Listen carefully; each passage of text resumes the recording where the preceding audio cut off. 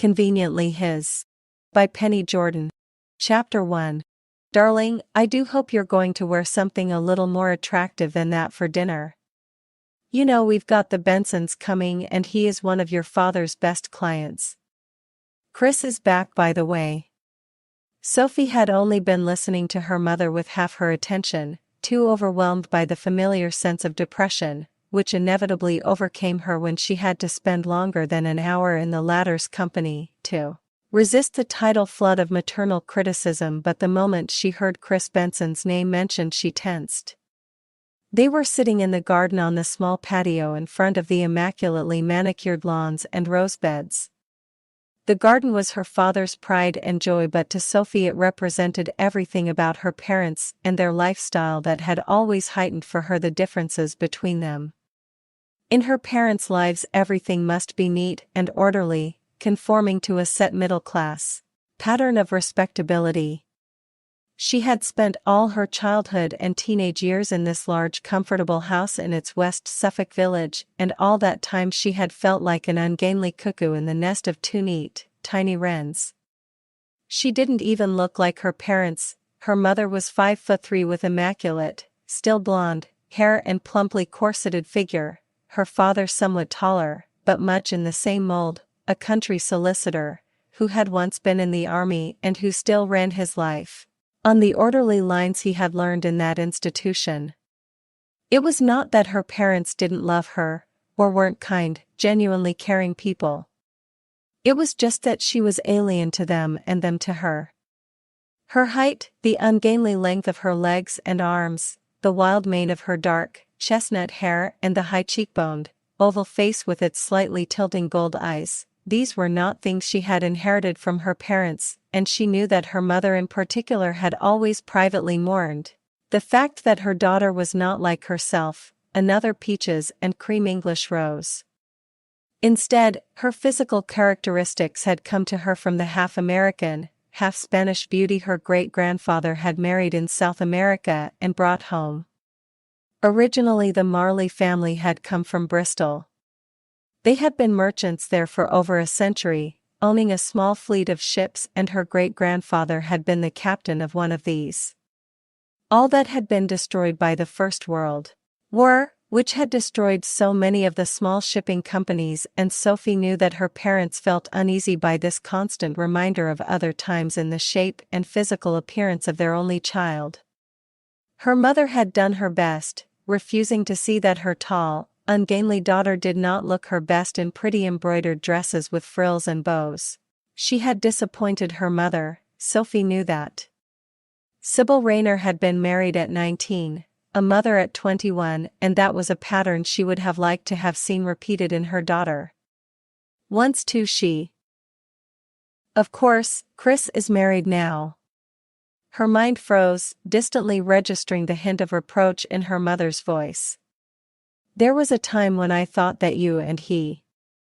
Her voice trailed away and Sophie let it, closing her eyes tightly, thinking bitterly that once she too had thought that she and Chris would marry. Chris's father was a wealthy stockbroker, and she had known him all through her teens, worshipping his son in the way that teenage girls are wont to do. She had never dreamed Chris might actually notice her as anything other than the daughter of one of his father's oldest friends. The year he came down from university, when she herself was just finishing her A-levels, he had come home. They had met at the tennis club. Sophie had just been finishing a match. Tennis was one of the few things she excelled at. She had the body and the strength for it, and, she realized with wry hindsight, he could hardly have seen her in a more flattering setting. He had asked her out, she had been overwhelmed with excitement, and so it had started. Her mouth twisted bitterly. It was not how it had started that she was thinking of now, but how it had finished. It hadn't taken her long to fall in love. She was literally starving for attention, for someone of her own, and she had been all too ridiculously easy a conquest for him. Of course she had demurred when he told her he wanted to make love to her, but she had also been thrilled that he could want her so much. Seeing no beauty or desirability in her own appearance, she could not understand how anyone else could either. She had thought he loved her. She had wanted to believe it. She had thought he intended to marry her. God, how ridiculous and farcical it all seemed now. Inevitably she had let him make love to her, one hot summer night at the end of August when they were alone in his parents' house, and that night had shattered her rosy dreams completely.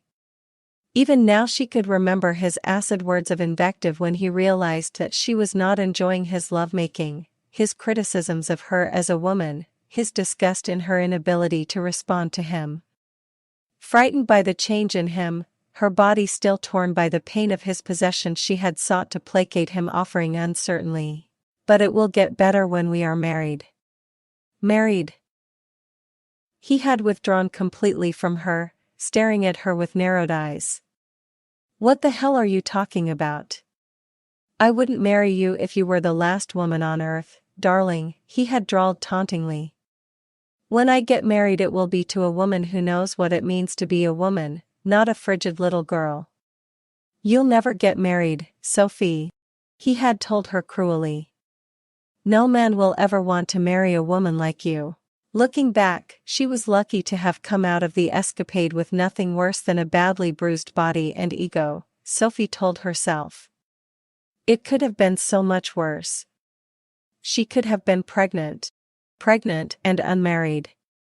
"Darling, you aren't listening to a word I'm saying," her mother complained a little petulantly, "and why do you scrape your hair back like that? It's so pretty." "It's also heavy, mother. And today it's very hot." She said it patiently, forcing a placatory smile. "I wish you'd have it properly styled, darling. And get some new clothes. Those awful jeans you're wearing." Sighing faintly, Sophie put down her book. If only her mother could understand that she could not be what she wanted her to be. If only. "I've told Brenda to bring Chris and his wife round to see us. She's a lovely girl," Brenda was saying. "An American, they got married last year while we were away on that cruise." She looked across at her daughter. "It's time. You were thinking of settling down, darling, after all you are 26. So she was, and wouldn't Chris just crow to know that his cruel prediction all those years ago had proved so correct? Not that she wanted to get married. She moved restlessly in her deck chair, unwanted images flashing through her mind, pictures of the men she had dated over the years, and the look on their faces when she turned cold and unresponsive in their arms. She had never totally been able to overcome the fears Chris had instilled in her, not of the physical reality of male possession, but of her own inability to respond to him. Her own innate sexual coldness. Well, it was something no other man was ever going to find out about her.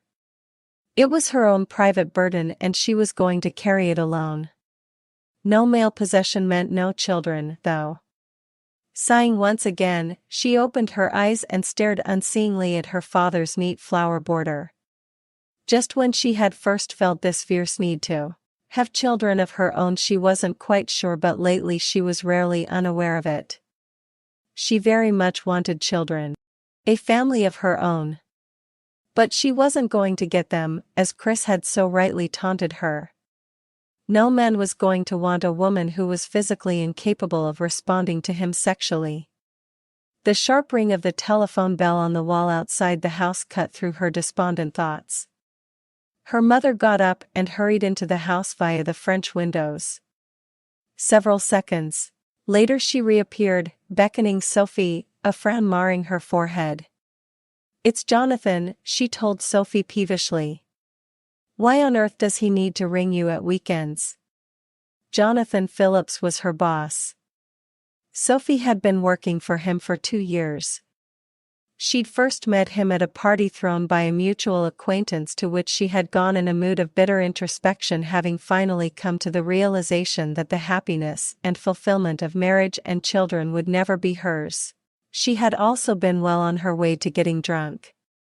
She had bumped into him on her way to get herself yet another glass of wine, the totally unexpected impediment of a solidly muscled chest knocking her completely off balance.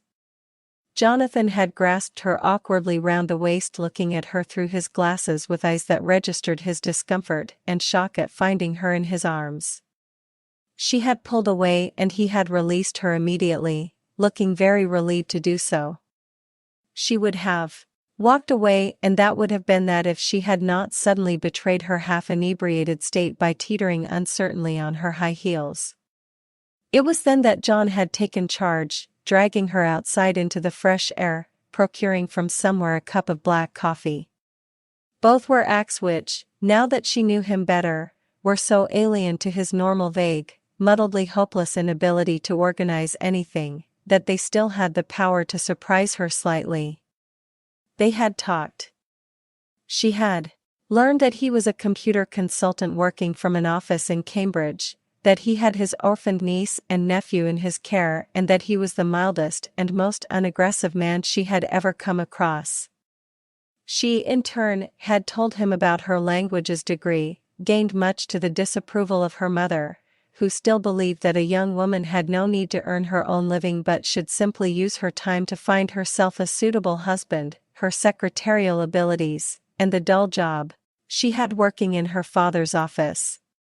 She had eventually sobered up enough to drive home, and by the end of the next week she had forgotten Jonathan completely.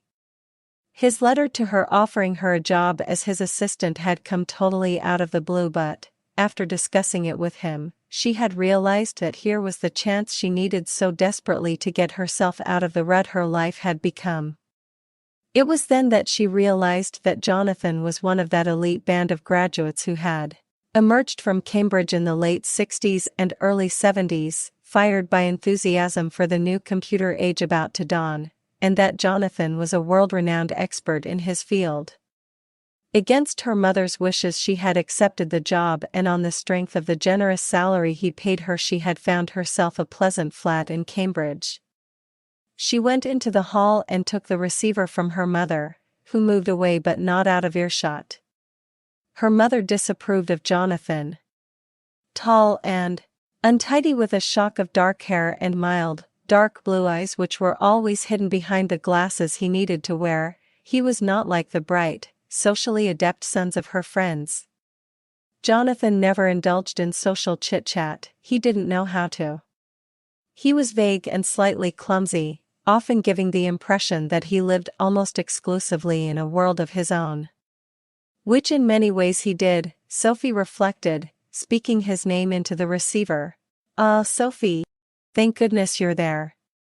It's Louise, the children's nanny. She's left, and I have to fly to Brussels in the morning. Would you?" "I'll be there just as soon as I can," Sophie promised with alacrity, mentally sending a prayer of thanks up to her guardian angel. Now she had a valid excuse for missing tonight's dinner party and inevitable conversation about Chris. "What did he want?" her mother questioned as Sophie replaced the receiver. "Louise, the nanny, has left. He wants me to look after the children for him, until he comes back from Brussels on Wednesday." "But you're his secretary," her mother expostulated. "He has no right to ring you here at weekends. You're far too soft with him, Sophie. He's only himself to blame. I've never met a more disorganized man. What he needs isn't a secretary, it's a wife. And what you need is a husband and children of your own," she added bitterly. "You're getting far too attached to those children. You know that, don't you?" Mentally acknowledging that her mother was more astute than she had thought, Sophie gave her a brief smile. "I like them, yes," she admitted evenly, "and John is my boss. I can hardly refuse his request, you know, Mother." "Of course you can. I wish you weren't working for the man. I don't like him. Why on earth doesn't he do something about himself? He ought to tidy himself up a bit, buy some new clothes." Sophie hid a smile. "Because those sort of things aren't important to him, Mother. But they should be important. Appearance is important. Maybe for more ordinary mortals, Sophie reflected as she went upstairs to repack the weekend bag she had brought with her when she had come home, but the rules that governed ordinary people did not apply to near geniuses, and that was what John was. He was so involved with his computers that she doubted he was aware of anything else. At 34 he epitomized the caricature of a slightly eccentric, confirmed bachelor, totally involved in his work and oblivious to anything else. Except the children. He was very caring and aware where they were concerned. As she went back downstairs with her case, she frowned slightly. Louise would be the third nanny he had lost in the 2 years she had worked with him, and she was at a loss to understand why. The children were a lovable pair. David, 10, and Alexandra, 8, were lively, it was true, but intelligent and very giving. The house Jonathan lived in had been bought by him when his brother and sister-in-law died, and was a comfortable, if somewhat rambling, Victorian building on the outskirts of a small fen village. It had a large garden, which was rather inadequately cared for by an ancient fenceman, and the housework was done by a woman who came in from the village to clean twice a week. Jonathan was not an interfering or difficult man to work for. "You're going, then?" Her mother made it sound as though she was leaving for good. "I'll try and get down the weekend after next," she promised, aiming a kiss somewhere in the direction of her mother's cheek and jumping into her newly acquired metro. Leaving the house behind her was like shedding an unwanted burden, she thought guiltily as she drove through the village and headed in the direction of Cambridge. It wasn't her parents' fault there was this chasm between them, this inability to communicate on all but the most mundane levels. She loved them, of course, and knew that they loved her, but there was no real understanding between them. She felt more at ease and comfortable with Jonathan, more at home in his home than she had ever felt in her own. Of course it was impossible to imagine anyone not getting on with him. He could be exasperating, it was true, with his vagueness and his inability to live in any sort of order, but he had a wry sense of humor, a placid nature, well, at least almost. There had been 1 or 2 occasions on which she had thought she had seen a gleam of something unexpected in his eyes. Best of all, he treated her as an equal in all respects. He never inquired into her personal life, although they often spent the evening talking when she was down at his home, which was quite often because, although he had an office in Cambridge, there were times when he was called away unexpectedly, and he would summon Sophie to his side to find the papers he was always losing and to generally ensure that he was traveling to his destination, with all that he would require. It was through these visits that she had got to know the children, often staying overnight, and this was not the first time she had received a frantic telephone call from Jonathan informing her of some domestic crisis. Her mother was right, she thought wryly, what he needed was a wife, but she could not see him marrying. Jonathan liked the life he had, and he appeared to be one of that rare breed of people who seemed to have no perceptible sexual drive at all. His behavior towards her, for instance, was totally sexless, as it seemed to be to the whole of her sex, and his own. There was nothing about Jonathan that suggested his sexual inclinations might lie in that direction. In another century he would have been a philosopher, perhaps. However much her mother might criticize his shabby clothes and untidy appearance, Sophie liked him. Perhaps because he made no sexual demands of her, she admitted inwardly.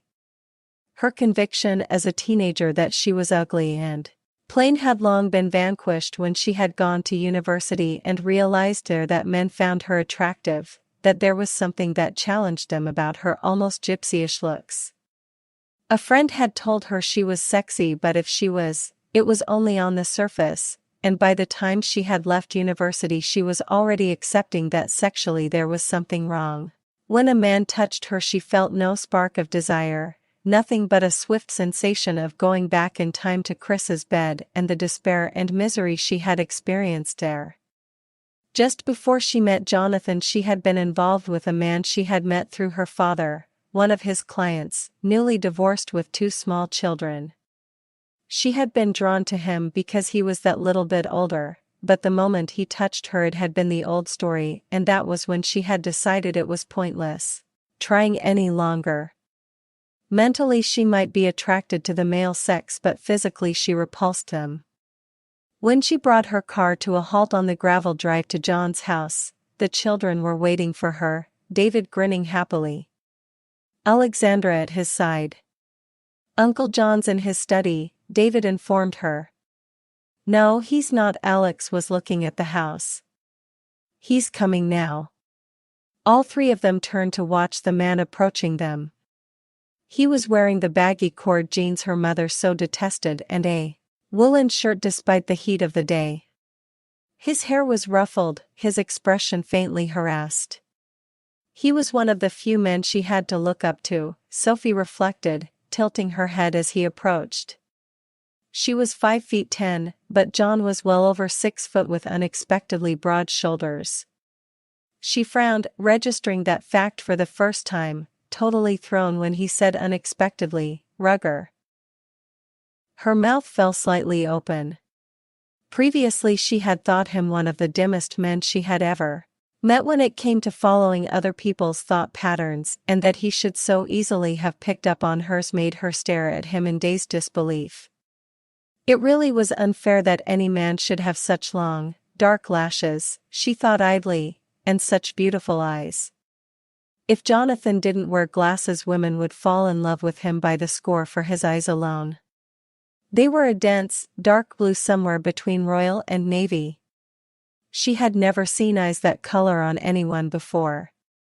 It wasn't that Jonathan wasn't physically attractive, she mused, suddenly realizing that fact. He was. It was just that he carried about him a total air of non-sexuality. "Louise has gone," Alexandra told her importantly, tugging on her hand and interrupting her thought train. "I expect it was because she fell in love with Uncle John like the others," she added innocently.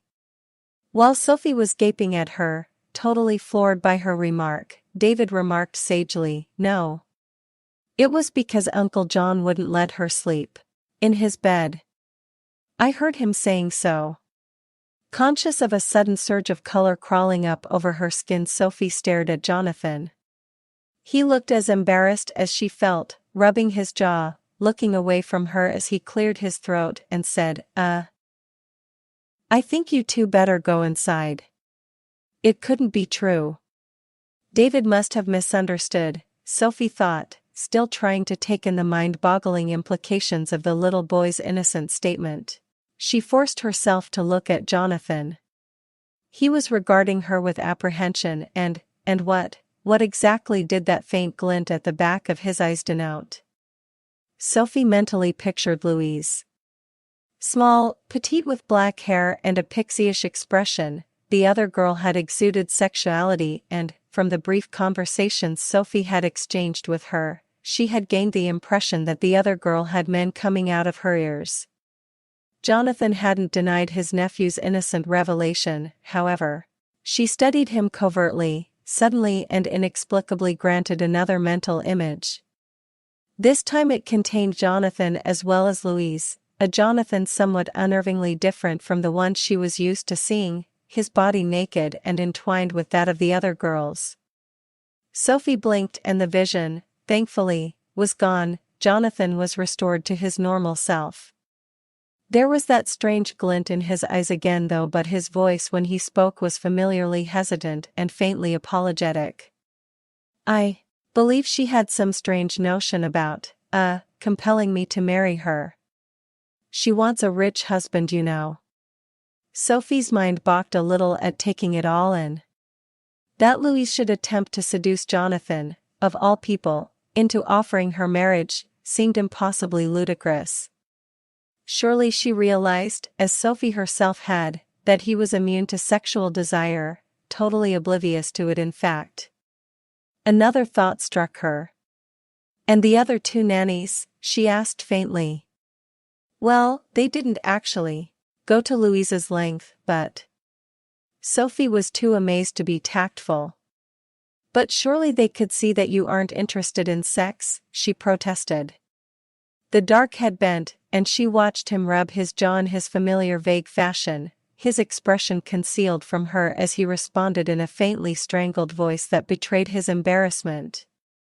Obviously they didn't have your perception. Well, next time you'll have to employ someone older, Sophie told him forthrightly. Do you want me to get in touch with the agencies while you're away? No. We'll leave it until I get back. Can you stay with them until then? Well, yes, but why delay? Well, I'm thinking about making some other arrangements. Other arrangements? What other arrangements? Sophie wondered. As far as she knew, he was the children's only family. Unless, her blood ran cold. You're not thinking of abandoning them, of putting them into foster homes? Of course, it's always a possibility.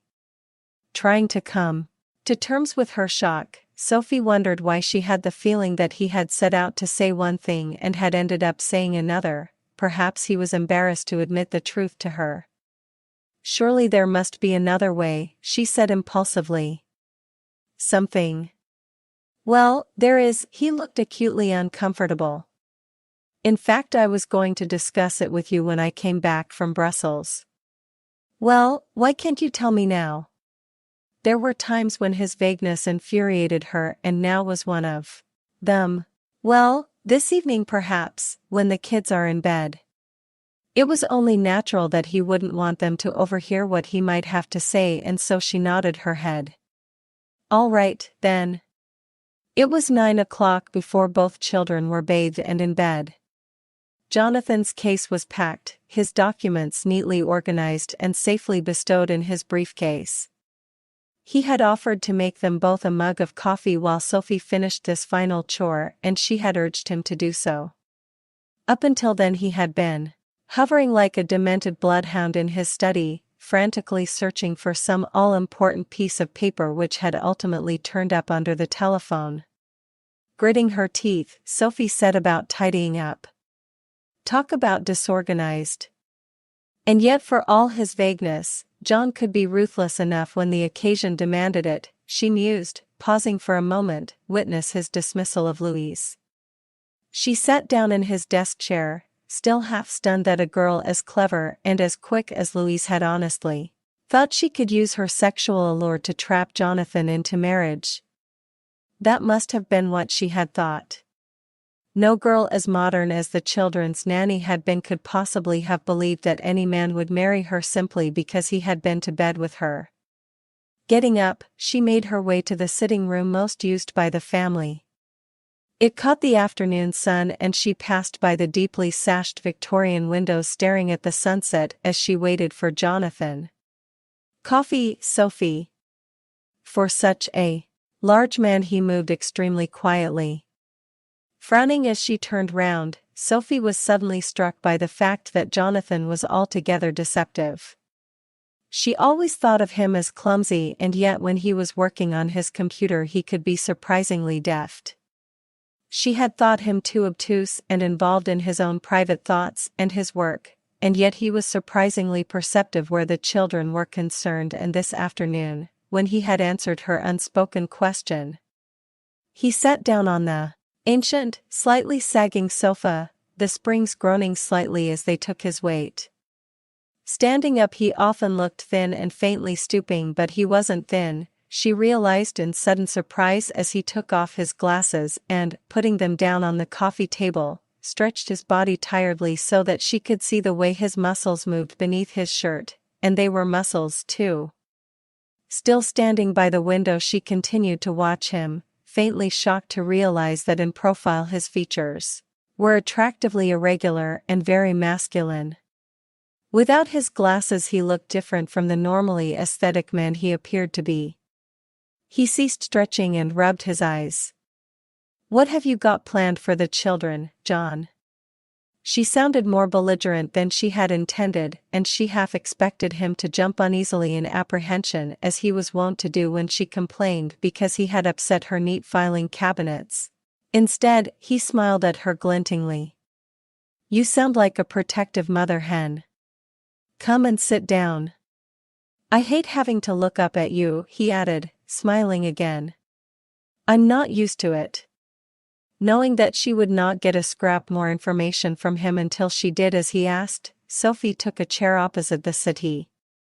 Beneath that vague exterior lurked a will of iron, as she already knew, but so far she had only seen it in force where his work was concerned.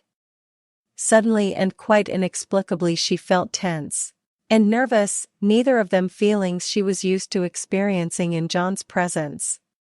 To cover them she said quickly, Mother was saying only today that you need a wife, John, and I'm beginning to think she's right.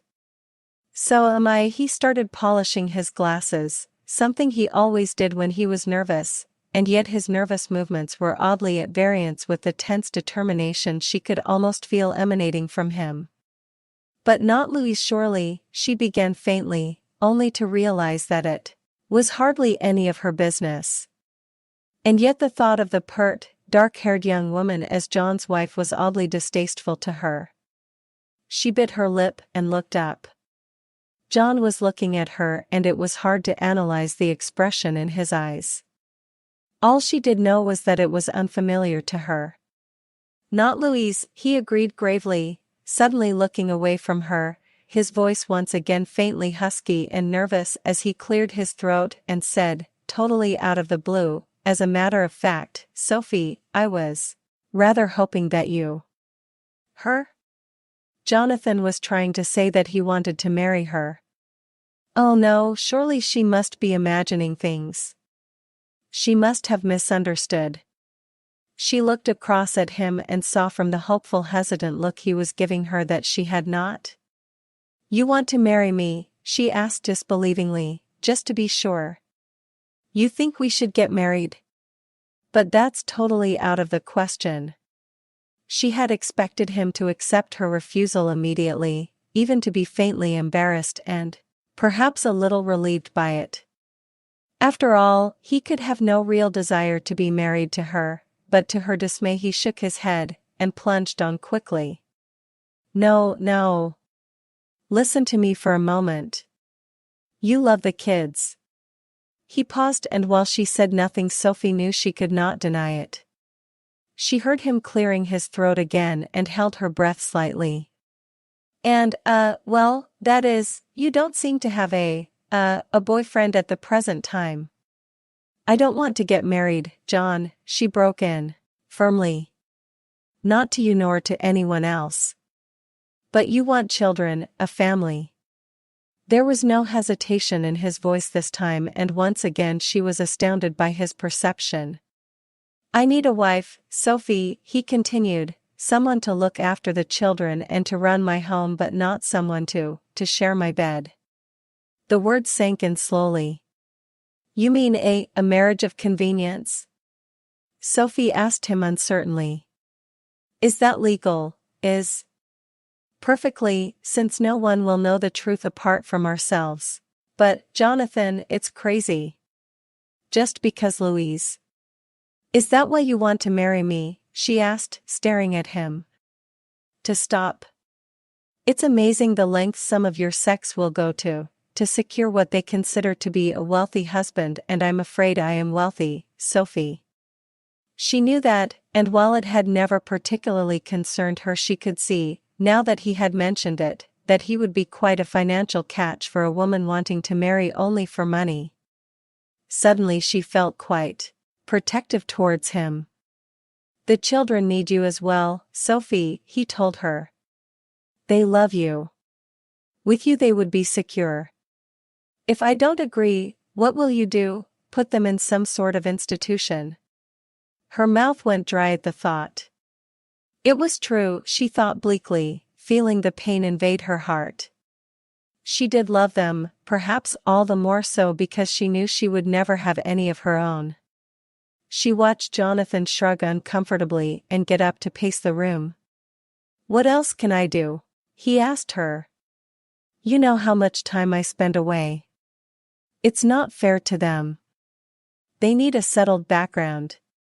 They need you, Sophie. I need you. To protect you from the likes of Louise. Sophie agreed drily, adding teasingly, "Is the thought of an attractive young woman wanting to seduce you really so very repulsive, John?" She knew the moment the words left her lips that they were the wrong ones. Slow color crawled up under his skin and he turned away from her saying, in a faintly stifled voice, "I must confess, I do find such determined women, intimidating. I had a very domineering mother," he added almost apologetically. Busy drawing the inevitable Freudian conclusions, it was several seconds before Sophie observed the faintly risible gleam in his eyes, and then it was so brief that she decided she must be imagining it. After all, what could John be laughing at? It was no laughing matter for a man to have to admit he was frightened of the female sex. After all, didn't she herself hold an almost equal fear of his own, albeit for different reasons? Temptingly the thought slid into her mind that as John's wife she would be safe for all time from her own fears about her lack of sexuality. There would be no uncomfortable reminders in her unwed state about her inability to respond to his sex, nor any fear that others would discover it and mock her for it as Chris had done. Chris. No one would ever want to marry her, he had said. She took a deep breath. "All right, then, John. I agree. I'll marry you." The moment she heard the words she regretted them. Had she gone mad? She couldn't marry John. She couldn't, but he was already coming towards her, grasping her wrists and hauling her to her feet. "You will?" "Sophie, that's marvelous. I can't thank you enough." He made no attempt to touch her or to kiss her. Then again, why should he? She wouldn't have wanted him to. Panic set in. "John. I can't tell you what this means to me, to be able to keep the children. The children. They would be her family. Already she loved them and found them a constant source of delight. She would have this house, its vast sprawling garden, a whole new way of life which she knew instinctively would delight her. She was no ardent career woman, and it was a fallacy these days that housewives and mothers degenerated into cabbages. She would have the constant stimulation of the children's growing minds. But to marry John of all people. She glanced at his tall, slightly stooping frame. Wasn't John the ideal husband for her, though? An inner voice asked. John, whose lack of sexuality would always ensure that he never learned of her humiliating secret. With John there would be no fear of rejection or contempt. John wouldn't care that sexually she was frigid. Wasn't that the word? She goaded herself. Wasn't frigid the description of herself she was always shying away from, fighting against facing, but the truth nonetheless? "I thought we might be married by special license. Perhaps next weekend." Special license. Sophie came out of her daze to stare at him. In such a rush. "Is that necessary?" John looked apologetic. "Well, it would save me having to find a new nanny. You can't stay on here, living here while I'm living here too if we're going to get married, Sophie," he told her with surprising firmness. She wanted to laugh. She was going to laugh, Sophie thought, on a rising wave of hysteria. Catching back her nervous giggles she expostulated, "John, this is the 1980s. You're talking like someone out of the Victorian era. Your mother wouldn't think so." His shrewdness left her lost for words for a moment. He was quite right. Her mother would most definitely not approve of her living beneath John's roof once she knew they were getting married. Neither, she realized hollowly, would her mother be at all pleased by the fact that they were getting married. She closed her eyes, imagining the scenes and recriminations. John was not her mother's idea of what she wanted for a son-in-law. She would also want a large wedding with Sophie in traditional white, a June wedding with a marquee and... Groaning slightly she opened her eyes and said faintly, "Yes, you're right. A special license would be best, and then we needn't tell anyone until afterwards." There was a strange gleam in John's eyes, and this time she was almost sure it wasn't the sunset, reflecting off his glasses, that caused it. "I'll, make all the arrangements. Then. Do you want to tell the kids or?" "I'll tell them tomorrow when you're gone," she suggested. "They're always a bit down after you leave, it will cheer them up a bit." Although outwardly well-adjusted and cheerful children, Sophie knew that neither of them could have gone through the experience of losing their parents without some scars. They were both passionately attached to John, and she had thought him equally devoted to them. It had shocked her immensely to hear him talk of sending them away. It didn't equate with what she knew of his character somehow. "I think I'll have an early night," she heard him saying. "My flight's at 9 and I'll have to be at the airport for 8, do you want me to drive you?" John did not possess a car, he could neither drive nor, it seemed, had any desire to do so, although he had hired a small car for Louise's use. "No? I've ordered a taxi. Don't bother to get up to see me." Off, picking up their coffee cups, Sophie grimaced slightly to herself. She always saw him off on his journeys because she lived in perpetual dread that if she did not he would lose or forget something of vital importance. She made a mental note to tell the cab driver to check the taxi before John got out of it, and then, bidding him good night, carried their cups to the kitchen. She was tired herself. It had, after all, been an eventful day. On her way to the room she always had when she stayed over at the house, and which was next to the children's room, she had to walk past John's room. As she did so, she hesitated, still amazed to think that Louise had actually gone into that room fully intent on making love to its occupant.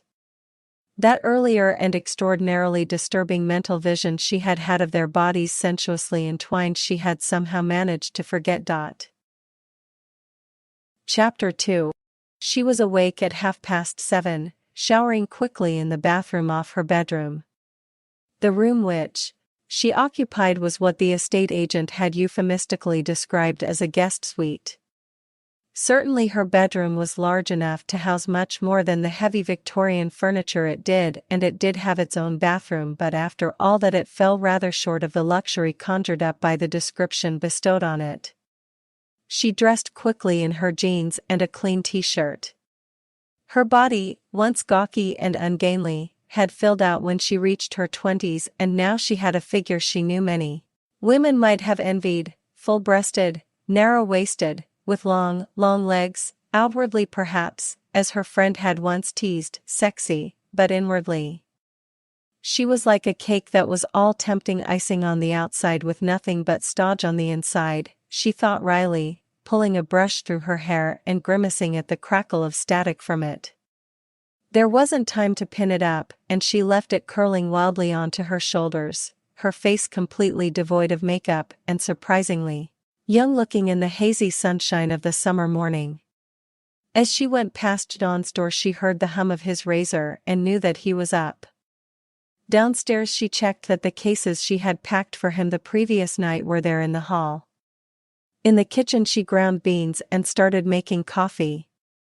John was not an early morning person, preferring to rise late and work, if necessary, all through the night, and despite the fact that she knew he would do no more than gulp down a cup of stingingly hot black coffee, she found and poured orange juice and started to make some toast. He didn't look surprised to find her in the kitchen, and she knew from his engrossed expression that he was totally absorbed in whatever problem was taking him to Brussels. John was the computer industry's equivalent of the old world's troubleshooter. She had once heard one of his colleagues saying admiringly that there was nothing John did not know about a computer. Although she knew that John himself would have been mildly amused by her lack of logic, she herself would have described his skill as something approaching a deep empathy with the machines he worked on. As far as she was concerned, the computer world was a total mystery, but she was a good organizer, an excellent secretary, and John found her flair for languages very useful.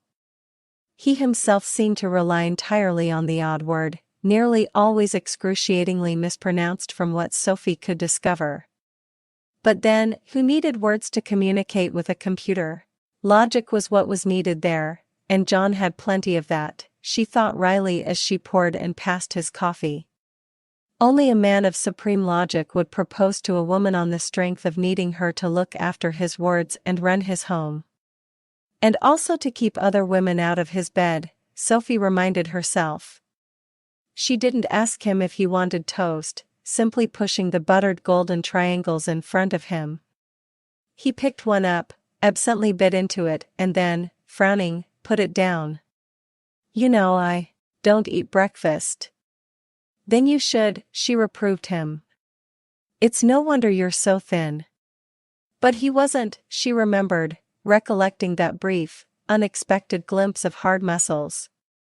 She heard the sound of a car approaching over the gravel. So did John. He stood up, swallowing the last of his coffee. "I'll ring you on Wednesday to let you know what time I get back. If anything urgent crops up in the meantime. I know where to get in touch with you," she assured him. She would have to drive into Cambridge later and leave a message on the office answering service asking callers to ring her here at the house. Her mind raced ahead, busily engaged in sorting out the host of minor problems her being here instead of in Cambridge would cause. She walked with John to the taxi, sighing in faint exasperation as he forgot to pick up his briefcase, handing it to him through the open door and then turning to speak to the driver. "Ticket," she intoned automatically, turning back to John. "Passport, money."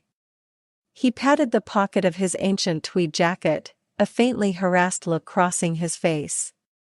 Registering and interpreting it correctly, Sophie instructed. "Stay there, I'll go and get them."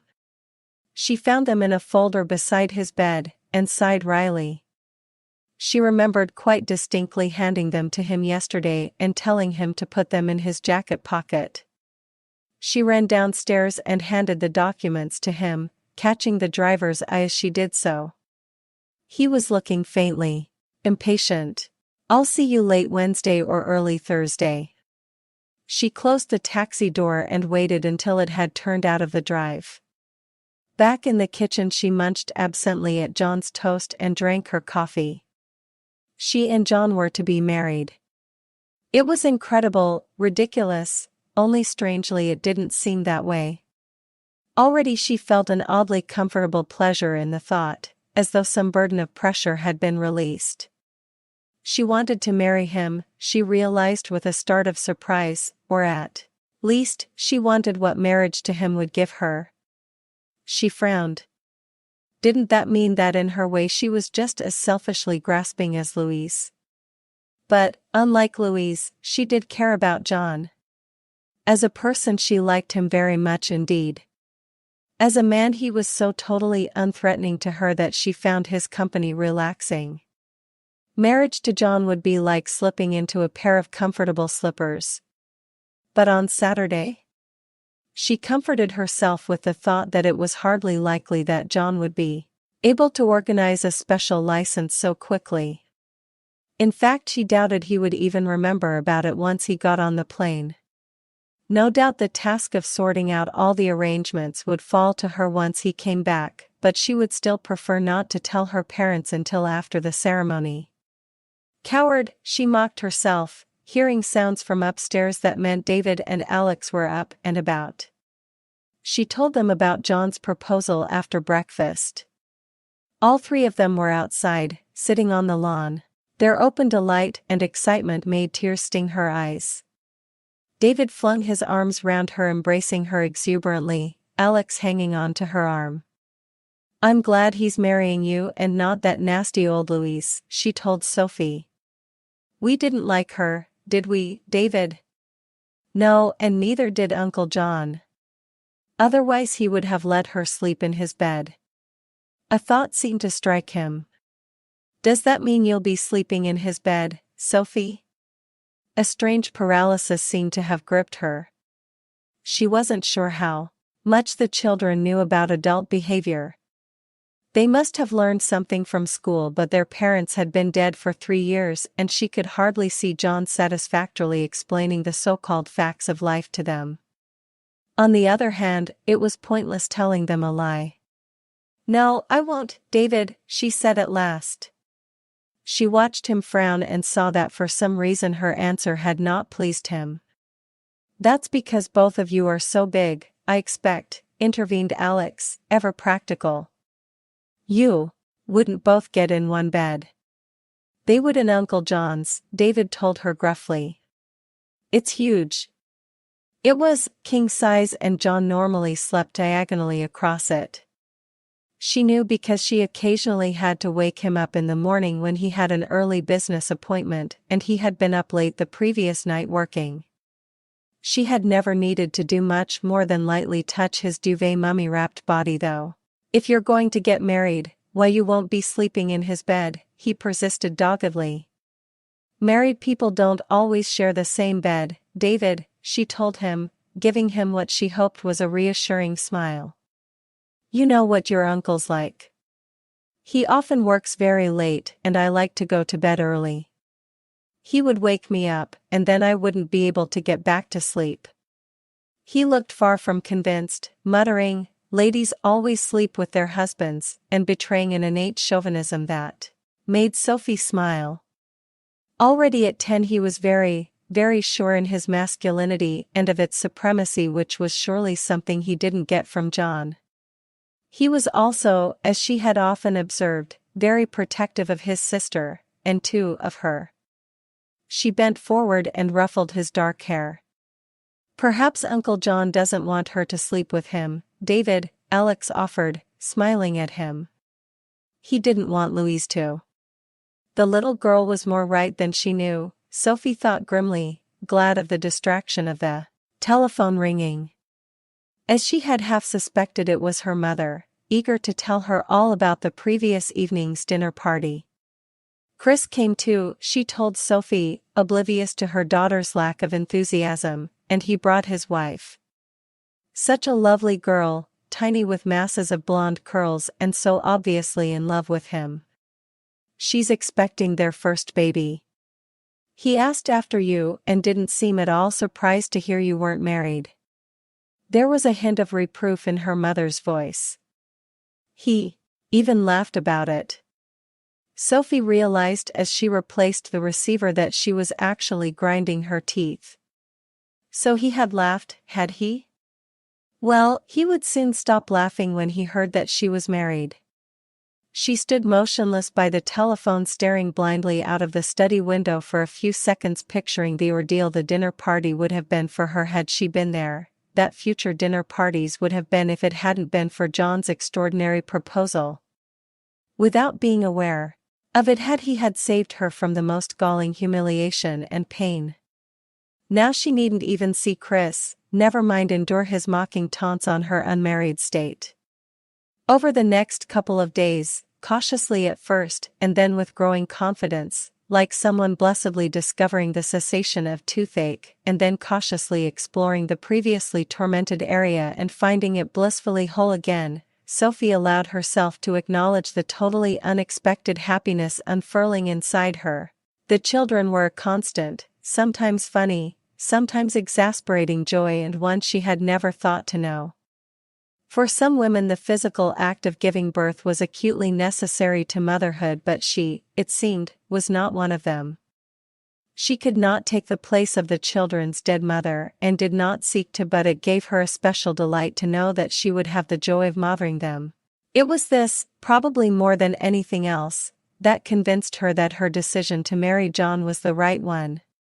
She still didn't know how he could even have thought of relinquishing his responsibility for them, but then his mind was so wrapped up in his work that everything else was obviously secondary to it. On Tuesday evening it rained and they spent the evening going through some old photograph albums David had found in a bureau drawer. Once she and John were married she would ask him if she was to be allowed a free hand with the house, Sophie mused, glancing round the shabby sitting room and mentally transforming it with new furnishings. At the present moment in time it wasn't even particularly comfortable. Both the sofa and the chairs had loose springs which dug into vulnerable flesh if sat upon. "Look, Sophie, there's Daddy and Uncle John when they were little." Sophie glanced down at the open page of the album, her eyes widening fractionally as she studied the photograph Alex was pointing out. Two lanky adolescent boys stood side by side, one topping the other by a couple of inches. Both of them had identical shocks of near black hair, both of them had the same regular features, hinting at formidably good looks in adulthood. "Uncle John looks really like Daddy there, doesn't he?" Alex commented, wrinkling her nose. "He doesn't look anything like Daddy did now though, does he, David?" Thus applied to, her brother studied the photograph briefly and then said gruffly, "Yes he does, underneath." It was an odd remark for the little boy to make and one, Sophie sensed, made in defense of his uncle against his sister's comment. "Uncle John would look much better without his glasses," Alex continued cheerfully. "He should wear contact lenses like our teacher at school." "He can't," David told her loftily. "They don't suit his eyes, and besides, he doesn't need to wear his glasses all the time anyway." This was news to Sophie. She had never seen him without them. Apart from one occasion she recalled, remembering watching him remove them here in this very room. Then she had been struck by the very male attractiveness of his profile, she remembered, and then shrugged mentally. What did it matter what John looked like? It was the kind of man he was that was important. She already knew all about the pitfalls encountered in getting involved with handsome men. Chris was good-looking.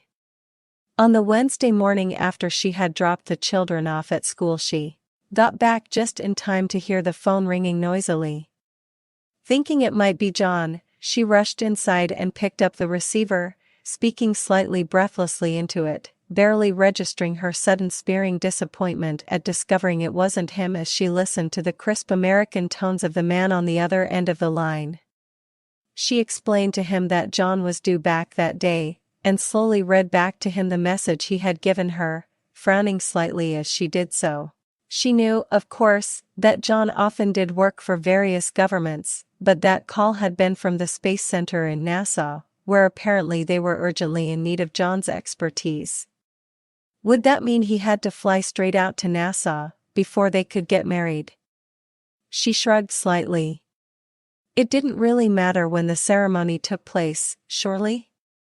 The next time the phone rang it was John, ringing her from the airport in Brussels, to tell her the time of his flight.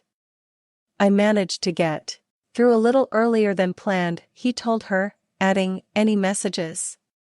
Quickly Sophie told him about the call from Nassau, giving him the number and asking hesitantly, "Will that mean that you'll have to fly straight out there?" There was a pause so long that she thought at one point their connection had been cut, and then John said slowly, "I'm not sure."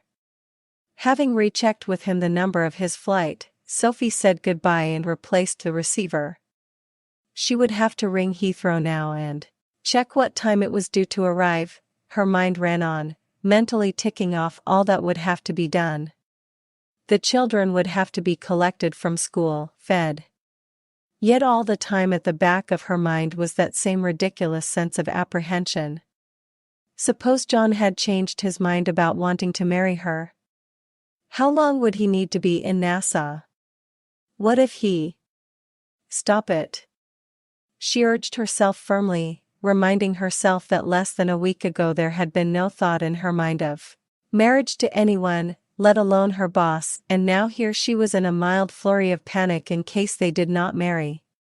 Since the time needed to get to Heathrow and back to meet John's flight interfered with the children's school leaving time, and because she knew of no one she could ask to meet them in her place, Sophie rang the school and asked to speak with the headmistress, quickly explaining the situation and getting permission to collect David and Alex on her way to Heathrow just after lunch. Neither of them stopped chattering during the drive. Oddly enough, this would be the first time either of them had been to the airport, and since Sophie always believed in having a little time in hand once they had parked the car, she was able to take them to the viewing gallery to watch the flights taking off and landing. Will we see Uncle John's plane from up here? David demanded at one point. Sophie glanced at her watch. John's flight was due in 5 minutes. Yes, she told him. We'll watch it land and then we'll go down to the arrivals lounge to wait for him. The flight was on time and the plane landed perfectly, so there was no reason for her to feel that odd choking sensation of fear clutch at her throat. Sophie chided herself, especially when she had already watched half a dozen or so planes come and go without the slightest trace of apprehension. Look! Look, Sophie, they're putting the stairs up, Alex told her excitedly, tugging on her hand. Can we wait and see Uncle John get off? Sophie knew from past experience that John was likely to be the last to leave the plane, but in the face of the little girl's excitement she could hardly refuse.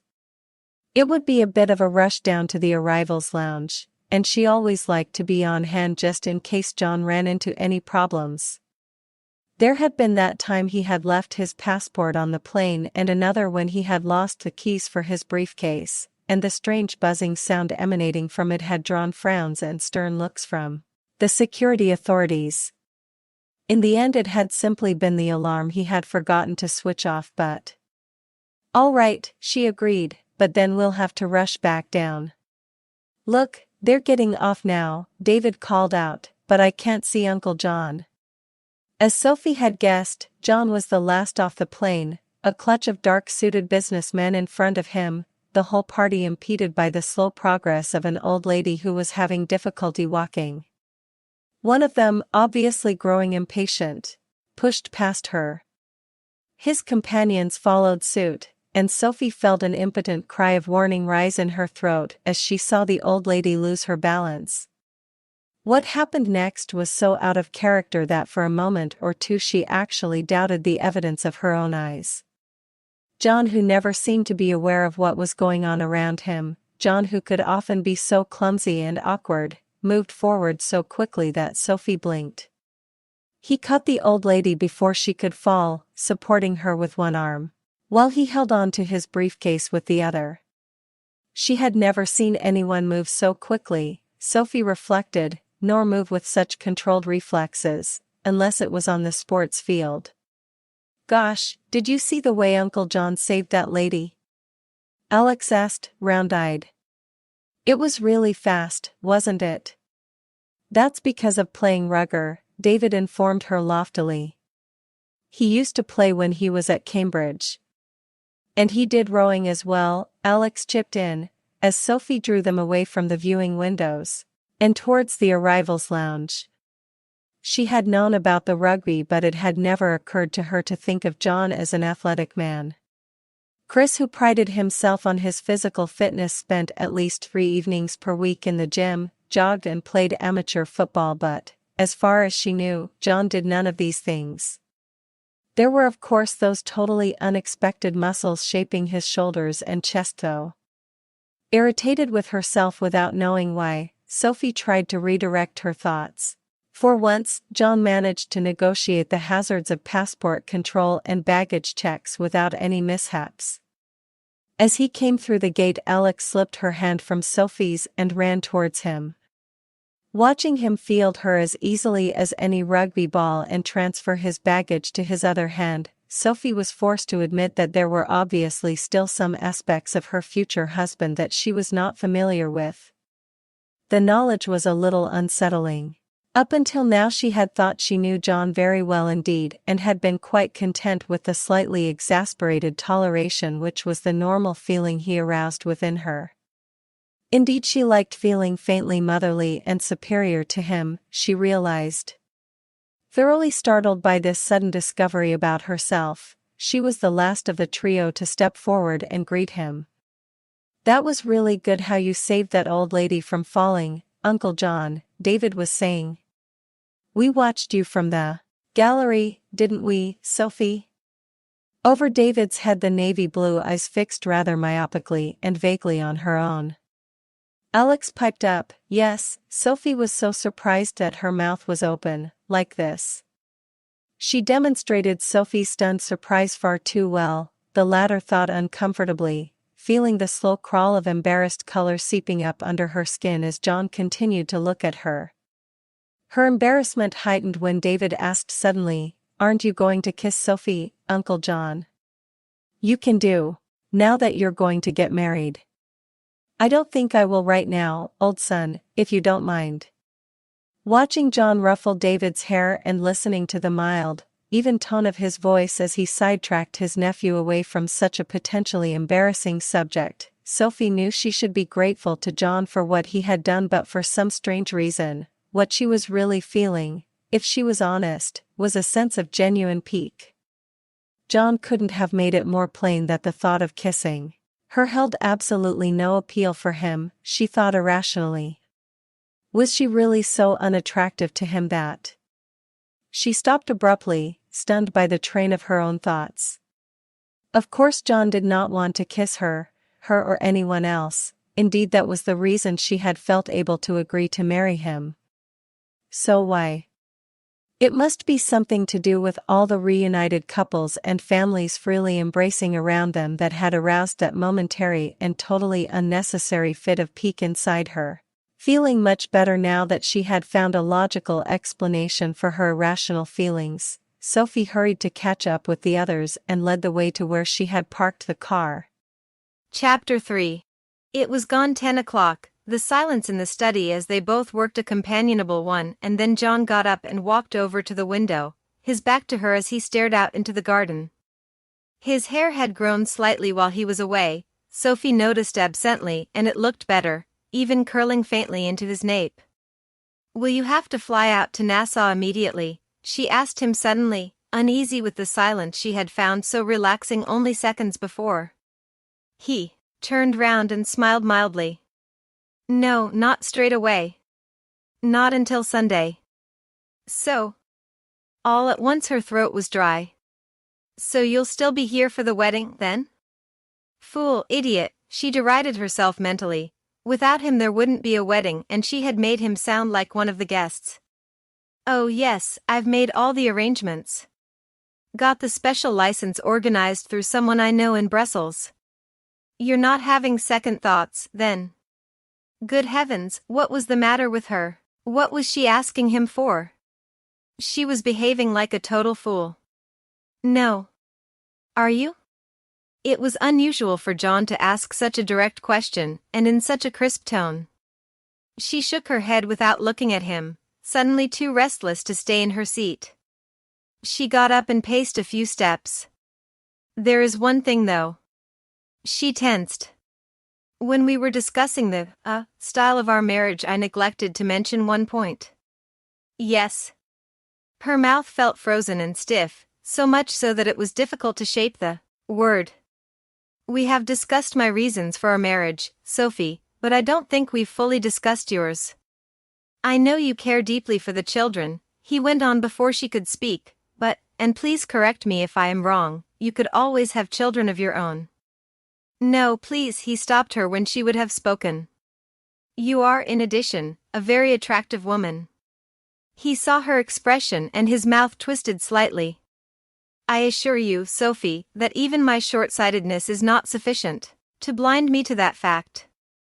A woman whom I am sure very many members of my sex would be only too pleased to marry.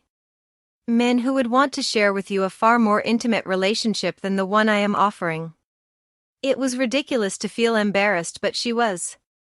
"I don't want that kind of relationship," she managed to say thickly, turning away from him. "I see. This is, I presume, because of the romantic involvement you once had with someone else." "You did tell me some such thing the first time we met," he reminded her. Her face flamed. She had had so much to drink that night she could not remember what she had told him, but it embarrassed her now to think that she had probably poured out to him all her maudlin misery over what had once been her love for Chris. "I take it there is no question of this, relationship?" "None at all," Sophie managed to interrupt huskily. "I see. Having suffered the pangs of love once and been hurt by it, you have no wish to risk yourself with such an emotion again, is that it?" It wasn't because she was frightened of loving that she was marrying him, Sophie reflected, but it was much simpler and easier to let him believe that than to tell him the truth. She lifted her head and looked at him, forcing a cool smile. Yes, John, that is it. The relationship you are offering me, the chance to take over the role of mother to the children, is exactly what I want. Very well, but I must tell you, Sophie, that there can be no question of me tolerating a sexual relationship which you might form outside our marriage. You mean you wouldn't want me to take a lover? Yes, that is exactly what I mean. It was getting dark and in the dusk she could barely see across the room. The aura that John projected when she was not able to see him clearly was unnervingly at odds with the man she knew him to be. Even his voice seemed to have changed, become slightly silky and somehow subtly menacing. You have my word that there will be no question of that, John, she told him quietly and truthfully.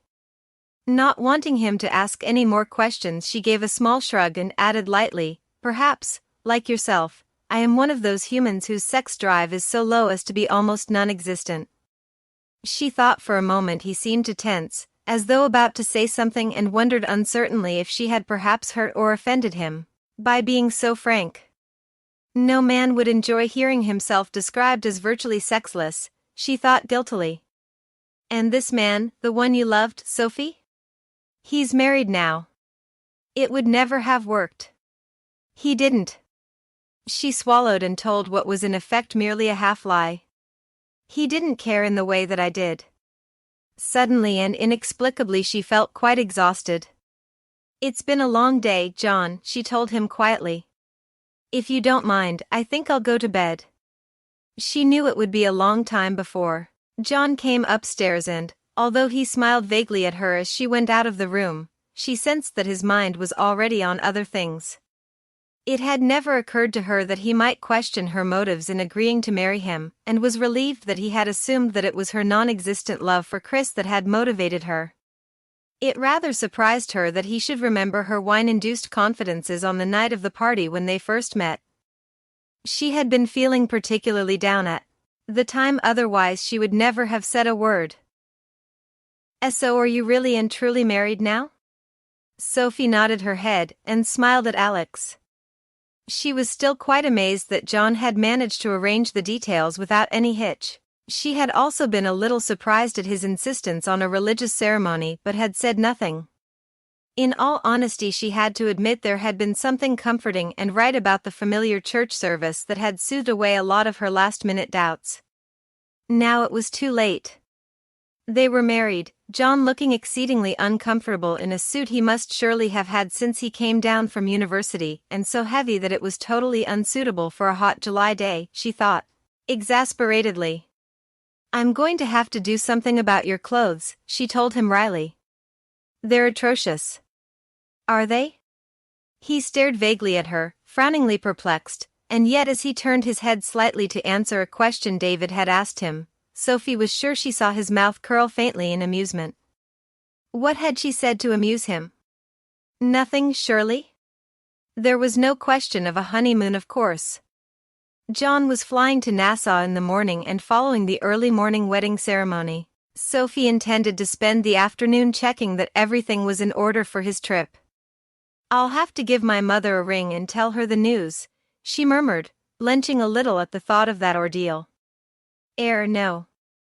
I think it would be better if we drove over there now and I told her. She stared at John, unable to believe her ears. John was terrified of her mother. John, there's really no need, she began. I think there's every need. The cool firmness in his voice silenced her protests, and even David and Alex stopped what they were doing to look at him. Probably because they were so unused to hearing their uncle speak in such decisive tones. But you don't have time. Your flight is all perfectly organized, thanks to my wife. And we have plenty of time. We'll have a quick snack lunch and leave straight away. All of us. And so it was that at 3 o'clock in the afternoon Sophie found herself drawing up outside her parents' front door. Once she had stopped the car, John clambered out, knocking his head as he did so.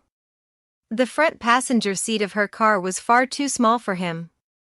It was easy to overlook how big a man he really was, Sophie reflected, watching him help the children out. You're going to need a larger car. Only when you're traveling in it, Sophie told him wryly, leading the way through the garden to the back of her house, knowing that on such a lovely day her parents would be in the garden. But they weren't alone, and Sophie came to an abrupt halt as the ring of her high-heeled sandals on the crazy paving path caused the tall blonde man lazing in a deck chair to turn his head and look at her. Sophie, good heavens! He hadn't changed, Sophie thought, registering the lazy insolence in his voice, the mockery with which his glance slid over her body, as though reminding her that he knew how lacking in femininity it really was. Sophie? Her mother suddenly appeared through the French windows, carrying a tray of tea things, her mouth rounding in astonishment. You didn't say you were coming over this afternoon. There was just a touch of reproof in her mother's light voice, and Sophie suppressed a faint sigh. Her mother liked everything done by the book, arrangements properly made. She should have thought about that. It's my fault, I'm afraid, Mrs. Marley. For the first time since seeing Chris, she became conscious of John standing beside her. Oh. There was no mistaking the displeasure in her mother's voice, and Sophie felt her guilt turn into quiet despair. Where's father? She asked, scanning the garden. He's showing Felicity, my wife, the new rose arbor he's building, Chris answered easily. I rather think I shall have to watch my wife, Mrs. Marley, he added charmingly to Sophie's mother. I do believe she's falling rather hard for your husband. Listening to her mother's girlish trill of laughter, Sophie was overwhelmed by a familiar feeling of alienation. She didn't fit in here in this neat over-tidy garden, in this peaceful English family scene. Chris was more at home here than she was, she thought bitterly, and her mother more pleased by his company than she ever was by hers. Nonsense, you foolish boy, she chided Chris. Anyone can see that Felicity only has eyes for you. She's so much in love with you. She could almost see Chris preening himself under her mother's flattery, and suddenly Sophie felt the most acute dislike for him. She had fallen out of love with him a long time ago, but this dislike was a new and gloriously freeing thing, giving her the courage to say calmly, Mother, there's something I think I should be the one to break our news to your parents, Sophie. The deep and commanding tones of John's voice broke through her own, silencing her. She blinked and turned round to study him, wondering at this sudden assumption of masculine authority, half expecting to see someone else standing behind her. But no, it was still John, looking thoroughly hot and uncomfortable in his baggy cords and thick woolen shirt, his glasses catching the sunlight and obscuring his eyes from her. Their voices had obviously carried down the garden, and Sophie watched her father walking towards them accompanied by Chris's wife. She was every bit as pretty as her mother had said, but Sophie felt no envy for her, only a certain wry sympathy. Unless he had changed dramatically, Chris did not have it in him to be loyal and loving to one woman, even one as lovely as this. Her pregnancy barely showed, her light summer dress showing off her summer tan. Darling, let me introduce you to an old friend of mine. Irritatingly, it was Chris who took charge of the proceedings, drawing his wife towards him. Oh, not another old flame, darling. The fluttery voice was unexpectedly hard, and instantly Sophie revised her opinion. Chris's wife was not the delicate little flower she looked. On the contrary, she was every bit as hard as Chris himself, she thought inwardly, taking the hand the other girl extended. Heavens, aren't you tall? Innocent blue eyes slid upwards over Sophie's body. You must be almost 6 foot. 5'10" actually. From somewhere Sophie managed to summon a cool smile. 6 foot. Made her sound like a giantess, a freak almost.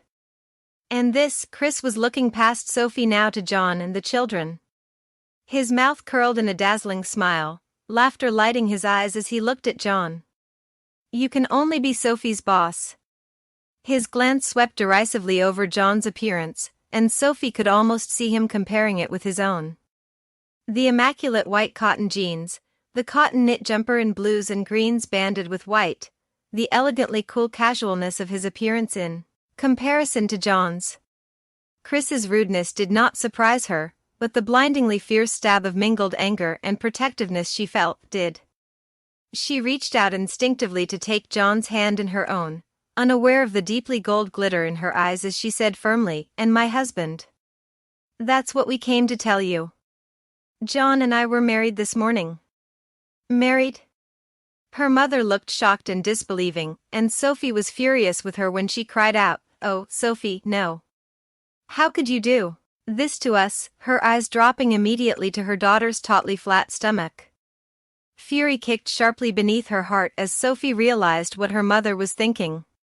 "Sophie is not pregnant, Mrs. Marley." She was still holding John's hand, and the firmness with which he squeezed her fingers was intensely reassuring. She was beginning to feel as though she had strayed into a bad dream. She had known her parents would not be pleased, but that her mother should actually think she was pregnant. She was burning with embarrassment on her parents' behalf. Neither of them had made the slightest attempt to put John at ease or to make him feel welcome. "Then why such a rush?" her mother complained. "Why didn't you say anything the last time you were here?" She looked suspiciously from her daughter's flushed face to the one of the man behind her. "I know what it is," she said shrilly. "You've married her so that you'll have someone to look after those children. I told you he was making use of you." Sophie couldn't endure it. She turned blindly towards John, saying huskily, "I think we'd better leave," but the hard pressure of his hand holding hers held her back.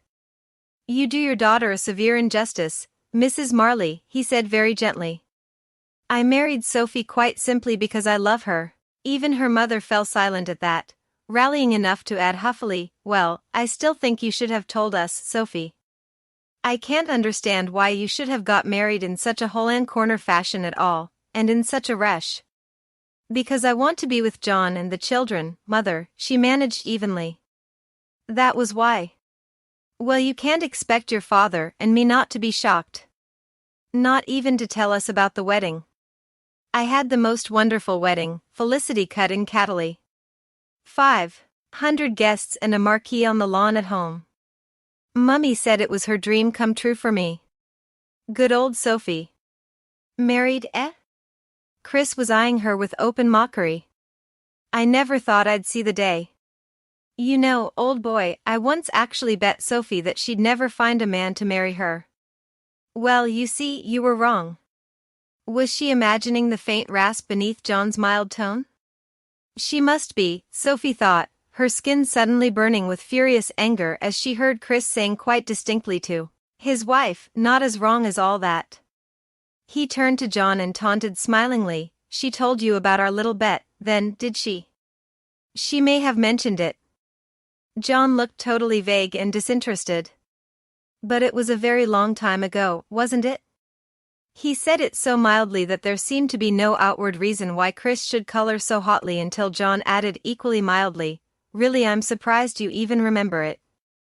Sophie can't have been more than 19 or so at the time." The children were pressing quietly against her side, and Sophie turned to her mother, pinning a smile on her face. "I think we'd better leave now, Mother.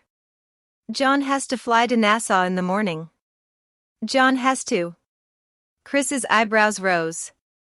"Dear me, how very unromantic, but then no doubt as you're both living in the same house you've already had ample opportunity to become lovers?" John seemed totally oblivious to Chris's malice. "Oh, about the same opportunity as any other couple of our age and situation in life," he agreed cheerfully. "Mummy would never have agreed with me living with Chris before we were married," Felicity chipped in dulcetly, earning an approving glance from her mother. Sophie noted. "No?" Really, it was quite incredible how John's face changed when he removed his glasses. He had been in the act of polishing them when Felicity spoke, and there was quite definitely something almost satanic about the way his eyebrow rose and his mouth curled as he looked across at the other girl. "And we were engaged for 12 months. A wildly passionate romance." Sophie couldn't believe her ears.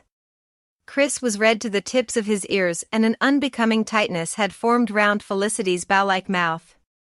Sophie was quite sure that Felicity and Chris had been lovers well before the date of their marriage. How could it be otherwise when Chris was such a highly sexed man? She had no doubt that the little act Felicity was putting on was purely for her parents' benefit. "I think we'd better leave.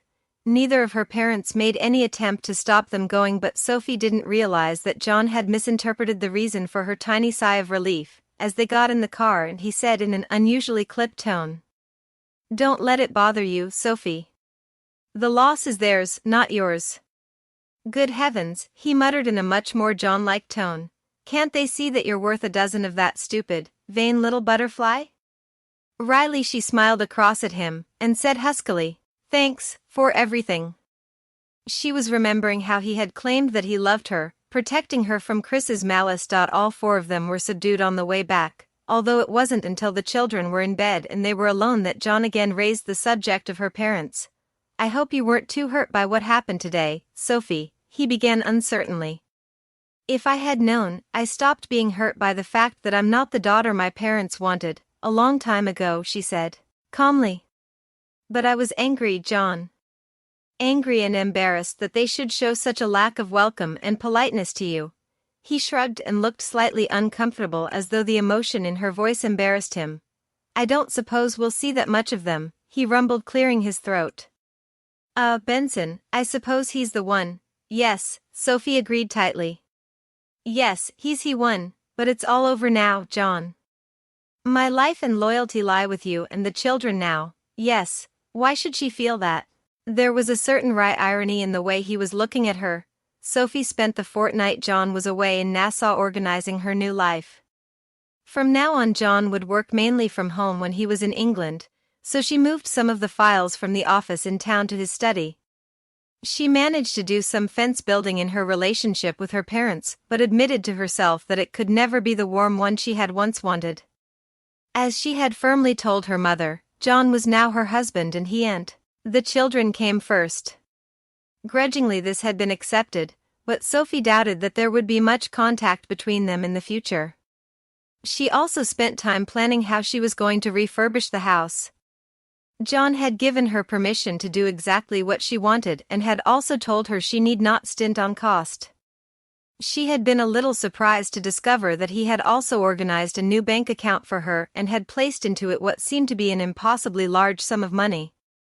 She had always known that he was a reasonably wealthy man, but she had not realized, until now, exactly how wealthy. Perhaps because John himself never looked like an even remotely prosperous man, never mind a rich one. That was something else she would have to do something about, she decided on the Wednesday before he was due back. She would go through his wardrobe, discover what size he was and start restocking it. She still burned with resentment when she thought about the way Chris had looked at him. If ever she had worried about falling for Chris again, she did so no longer. Indeed, it amazed her that she could ever have found him the slightest bit attractive. The wounds he had inflicted still hurt, but she found the man himself contemptible. Sophie was familiar enough with the clothes John wore not to be too surprised by the collection of hairy suits and worn tweed jackets she discovered in his wardrobe. Rather wryly she wondered what on earth it was about the color of mud that attracted him so much, but other than that, her search was briskly impersonal and she stopped only to check on sizes before closing the wardrobe door and leaving the bedroom. Its furniture, like that in the rest of the house, was of no particular style or beauty. John had told her that he had bought it with the house. She planned to get rid of the majority of it, but not until she had decided what was to take its place. Her decision made, she didn't waste any time. After picking the children up from school, she drove briskly towards Cambridge. "You're going the wrong way," Alex told her. Sophie shook her head. "No, I'm not. I want to do some shopping. Your uncle needs some new clothes." The silence from the pair in the back seat confirmed Sophie's view that she was far from the only one to note the lack of appeal about John's attire. He must be boiled alive in those heavy cords he favored and those woolen shirts, especially during the heatwave they were having at the moment. She wondered wryly how on earth he was getting on in Nassau. When she had remarked that he was going to be hot, he had told her that the temperature in computer operational rooms was always maintained at a set point, no matter what the climate. It didn't take long to park the car and Sophie knew Cambridge well enough to head straight for a small street which housed half a dozen or so exclusive shops catering for both men and women. She stopped outside the window of one of them, surveying the grey blouson jacket with its royal blue lining and the matching, pleated trousers, also trimmed in blue. "I don't think Uncle John would like that," David informed her doubtfully. Sophie grinned. She could just picture John's face if she produced something as radically modern as that. No, what she had in mind was something rather more conservative. "Then we won't go in," she told David equably, herding the pair instead to a shop 2 doors down which stocked a range of Jaeger clothes for men. It took her over an hour to make her final choice, which included 2 shirts, one in silk and one in cotton in a shade of blue which Alex had informed her was exactly the same as John's eyes. Having chosen those, it had proved fairly easy to pick out the basis of a new wardrobe for him based almost entirely on blue and cream, including a softly blue herringbone tweed jacket which she was pleased to see bore no resemblance whatsoever to the ones already in his wardrobe. Having paid the bill and escorted the children outside, she remembered that both of them seemed short of casual t-shirts and that she could do with some inexpensive casual wear herself. The heatwave which had begun in the early part of the month was still persisting with no let-up forecast, and her wardrobe was not really geared to such hot weather. It only took them a few minutes to walk to Marks Spencer, where she gave in to Alex's entirely feminine whim to be kitted out in a range of separates in pretty pinks. Even David allowed himself to be persuaded into a pair of brushed denim jeans in a soft olive color, to which Sophie added several t-shirts and thin cotton jumpers. "Look over there. Uncle John would look nice in that, Sophie," Alex informed her, having by now thoroughly entered into the spirit of things. On the display she had indicated, Sophie could see a range of men's casual separates in a soft, pale sand color. She went over to inspect them, trying in her mind's eye to imagine John dressed in the well-cut brushed denim jeans and matching bush shirt, the toning gray and sand jumper draped casually over the model's shoulders adoring John's, and failed miserably. Even so, he was short of jeans, and she could always bring them back. Recklessly she bought a full outfit, adding socks and the shoes that the assistant pointed out to her, only remembering on the way out that she hadn't got anything for herself. A rack of pale green cotton shorts with matching patterned short-sleeved shirts and plain t-shirts caught her eye, and while she was studying them Alex tugged away from her hand, coming back several seconds later proudly clutching a mint and white bikini plus a pair of matching shorts. "Look at these, Sophie," she demanded. "They would look great with those shorts and things. You could sunbathe in the garden in them." It was years since she had worn a bikini, for at least that was how long it had been since she had last been abroad. She no longer felt so ashamed of her body that she could not bring herself to reveal more of it than actually necessary, but even so, a bikini? "I don't," she began, and then seeing how Alex's face fell, amended her remark quickly, "I don't see why not. Come on, let's go and pay for all these things, and then as a special treat, fish and chips," they both begged together. Laughing, she gave way. "Uncle John hardly ever lets us have chips," David complained on the way home. "He says they aren't good for you." "He's quite right," Sophie agreed, firmly squashing any hopes David might have that she would not. There was a rather neglected vegetable plot in the garden, and she had already tentatively wondered about planting it next year. There was obviously some of her father in her after all, she thought wryly. She must make a mental note to get the ground cleared and dug over in the winter, not by the arthritic James who normally did the gardening but by someone younger and stronger. Instead, James could supervise the planting next year. "I wish we had a swimming pool," Alex sighed when they reached home. "A lovely, cool swimming pool. Try a cold shower instead," Sophie suggested wryly, laughing when both children groaned. This evening the heat was almost oppressive, but there was no sign of any impending storm. "What are you going to do with Uncle John's new clothes?" Alex asked after supper. "Keep them as a surprise?" "No, I think I'll just hang them up in his wardrobe, ready for him." "But what about his old ones?" Alex demanded. "Are you going to throw them away?" She posed the question with a certain amount of delighted relish. No, You could send them all to the cleaners," David offered practically and knowingly. That way he would have to wear the new ones, but he wouldn't be able to shout because you'd thrown the others away. Slightly startled, Sophie glanced at David's down-bent head. She hadn't even thought he was listening to their conversation, but he was obviously far more astute and mature than she had known. "Uncle John never shouts," Alex protested loyally. "No, but he does get angry," David told her calmly. "Not many people know about it, though, because he just speaks very quietly." He was right, Sophie reflected. John did go very quiet when he was angry, and somehow that controlled softness in his voice was even more alarming than if he had bellowed at full volume. "I'm glad Uncle John married you and not Louise," Alex confided happily to Sophie, leaning her head affectionately against the latter's knee. "Don't be silly," David told his sister scornfully. "Uncle John would never have married Louise." "No, he was frightened of her," Alex confided naively. "He always used to go, a lot more when she was there." If it was possible, David looked even more scornful. "That wasn't because he was frightened of her, silly," he told Alex. "It was because—" He went bright red and closed his mouth, an expression crossing his face that somehow reminded Sophie of John. "Because what, David?" she pressed, as confused herself as Alex plainly was. He wouldn't look at her, scuffing the toe of his shoe against the worn carpet, eventually muttering, "Oh, nothing." Wise enough not to press him, Sophie was nevertheless still bewildered.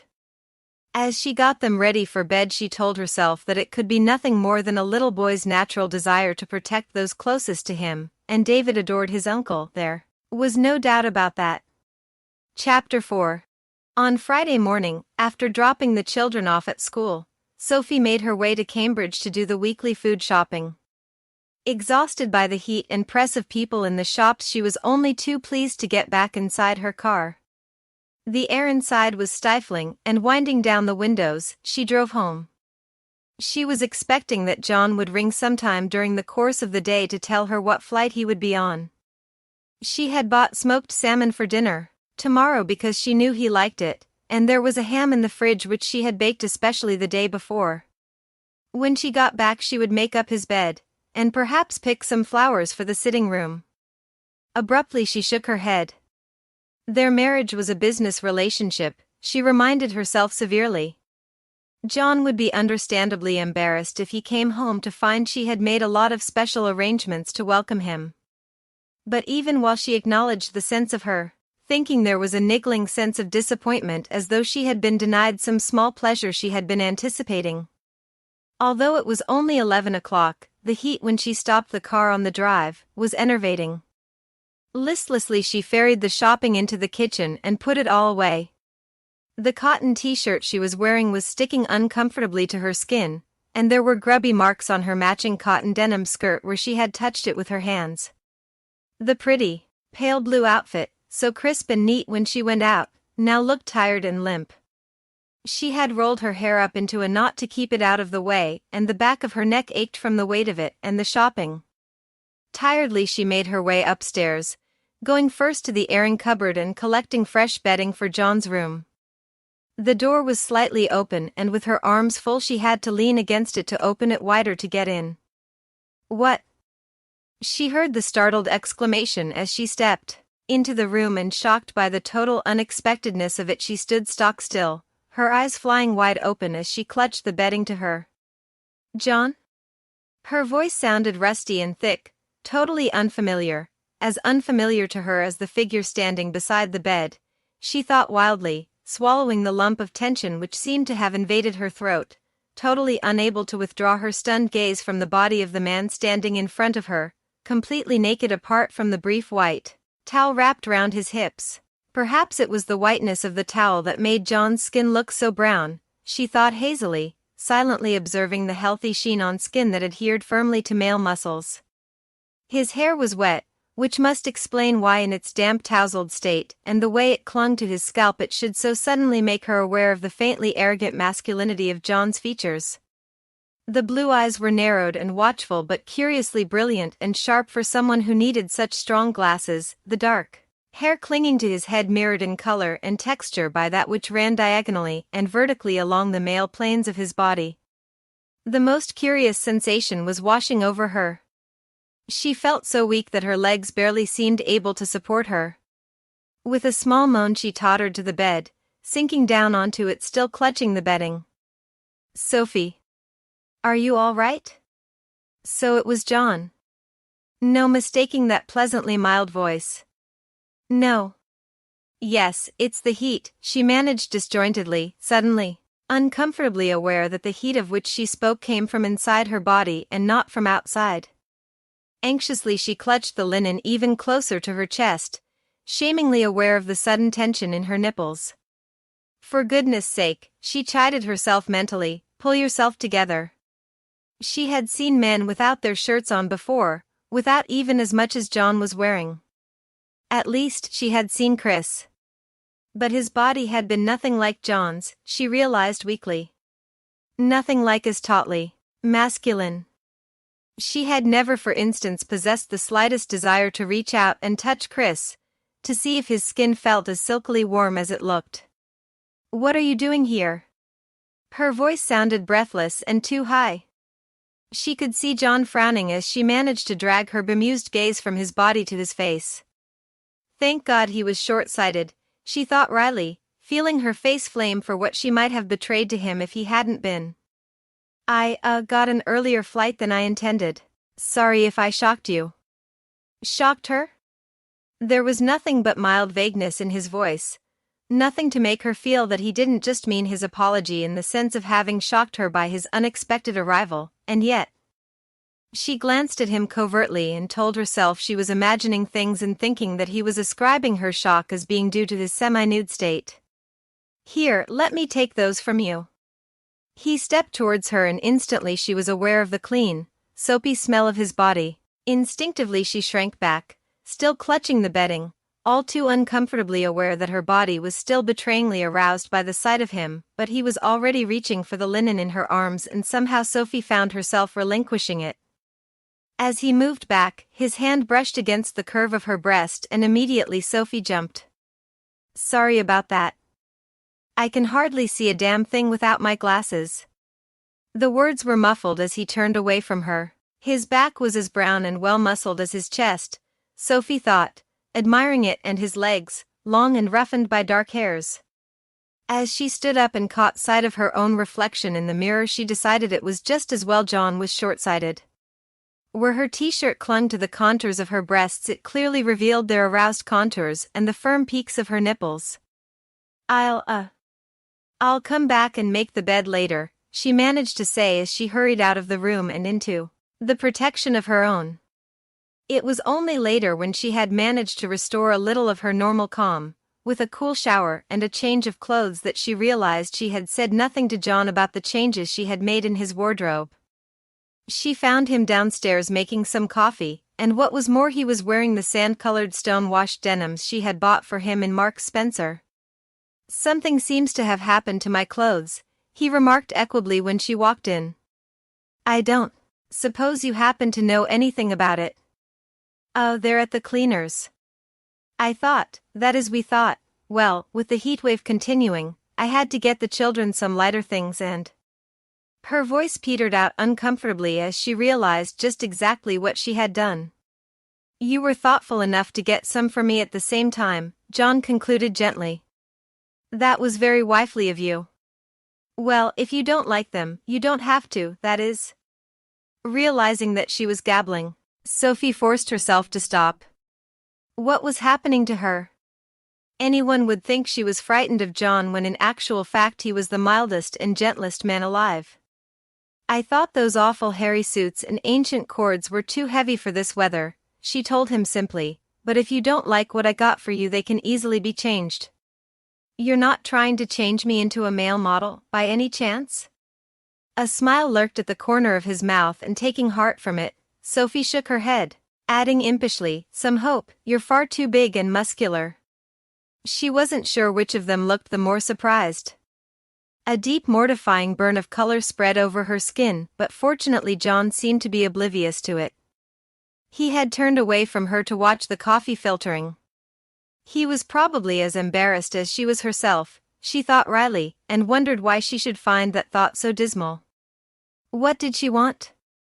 For John to do something macho like take her in his arms and let her see how well her description matched reality. John wasn't like that. He wasn't interested in her or any other woman sexually. She knew that. I'm tired. I think I must be suffering from jet lag. I think I'll go out and have a sleep in the garden. Did he want to sleep or was he simply wanting to escape from her company? Sophie wondered, watching him wander outside. Well, at least now she could go up and make his bed, but when she got upstairs she found that he had made it for himself. She shrugged dismissively. Of course John was used to looking after himself, or was this a polite way of informing her that he did not expect to find her in his room again? Moved by some impulse she wasn't ready to define, Sophie went into her own room and changed into the bikini Alex had picked out for her. She had already worn it once earlier in the week, and that exposure to the sun had turned her skin the color of clotted cream. When she got outside, John was lying sleeping in a deck chair, oblivious to her presence. She tried to settle down, first by stretching her body out on the towel she had brought downstairs with her, and then by going back inside to dig out a paperback book to read. It was all useless. A restless, nervous energy seemed to possess her body, making it impossible for her to simply lie down and relax. When John had been asleep for just over an hour, she got up and started on some desultory weeding. The activity helped to soothe her a little, but her heartbeat seemed to be much faster than usual, her skin damp with a heat that wasn't entirely due to the sun. At 2 o'clock she abandoned her self-imposed task and went back inside, getting out the blender to make lemonade, her hands moving deftly as she did so. Leaving it to cool, she used what was left from the jug she had made the previous day to fill 2 glasses, putting them on a tray and then defiantly carrying it outside to where John still slept. The sun had moved slightly and now slanted across his face, revealing the taut bone structure. The hair flopping onto his forehead looked disarmingly soft and silky. Would it feel like Alex's? Suddenly aware of what she was doing, Sophie snatched back the hand she had extended towards his face and instead placed it firmly on his shoulder, shaking him. He was awake immediately, blinking his eyes slowly as they focused on her. I've brought you some lemonade. If you sleep too much now, you won't be able to tonight. How cross and ungracious she sounded, Sophie thought. What was the matter with her? John reached for his glasses, which he had discarded several feet away on the lawn, and Sophie bent to retrieve them for him at the same time. It was a small task she had performed more times than she could count, but this time, as she handed them to him and watched him put them on, for some reason her body felt as though it were in the grip of a deadly paralysis. It was impossible for her to move away even when his slightly stunned glance slid over her, taking in the brevity of her bikini. She could almost see him cringing away from her, she thought bitterly, immediately stepping back and retreating to her own towel. Why on earth hadn't she put on something more discreet, covered herself up a little more? If she carried on like this much longer, he might begin to think that she was, what? Trying to seduce him? Prickles of heat ran across her skin, her body tense. What a ridiculous thought, of course she didn't want that. After all, one of the main reasons she had married him had been to escape from any sort of sexual involvement. Confused and alarmed by both her thoughts and her feelings, Sophie got up and rolled up her towel. Had enough? John asked mildly, watching her. It's almost time to pick up the children. It was true, after all. I've left all your post on your desk if you want to go through it.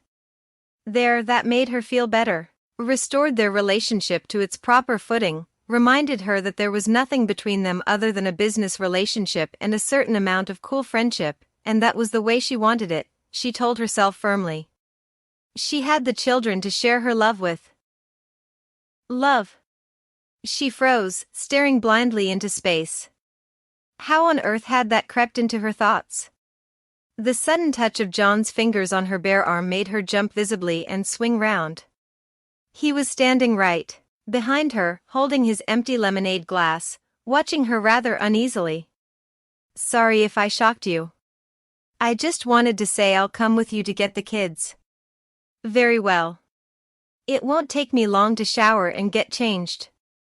For the first time it hit her that she was behaving far from naturally with John. She no longer felt completely at ease in his company, far from it. She was as good as her promise, arriving back downstairs again within half an hour, dressed comfortably in a soft, mint green cotton skirt and a pastel-toned, patterned shirt. John had his usual battle clambering into the car. Next week we get a new car, he told her wryly as she drove off, adding, Is there any make in particular that appeals to you? Sophie shook her head. I'm told BMW make a good vehicle, John offered. How about them? They're very expensive, Sophie warned him. Beside her, John shrugged. That doesn't matter, safety and comfort do. You managed to sort everything out in Nassau, then? Sophie asked when the silence began pressing painfully on her screaming nerves. Yes. Oh, that reminds me, Harry Silver, my contact over there, will be coming to stay in Cambridge soon for a week or so. He and I used to be at university together. I'd like to invite him and his wife over for dinner one night. He might just as well be an employer giving his housekeeper her instructions, Sophie thought bitterly, immediately chiding herself for the thought. She was the one at fault. She was reacting in a totally unfamiliar and unreasonable way and had been ever since she walked into John's room and found him there. That must be it, she decided, relieved to have hit upon an explanation for her behavior. It was the shock. The shock of seeing him, a mocking inner voice demanded, or the shock of how she had seen him? Is anything wrong? Sophie bit her lip. So even John had noticed her tension. No. I think it's just this heat, she gave him a brief smile. Sometimes I find it a bit wearing. Unlike you.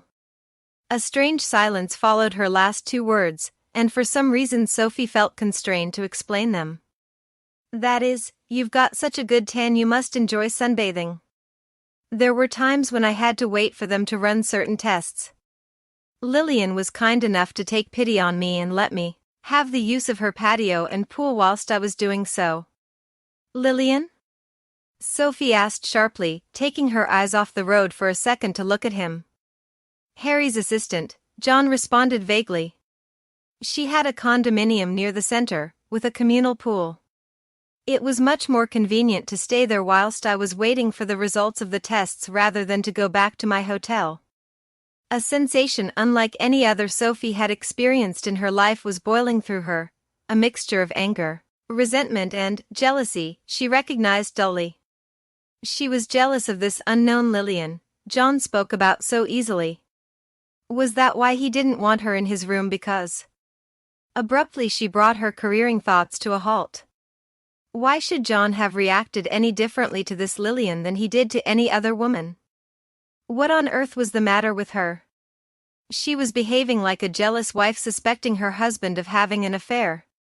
Fortunately they had reached the school and in the excitement of the children greeting John she was able to bring herself under some sort of control.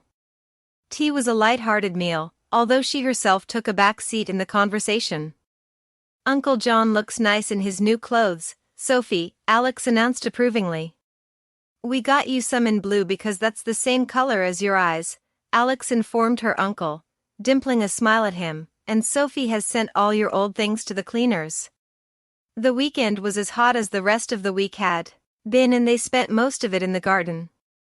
Sophie was having trouble sleeping.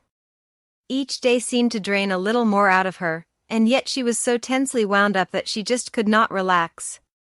Her whole body was gripped by a peculiar and unfamiliar tension which left her nerves on edge and made her muscles ache. But at least no one else seemed to be aware that anything was wrong with her. Even worse than her growing inner tension was the compulsion she seemed to have developed to be with John, and yet when she was with him, she felt acutely tense, unable to so much as sit down for more than 5 minutes at a time. The trouble was, she thought exhaustedly on Sunday afternoon, that while she had suddenly become aware of him as a man, John simply did not see her as a woman at all. He would be deeply embarrassed if he knew the reason for the way she occasionally found herself looking at his body. She was embarrassed herself. Embarrassed and annoyed. What was the matter with her? Even with Chris, when she had been deeply in love with him, she had felt no stirring of desire within her to know him as a man. Perhaps it was simply the fact that John was so elusive, so completely disinterested and unaffected by her that was making her behave like this, she decided, turning over onto her stomach and trying to relax. She could feel the heat of the sun seeping into her skin as she tried to come to terms with the reality of such contrary behavior. Was that it? Subconsciously, did she see John as a challenge? Was that what was making her behave so oddly? A desire to arouse within him a male reaction to her as a woman? But why? That was totally against everything she had felt when she first married him. At last, worn out by her thoughts, she fell into a light sleep. Someone was touching her skin with the lightest of movements, strong fingers moving against her spine. She moved languorously beneath them, enjoying the slow sweet wave of sensuality rippling through her. John. John was touching her, caressing her as. That's it, Uncle John, you've got him now. The breathy whisper close to her ear made her tense and wake up properly, quickly rolling over. Alex was squatting beside her, John bending over her holding one palm cupped. You were being explored by a caterpillar, he told Sophie with a smile. We were trying to remove him without disturbing you. A caterpillar. It was because of a caterpillar that John had touched her? Indignation and disappointment merged sharply within her. For some reason she almost wanted to cry. Hey, come on, it's nothing to be frightened of. In fact, he's very handsome, look. John extended his cupped palm towards her so that she could admire the furry creature, and dutifully she managed to summon a thin grimace, her color changing suddenly as she remembered how her body had slowly arched beneath what she had thought was his caress. Had he realized? She darted a quick glance at his face, but it was mildly unreadable, nothing in the blue eyes to tell her what he might or might not have thought, and for the first time she realized how very, very good John was at concealing his thoughts and feelings. After that it became ever harder for her. For one thing, it was no longer possible for her to deny to herself that sexually she was attracted to John. That more than that she wanted to touch him and be touched by him in return. She tried to tell herself that she was having these odd fantasies simply because she knew they were impossible, and that in that way they allowed her to imagine she was sexually responsive without running the risk of John discovering she was not, since he would never be her lover. What made it worse was that she seemed forever to be bumping into John in a semi-nude state. He was working at the house, and either he was just coming out of the bathroom clad in nothing more than a brief towel, or he was in the garden, sunbathing in a pair of faded denim shorts that fitted him so snugly they might almost be indecent.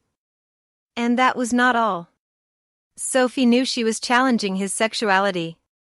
Knew it and despised herself for it, and yet seemed unable to do anything about it.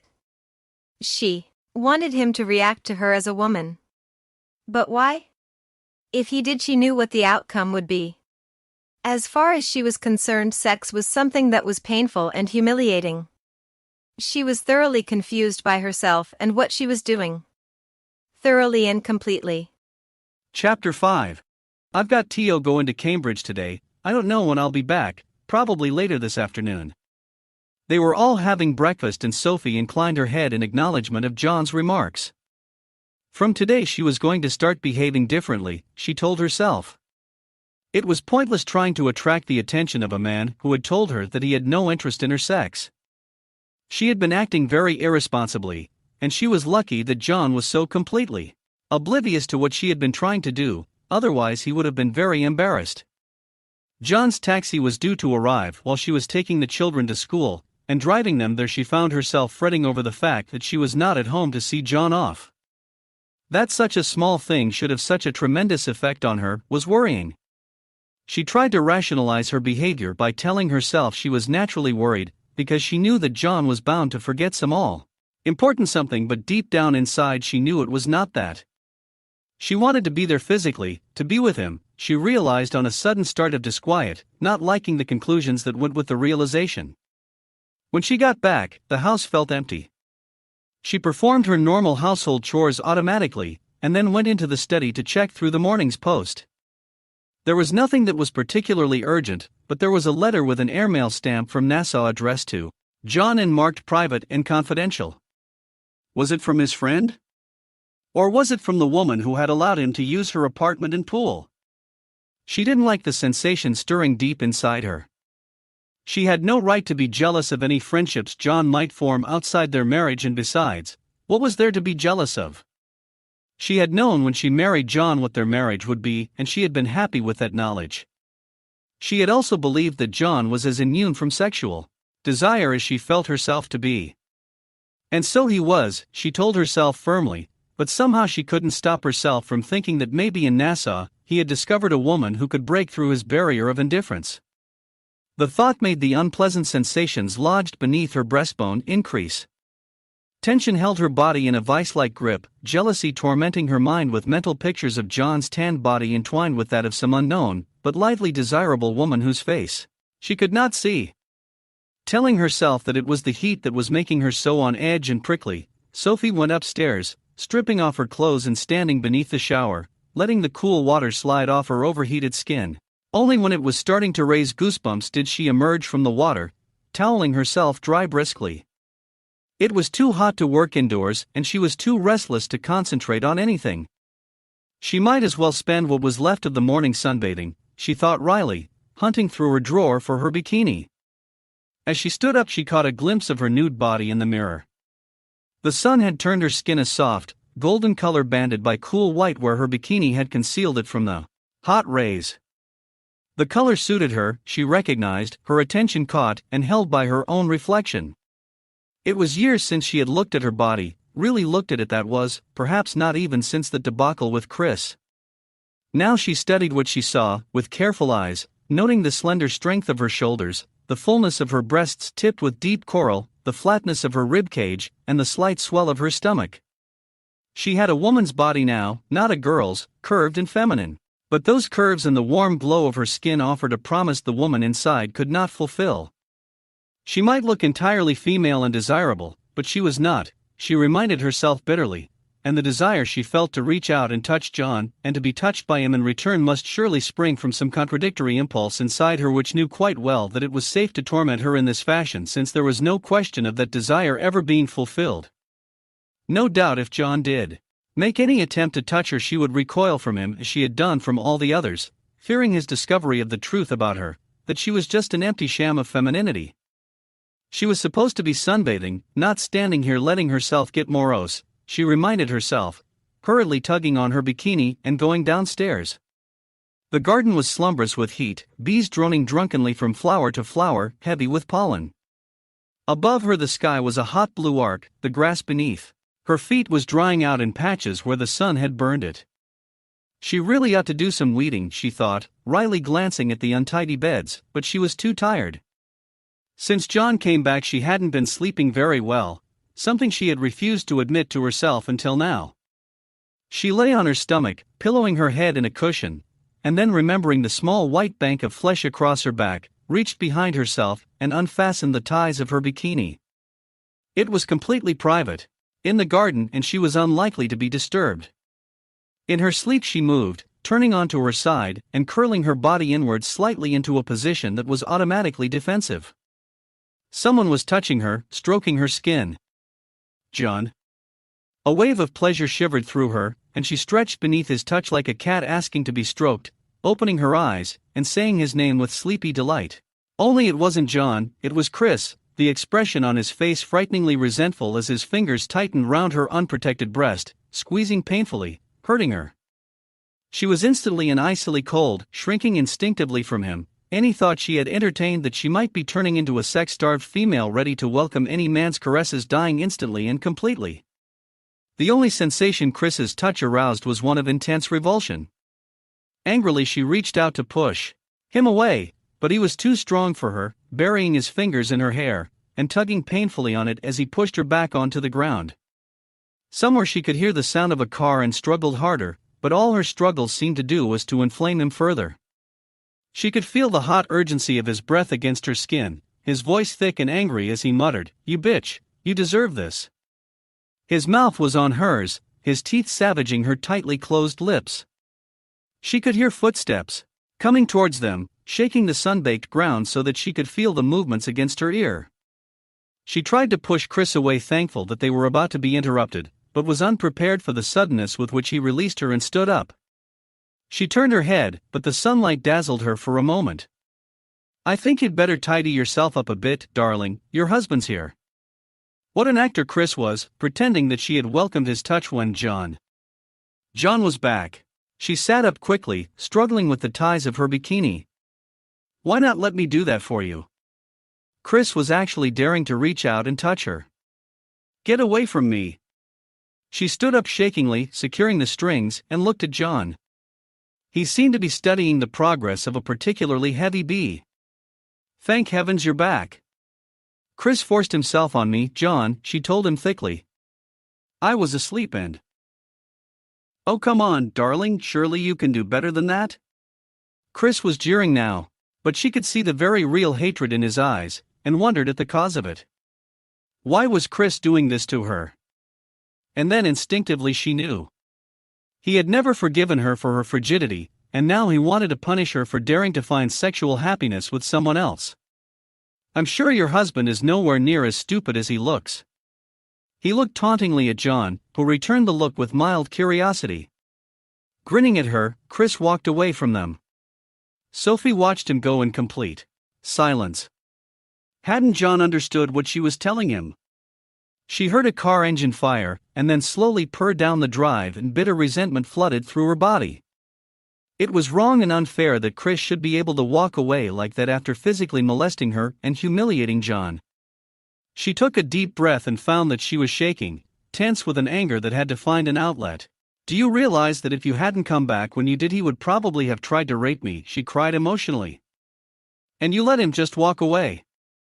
You, for God's sake, John, what kind of husband are you?" she demanded thickly. Had he even heard what she was saying? He appeared to be studying one of the flowers, but at last he lifted his head and looked at her in that rather abstracted way of his, glancing away to remove a piece of fluff from his shirt sleeve before replying. "The kind who feels that when he discovers his wife in the arms of an old lover, discretion might possibly be the better part of valor," he told her calmly. "You must admit that I had no way of knowing whether his embrace was welcome or not, Sophie. But I'm married to you," she pointed out despairingly. "God, didn't he even care the smallest bit? Wasn't he the slightest bit jealous or resentful? If she had been the one to walk into that scene, if she had discovered him. Our marriage does not give me the right to assume physical chastity on your part." "But you said," she broke off. What was the use?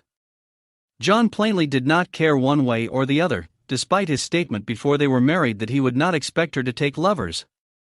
"Always logical and calm, that's you, isn't it, John?" she demanded bitterly.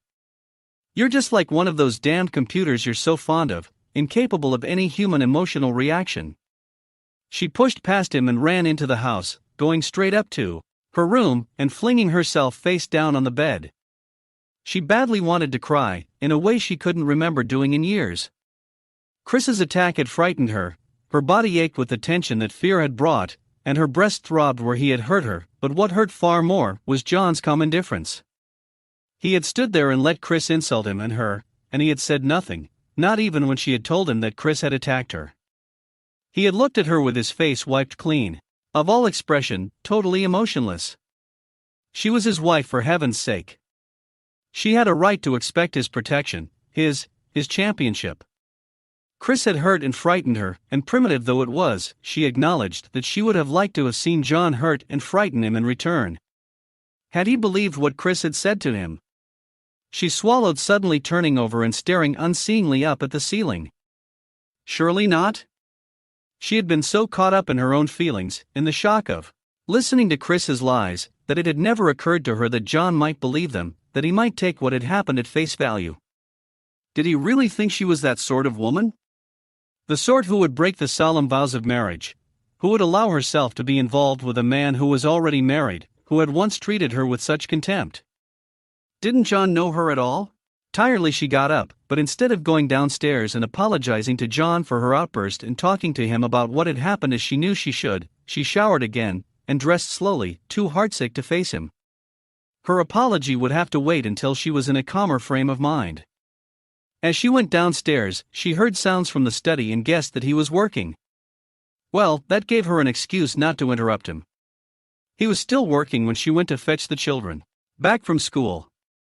For once their energy and chatter gave her no pleasure. She felt drained and deeply unhappy. This was the time when she needed a mother or a sister to talk to, she thought wearily, someone who would understand what she was feeling. When they got back, an unfamiliar brand new car was parked outside the house. Mentally admiring the sleek lines of the very expensive BMW, Sophie shepherded the children inside the house. The car probably belonged to one of John's clients, many of whom were extremely wealthy men, and she paused outside the now silent study, reluctant to disturb a business meeting. The children, it seemed, had no such qualms and burst in before she could stop them, Alex shouting out, "We're back, Uncle John." Reluctantly she followed them to find that John was alone in the study. She glanced round it, and then looked at him. "I thought you had someone with you," she told him. "There's a car outside." "Yes." For once he looked neither vague nor embarrassed. "It's yours. I bought it for you this morning." She had to sit down to get over the shock. John had bought that car for her. "But it's so expensive." "John, you said we needed a larger car, and from what I can discover, this one seems to combine all our requirements. Of course, if you would prefer something else?" She shook her head. No. No, of course not. It's ours?" David was wide-eyed with excitement. "Come on, Alex," he instructed his sister, "let's go and have a look at it." In the end, all four of them went back outside, the children enthusing over the car whilst Sophie admired it in stunned silence. She was pleased to see that it was fitted with rear seat belts for the children. When she got inside, she found it both luxurious and well equipped.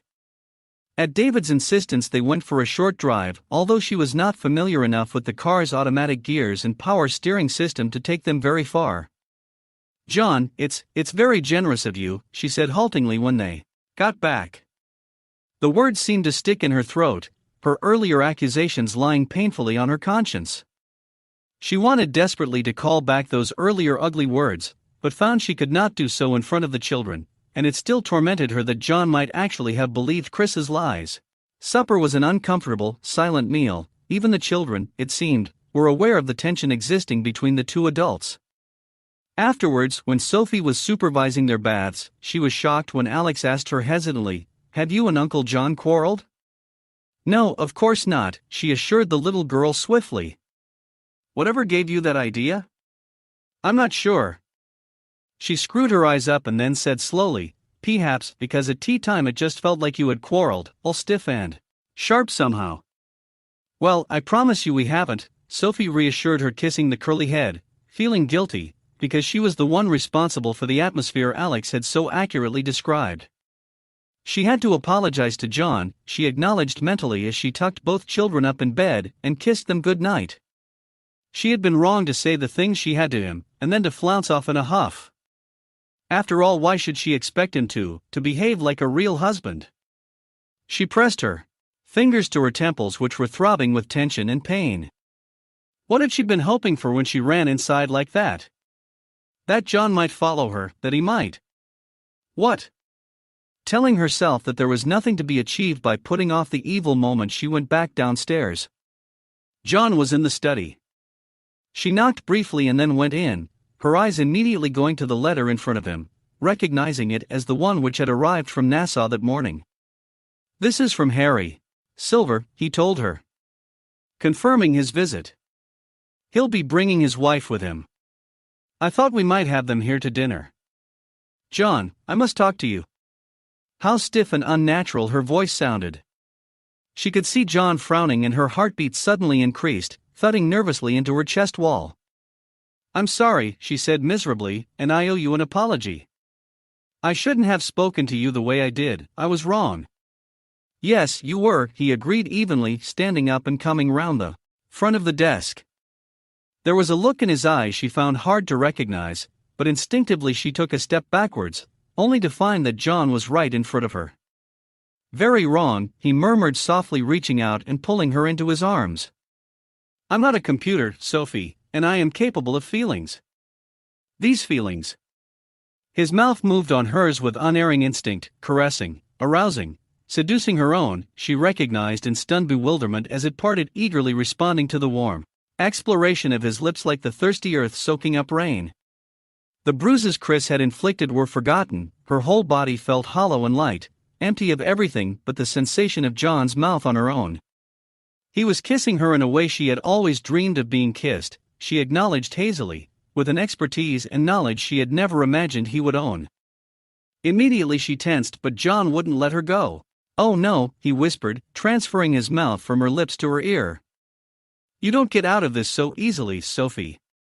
One hand left her body to cup her face, firmly but without the pain Chris had inflicted on her. He had removed his glasses, and this close to, his eyes were an unbelievable blue, not sapphire and not navy, but something in between, she thought hazily, unable to tear her own away from them. John was still speaking, and it took several seconds for her to register the words. "After all," he said silkily, "wasn't it this you wanted when you lashed out at me earlier?" Instantly she felt sick and shaken. Did he honestly believe that of her, that she had deliberately tried to incite him to this? She shook her head, the bitter denial bursting from her throat before she could silence it. For a second he said nothing, then she felt his hold slacken slightly, his eyes shuddered as he released her and stepped slightly away. Immediately she shivered, feeling bereft, aching, for the warmth of his arms around her once more. "Forgive me." His voice was harsher than she had ever known it. "I obviously mistook anger for frustration." "Frustration?" Slowly his meaning dawned, and a scarlet wave of anger scalded its way over her skin. Did he actually think she had deliberately tried to incite him to make love to her, because she was suffering from frustration because he had interrupted her with Chris? That she wanted him to finish what Chris had started? The thought made her feel acutely sick, and for the second time that day she was bitterly angry with him. Tears stung her eyes, but she refused to let them fall. "You couldn't be more wrong," she told him thickly. "I wasn't lying to you when I said Chris attacked me, and as for thinking I wanted you to finish what he had started." She swallowed hard on the nausea clutching her stomach. "You're doing both of us an injustice. I can't think why you married me, John, if that's the sort of woman you think I am." "I'm tired, John," she told him listlessly as the surge of anger drained away, leaving her feeling exhausted both emotionally and physically. "I think it must be this hot weather that's making everyone so on edge. I'm going to bed." She hesitated by the door, consumed by a totally crazy desire to turn round and go back, to beg him to take her back in his arms and kiss her again, but somehow she found the strength to resist it. Upstairs she was too tired even to start undressing. She caught a glimpse of her reflection in her mirror and stared at her swollen mouth, touching it tentatively with her fingertips. When John had kissed her she had experienced sensations so totally alien, and yet so totally known that she was still shocked by them. But not as shocked as she had been by John's assured experience. When she had thought about him kissing her she had imagined his touch would be hesitant, unsure and perhaps rather clumsy, but his mouth had moved on hers with wholly masculine authority, subtly demanding, revealing a wealth of experience she had never expected him to have. For a man who openly expressed a lack of interest in sex, John had revealed a totally unexpected degree of expertise. And she wasn't sure she liked it. Where and with whom had he gained that expertise? Had he once perhaps been deeply in love? So deeply in love that it had made him eschew all further emotional or physical involvement? She shivered slightly, faintly disturbed by the discovery that John was not what she had thought him to be, that there was obviously much of himself that he kept hidden. But why had he kissed her? That was a question to which she could not find an answer other than perhaps out of male pride, because she had verbally challenged his sexuality. Yes, she decided finally, that must be it. Yet didn't that explanation too indicate that John was not the totally non-sexual, mild man she had always believed him to be? Had she simply deceived herself, or had he deliberately deceived her, and if so, why? Why present an image to her that was, at least partially, false? That was something she was too tired to even try and analyze. Tomorrow, she told herself sleepily, as she prepared for bed, she would try to unravel these mysteries tomorrow. Asterisk asterisk asterisk. In the morning Sophie overslept slightly and, much to the children's disappointment, opted not to use the new car to take them to school. After explaining that she needed to drive it by herself to get used to it first, she managed to placate them. She had promised to drive John into Cambridge when she had dropped the children off, and had decided to combine it with a shopping trip. "We could meet for lunch," John suggested as she was parking. "Unless of course you won't have time." Sophie had been dreading being alone with him after what had happened the previous evening, but he was his normal mild, calm self, and she had even been able to persuade herself that most of last night's heart-searchings had been prompted by nothing more than her own imagination. After all, it was not perhaps surprising that she should enjoy his kiss. She had wanted him to touch her for long enough. No. Lunch would be lovely, she stammered, realizing that John was waiting for her response. Good. The smile he gave her made her heart lurch drunkenly, and, for some stupid reason, she simply sat in the car and watched him walk away, unable to take her eyes off his lean, lithe body. He was wearing his new clothes as though he had always worn them, and watching the way more than one woman turned to observe his long-legged progress down the street, Sophie found herself wishing she had left him to his baggy cords and shapeless shirts. She didn't want other women looking at him, she realized with a sharp pang. She didn't want them admiring the masculine lines of his body, the breadth of his shoulders beneath the fine cotton of his shirt. Like someone moving slowly in a dream, she shook her head, trying to disperse it, forcing herself to get out of the car and lock it. Her shopping didn't take her long, and she was finished in plenty of time to get to the office where she had arranged to meet John. So much time in fact that when she found herself studying an attractive lemon sundress in a shop window, she gave in to the temptation to go inside and try it on. It fitted her perfectly, enhancing the golden gleam of her skin and bringing out the red highlights in her hair. Tiny shoestring straps tied on her shoulders in provocative bows, a broad stiffened belt emphasizing the narrowness of her waist, before the skirt flared out over a slightly stiffened underskirt. "It might have been made for you," the assistant said, truthfully. "I'll take it." Sophie took a deep breath, "and I'll keep it on." The other girl's eyes twinkled. Well, I certainly think he'll appreciate it, whoever he is. My husband." The admission was made almost before she was aware of it, and angry color flooded her skin. Of course she wasn't buying this dress for John's benefit. She was buying it because it was cool and she was hot, and besides it was time she had some pretty things and. Impatiently she waited for the girl to take her check and put her things into a bag, regretting now her impulsive decision to wear the dress, but too embarrassed to do anything about it. She found John waiting for her when she got to the office. He opened the door for her and, as the strong midday sunlight fell on his face, she realized he looked tired. Lines of strain harshened the shape of his mouth, and for some reason he looked almost unfamiliar, harder, more male.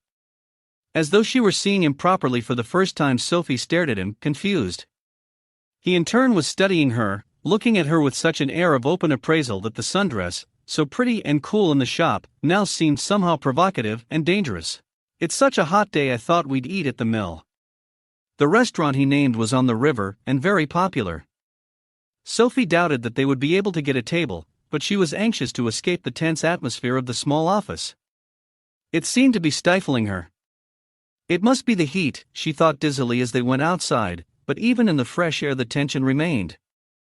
In the narrow streets the heat was like a thick blanket, clogging her throat when she tried to breathe. Far too acutely.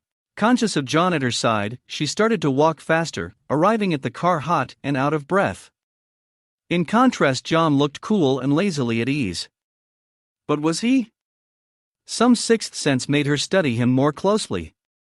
A tiny pulse flickered unevenly under his skin. This constraint between them was a new thing, and one she did not know how to handle. Almost overnight John had turned from a kind, unthreatening man whom she liked very much and was fond of in a sisterly fashion, into a stranger for whom her feelings were anything but sisterly. Her face burned as she remembered his laconic accusation the previous evening. She had goaded him deliberately, she recognized that now. She wanted him to react physically to her comments, but not because of Chris. All the feelings she had been fighting so hard to suppress flooded through her as she started the car. Why did she have to discover them now, when it was too late? Why had she not realized before their marriage that she was vulnerable to John's attraction? Was it because they were married that she was seeing him in this new light? The questions buzzed in her tired brain like swarming wasps, making her stall the car and have to restart it, whilst John sat silently at her side. To her surprise, he had booked a table for them at the mill.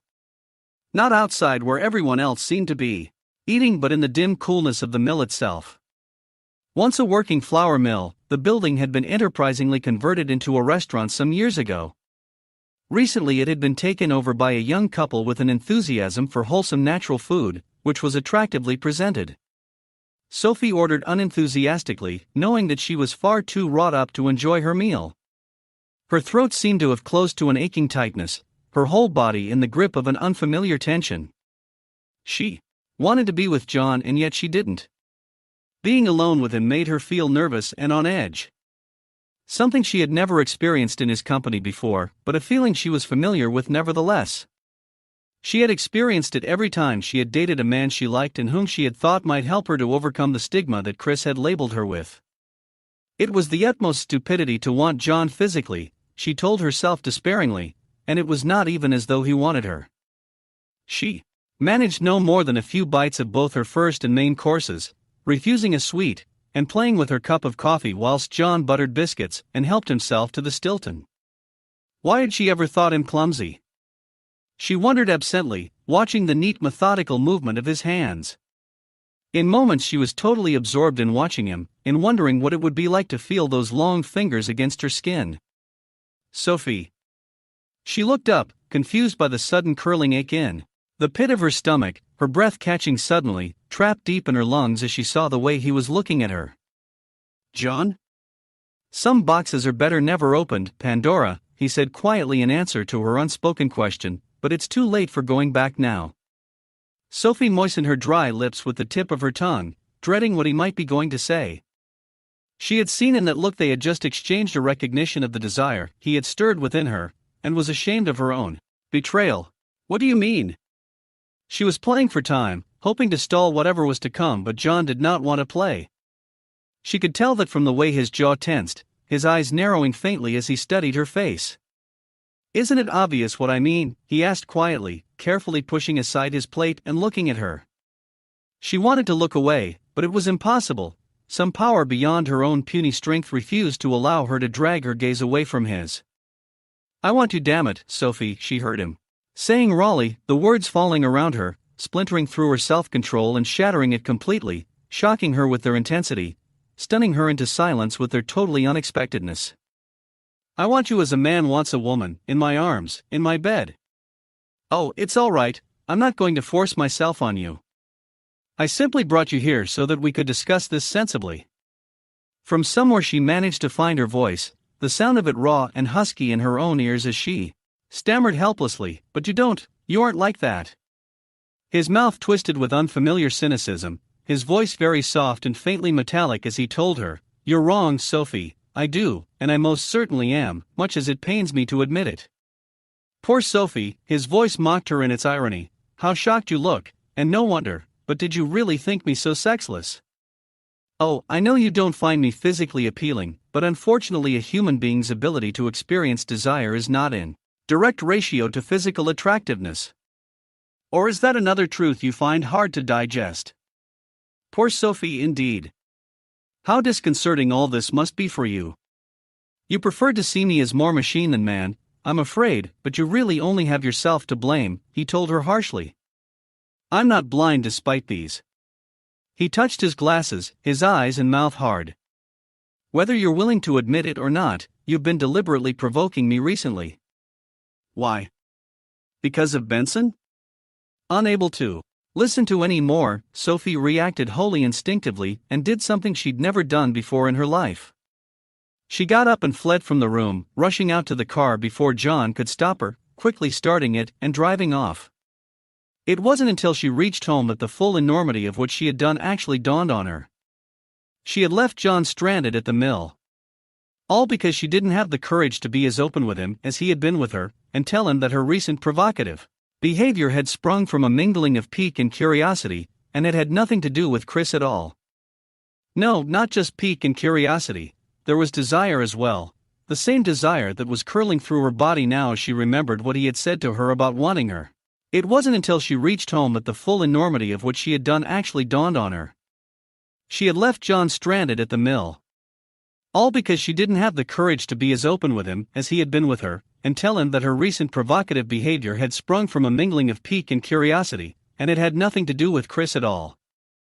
No, not just pique and curiosity, there was desire as well, the same desire that was curling through her body now as she remembered what he had said to her about wanting her.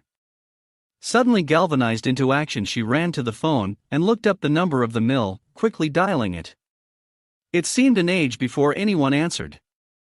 Impatiently she asked for John and, after what seemed like an endless wait, was told that he had left.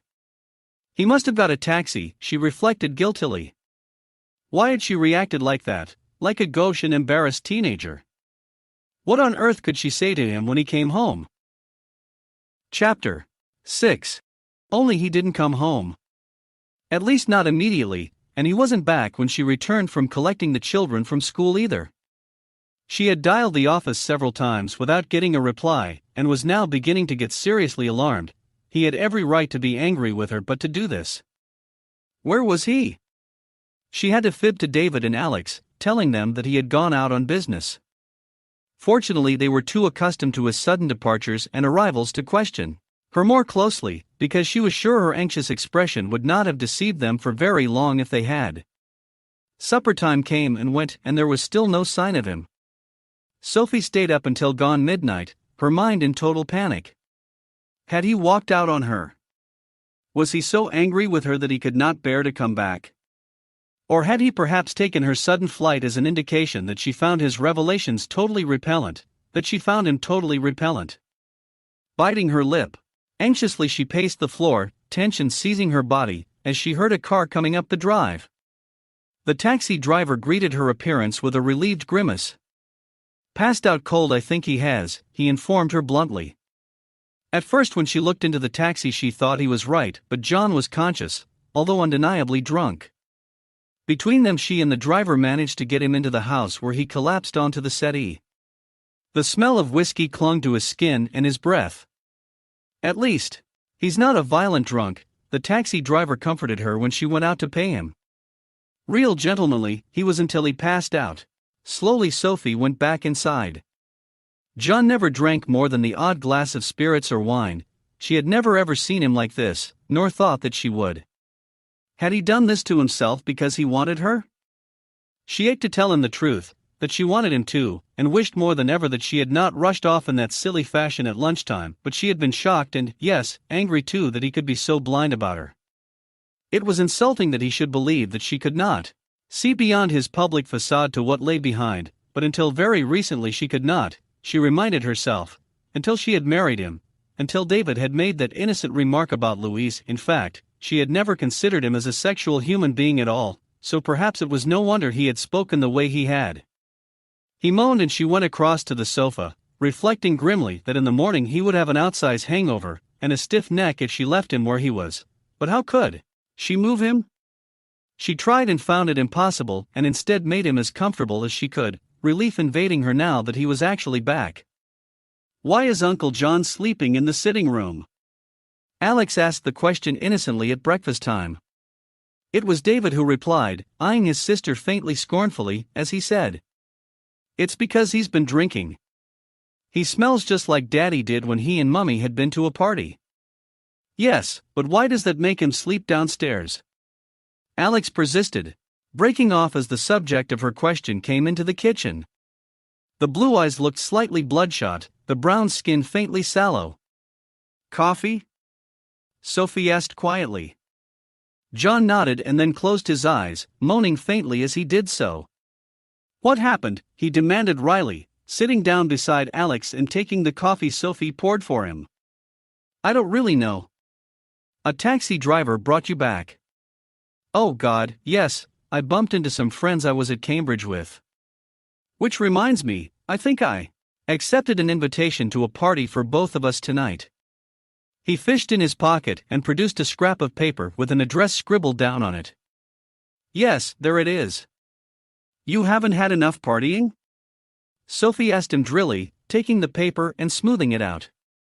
But we ought to go. It's someone who's just setting up on his own, and he needs my help. If you don't fancy it, I could always go alone.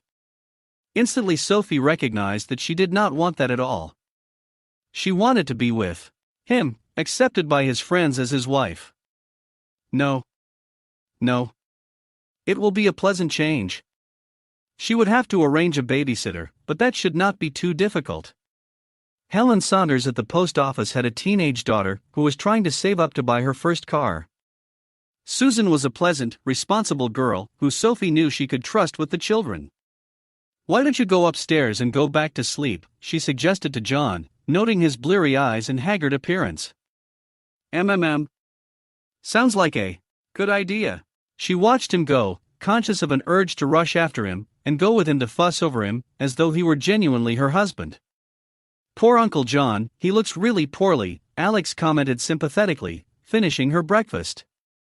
Susan Saunders proved willing to babysit, and having arranged to pick her up at 8, Sophie went upstairs to study the contents of her wardrobe. She had attended several business cocktail parties with John before and knew what to expect. As his secretary, she had always worn something businesslike and formal, but now she was his wife. In the end, she selected a simple cream silk shift-style dress, which had been an impulse buy in London, and which had been so hideously expensive she had been too guilty to wear it. Holding it up against herself, she saw how the cream silk emphasized her tan and the silky richness of her hair. The demure front was offset by the deep V back. The dress would be pleasantly cool on what she suspected was going to be an oppressively hot evening. Her mind made up, she went back downstairs, not giving in to the temptation to walk into John's room and see if he was awake. Sooner or later they were going to have to talk. She was going to have to explain to him that the reason she had fled so abruptly had not been because she was shocked by his disclosures or found them distasteful. Even now she found it hard to grasp that he had made them, that he had told her that he wanted her. He came downstairs just after lunch, looking worn and tired. God, I feel dreadful, he told her wryly. It's a long time since I've been in the state I was in last night. He sat down at the kitchen table and leaned his head back. I have the most god-awful headache. Silently Sophie produced some Alka-Seltzer, watching the face he pulled as he drank it. Filthy stuff, was his only comment before he closed his eyes again. John, about yesterday. It had to be said before she lost her courage, but the look in his eyes as he opened them immediately silenced her. Not now, Sophie, he said wearily. Just leave it, will you? I think I'd better get some fresh air. He didn't want her to go with him, Sophie could tell that. Was he regretting saying to her what he had? Idly her eyes registered his progress to the door, her senses wondering how she could ever have been ignorant of his masculine appeal, how she could ever have been blind enough to think of him as sexless. A quiver of heat darted through her as her glance rested briefly on the taut outline of his buttocks, and then slithered down the length of his legs. Suddenly it hurt to even breathe. She was terrified he would turn round and see what was in her eyes. She reached clumsily for her mug of coffee, her whole body shaking. So this was desire, this fierce, hot need that pushed aside everything that stood in its path, that demanded and aroused. John wanted her, he had said so, and it ought to be the simplest thing in the world simply to go to him and tell him that she wanted him too, only it wasn't. Come and show me when you've got your dress on. Alex was in the sitting room with Susan and David, and Sophie smiled and nodded. John was already upstairs getting ready, but she had only just arrived back with Susan. According to John, they were supposed to be at his friend's for 9 o'clock. She had showered and put on her makeup before going for Susan, but she had not changed into her silk dress. She had decided to drive the BMW tonight, the first time she had taken it out with a passenger, although John was the most uncritical of men when it came to being driven. She almost collided with him at the top of the stairs, his hands coming out to steady her, touching her briefly, making heat sheet through her body. How on earth had she ever considered him unattractive, she wondered achingly. His hair was still slightly damp and curled into his neck, the white silk shirt he was wearing clinging to his skin.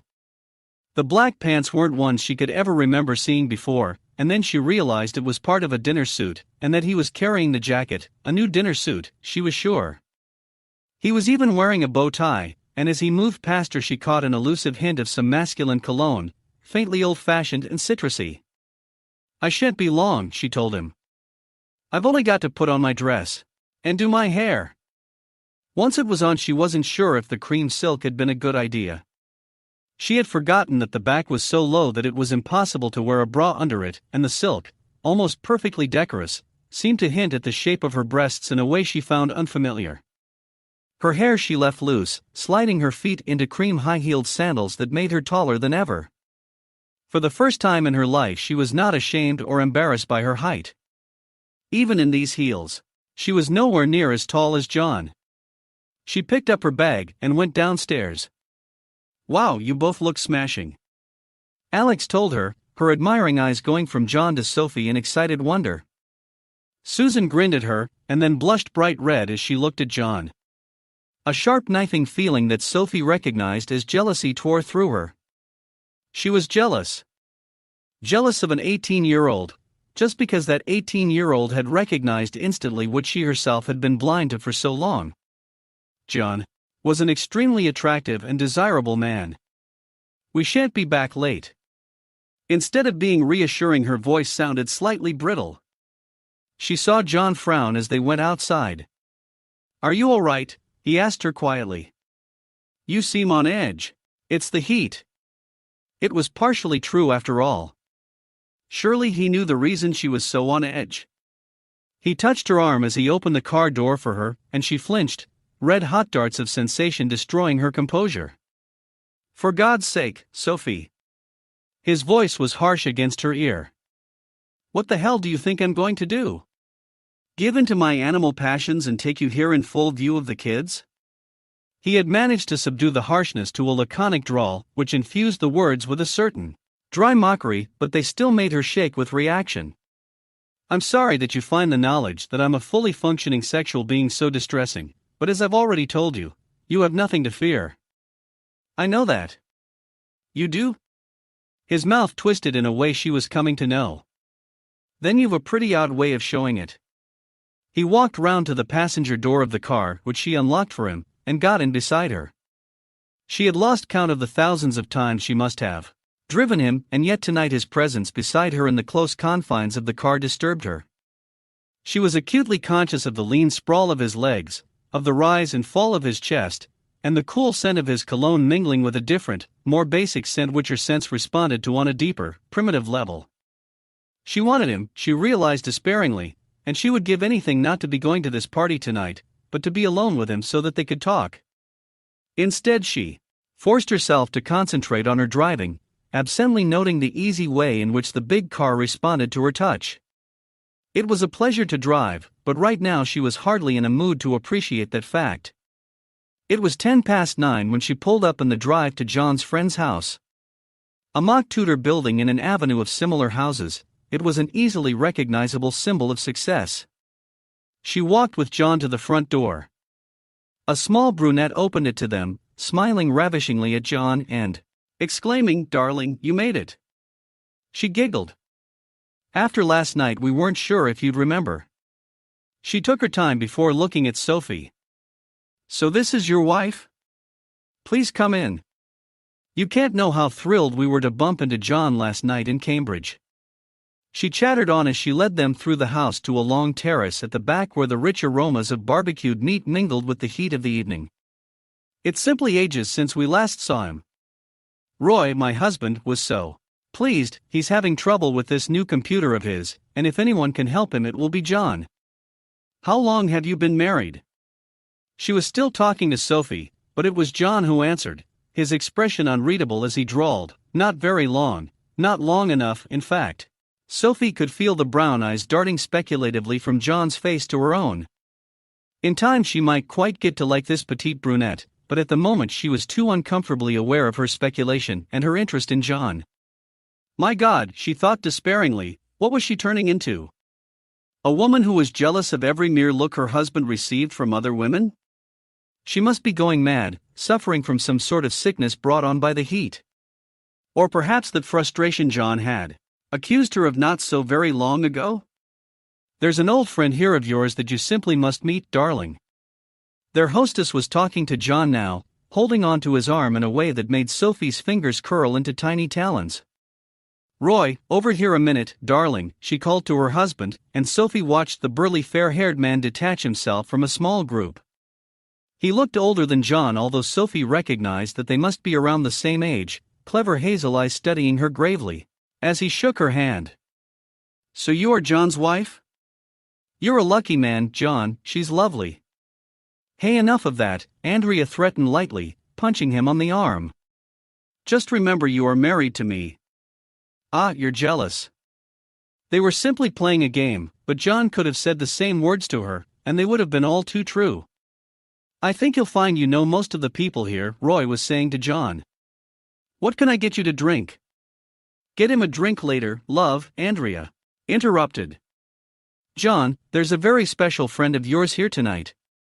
An old flame, she added, winking at Sophie, as though to show it was still a game, but Sophie could feel herself tense. John had tensed too, his jaw hardening fractionally, his eyes closing slightly, such minor changes, that she suspected only she was aware of what they portended. Oh. He wasn't giving anything away in his voice either, Sophie recognized, watching him frown in the hesitant mild manner she had once thought typified the man himself and which she was now coming to know was simply a form of camouflage. What was John protecting himself from? Her mouth felt dry, her body tensing almost to the point of pain. Yes. Lorraine. You must remember her, John. Heavens, you and she were an item for a couple of terms at least. She used to be absolutely crazy about you. But John managed to resist all her wiles, didn't you, my friend?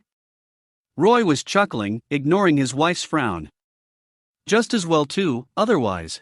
Lorraine would have had you neatly trapped in matrimony, and then I would never have been able to meet this lovely lady. He kissed Sophie's fingers gallantly as he spoke. We were all a little in love with John when he was at university, Andrea told Sophie with a small smile. He was so different from the other undergrads, far more sophisticated and just that little bit withdrawn. It made him seem very exciting and out of reach, challengingly so, I'm afraid. We used to chase after him quite unfairly. All you wanted to do was to be left alone to get on with your work, didn't you, darling, she added to John. Roy laughed. Says you, he teased his wife. How do you think he got that jaded, world-weary air you found so tantalizing in the first place? It certainly wasn't by sitting up burning the midnight oil over his books. John looked distinctly uncomfortable. He tugged at his bow tie as though it were strangling him, but this time Sophie was not deceived. He was not really embarrassed. He was simply pretending he was. If she looked at his eyes, they were cool and faintly aloof, not embarrassed at all. Well, you must come and say hello to Lorraine or she'll never forgive me, Andrea insisted, drawing John away from Roy and Sophie. Silently, Sophie watched them go. You mustn't mind my wife. Roy sounded kind and faintly uncomfortable. She's right when she said that most of the girls in our crowd had a thing about John. Poor guy, he was forced to live like a hermit in the end, just to get rid of them. In those days girls had just discovered sex, he told Sophie with a grin. It was a difficult time for us men, being the pursued instead of the pursuers. I'm sure, Sophie agreed, copying his bantering mood. It must have been hell. Roy was easy to talk to, but that didn't stop her glance following John's dark head, watching it bend towards the blonde woman he had stopped beside. Andrea drifted off and left them. Roy was still talking, and she must have been making the right responses, but inside she was tormented by jealousy. What were they saying? Was this perhaps the one love of John's life? She ached to be with them, to hear what was being said, and was given her chance when someone else came up to talk to Roy. She walked unsteadily away, moving towards John. He turned as she reached him, surprise and something else, anger perhaps, flickering across his face. Lorraine, this is my wife, Sophie. There was no mistaking the expression in the other woman's eyes, it was vitriolic. So much so that Sophie found herself taking a step backwards. I think I see Peter Lewis over there. I'd like to introduce you to him, Sophie. Skillfully John drew her away from Lorraine, leaving Sophie wondering if what they had been saying before she arrived was something for their own ears alone. At 11 she began to feel tired. John was locked in conversation with Roy in the latter's study, so Andrea had told her. Although everyone seemed friendly, Sophie was disinclined to talk. She wanted to go home. She wanted to be alone with John. Deserted you already, has he? She recognized Lorraine's metallic voice instantly, turning to face the older woman. So John has finally married. My dear, how on earth did you manage it? She laughed when she saw Sophie's face tighten. Oh, come on. I know him. John may look like an extraordinarily attractive member of the male species, but looks are all there is. Sexually he's a disaster area, I should know. I spent months trying to get him into bed with me when we were at university together, and when I did, God, what a non-event. Why was Lorraine telling her all this? Sophie wondered, listening to her. The glossy red lips curled in open mockery. Oh, come on, you must know it's true. I know quite well that John's been living like a monk since he left Cambridge. He always did have a hang-up about sex, and you must be aware of it, unless, of course, you haven't actually been lovers. Sophie felt acutely sick. She knew what Lorraine was doing now. The woman hated John. Sophie could see that hatred shining in her eyes, but she couldn't know the truth. Sophie told herself, she was simply probing, looking for a weak spot in John's armor, trying to find a way to humiliate him, as perhaps John had once humiliated her. Illuminatingly she wondered if she had possibly hit on the truth. Could Lorraine, like Louise, have been one of those women who had thought to seduce John and found the task impossible? She looked at the blonde, noting the hard eyes and arrogant pose. Lorraine was attractive, there was no denying that. At 21 or 2 she would have been beautiful, and probably even more arrogant. Certainly arrogant enough to swear vengeance against any man foolish enough to reject her. She managed a slight frown. I'm sorry, she began apologetically, but... Oh, come on, my dear, Lorraine interrupted her impatiently. Don't give me that, I know John hasn't changed. He was sexless at 22, and he's sexless now. I'm afraid you're quite wrong. Suddenly, soaringly she felt gloriously strong, glad to do something for John. To protect him from this woman's malice. She even managed to smile freely for the first time that evening. I can't speak for John's past, of course, she shrugged delicately, but I can certainly tell you that as his wife I have no complaints. But then maybe, darling, you aren't his wife, at least not in the way that really counts.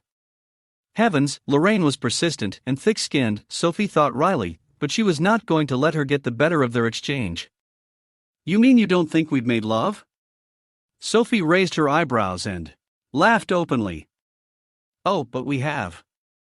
She allowed her voice to become soft and dreamy, watching Lorraine's mouth harden and the color leave her skin. I don't believe you. Her voice was harsh, and for a moment Sophie felt sorry for her, but then she remembered what Lorraine was trying to do to John. Then I shall have to make you, she said quietly. What is it you want to hear, Lorraine? How John makes me feel when he touches me. How I feel when I touch him. Those are very intimate details to discuss with a stranger, but what I can tell you is that in his arms I feel more of a woman than I've ever felt before in my life. Under his touch my body burns and aches for his possession. I would have gone willingly to his bed, marriage or no marriage. When his body possesses mine. She caught the faintly strangled gasp the other woman made as she stepped back, raising her hands as though Sophie's words were blows, retreating to the other side of the patio to glare at her with patent venom. Sophie. She swung round, going pale as she found John standing behind her. How long had he been there? Had he heard? She swallowed tensely and looked at him, but he was looking the other way. If you don't mind, I'd like to leave. This headache. Relief flooded through her. Of course he hadn't overheard. Hot color scorched her skin as she remembered what she'd said. Now that it was over she felt weak and trembly. There was nothing she wanted more than to leave, and she went mutely with John as he sought out their host and hostess. They drove back in silence, Sophie leaving John to go upstairs whilst she took Susan home. Once she got back, she didn't linger downstairs herself. She too was tired, drained of all emotion. She paused outside John's room, without knowing why, listening to the floorboard creak beneath her foot. The door was open, and she heard him call her name. She went to the door and stood just inside it. He was sitting on the bed, his head in his hands. "Why did you do it?" His voice was a faint thread, but she still heard it, the blood freezing down her spine as apprehension gripped her. "Do what?" She heard him sigh. "Come on, Sophie, you know quite well what I mean, that little scene with Lorraine. I heard it all, but both of you were too engrossed in each other to realize I was there. It certainly was a very talented performance on your part," he added tiredly. "How did you do it?" "By calling up memories of how it was with Benson." Sophie could feel the blood draining out of her skin. "No," she practically choked on the denial. "No," she added more quietly, "I simply used my imagination." He wasn't looking at her, but she could feel the tension gripping him. "What exactly do you mean?" Suddenly she was tired of fencing, of pretending. "You're the logician, John," she told him wryly. "Surely you can analyze what I've said and draw your own conclusions. I didn't enjoy Chris's lovemaking, as a matter of fact. In fact, I found it a total turn-off. It was painful, and empty. I can assure you that he found me less than satisfactory as well." "Really? So why is he still pursuing you?"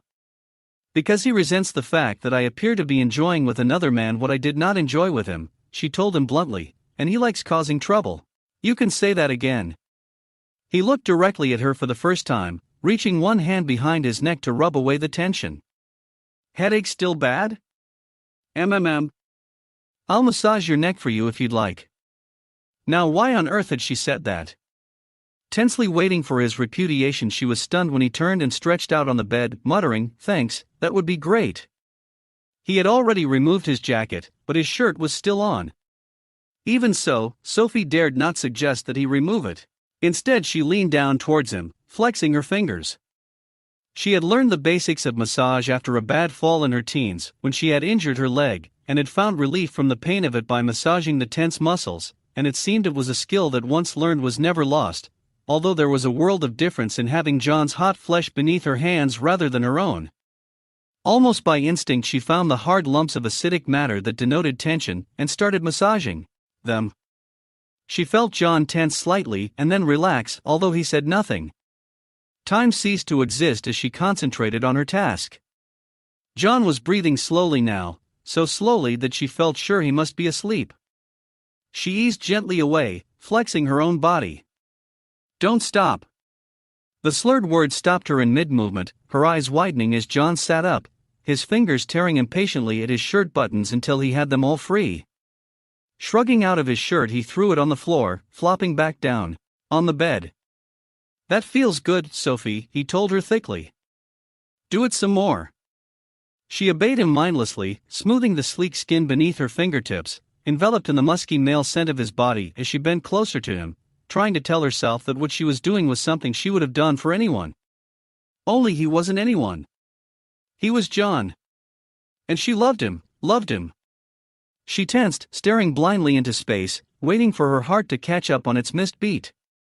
Of course she didn't love him. She wanted him, desired him, yes, but love? She fought hard, but it was no use. She did love him. The knowledge was appalling. How long had she hidden it from herself? How long had she loved him?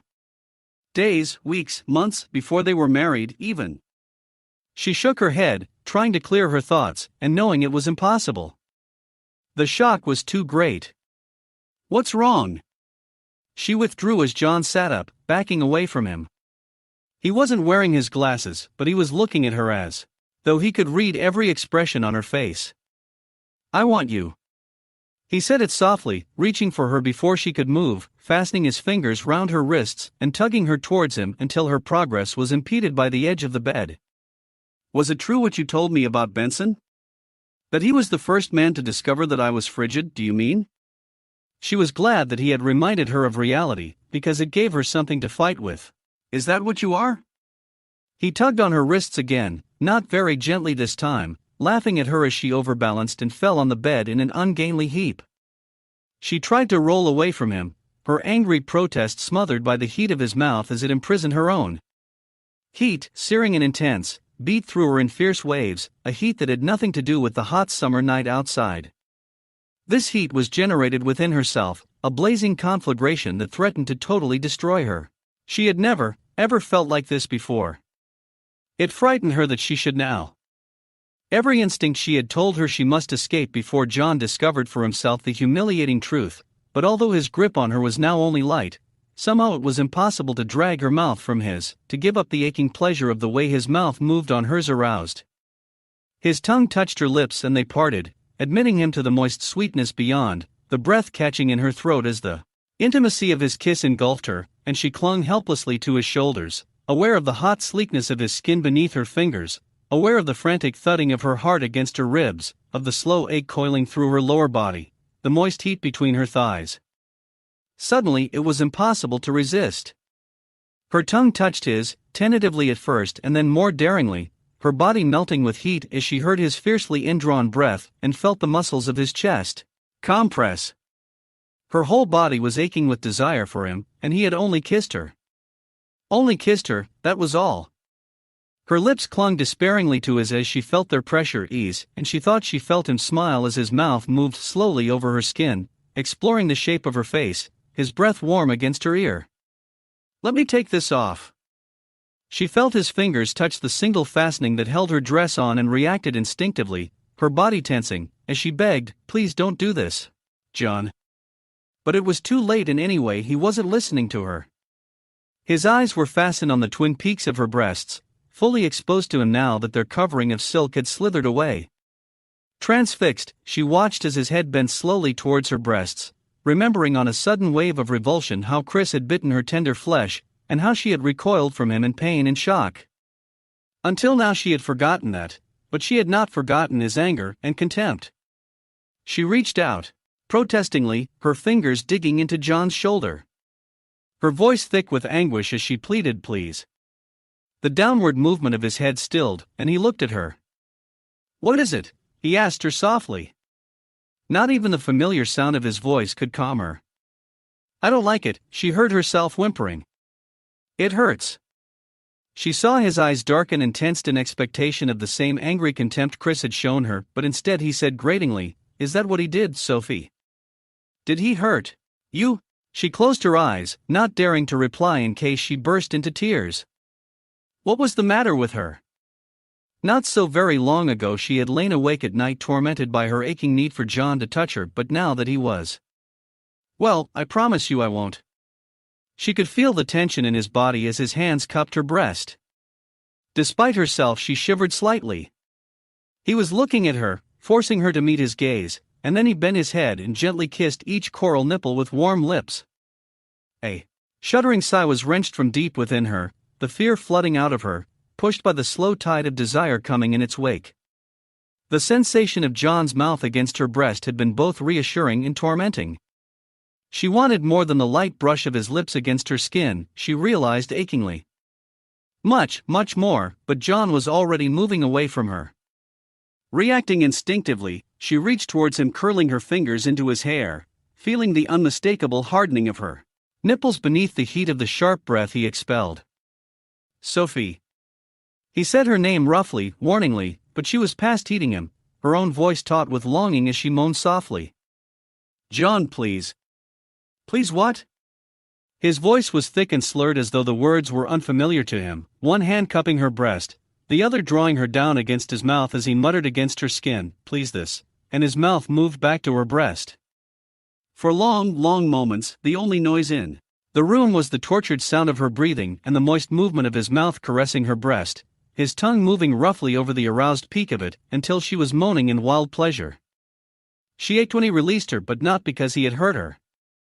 "Don't be afraid, I'm not going to do anything you don't want." She closed her eyes as she felt him move. Couldn't he see that what she was afraid of now was that she would want it, that in wanting him she would be vulnerable to him, and that, like Chris, he would find her lacking and reject her? And that was something she could not endure. She moved away from him and knew he had registered her withdrawal as he said her name sharply. "It's late, John," she told him huskily. "I must go back to my own room." For a moment she thought he was going to stop her, and then she heard him sigh. "Sophie, you know I want you," he told her tiredly. "I want you to want me in return, not to be frightened of me." "Is it me you're frightened of? Or sex in general?" "A little of both," she admitted huskily. "I don't want you to look at me the way Chris looked at me, John," she told him tormentedly. "Believe me, it's better if I go now. If I stayed, I promise you'd only be disappointed." "Is that what he told you?" he asked her roughly. "That all men would find you disappointing because he did?"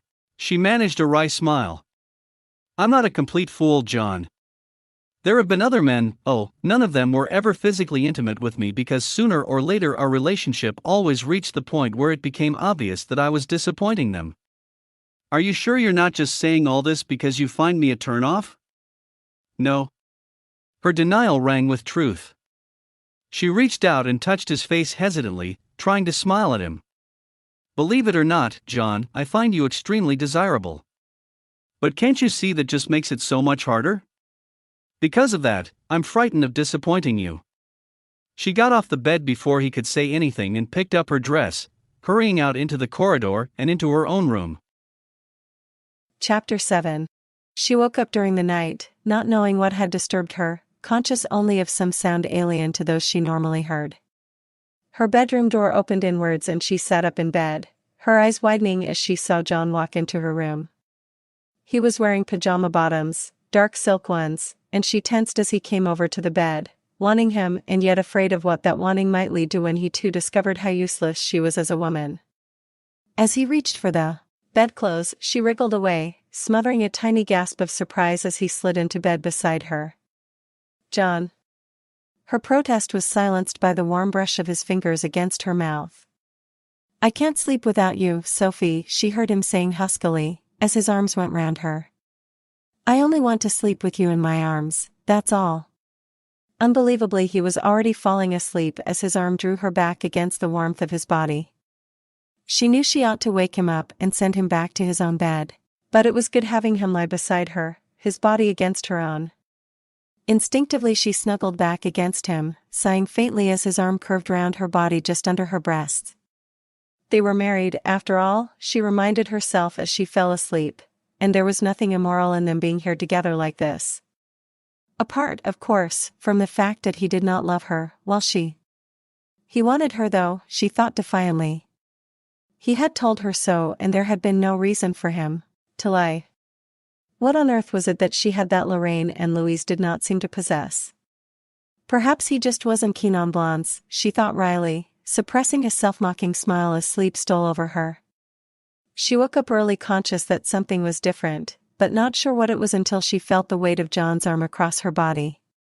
It was just gone 5 in the morning. She really ought to wake him and send him back to his own bed. If Alex should wake early and come in for an early morning cuddle as she sometimes did. She tried to wriggle out from under his arm so that she could shake him, but instantly it tightened around her, threatening to crush her ribs. She heard him mutter something in his sleep, and then move slightly, taking her with him so that somehow her legs became tangled up in his. She knew immediately that he had woken up, even before he murmured her name in husky surprise, the tone of his voice subtly changing as he repeated her name.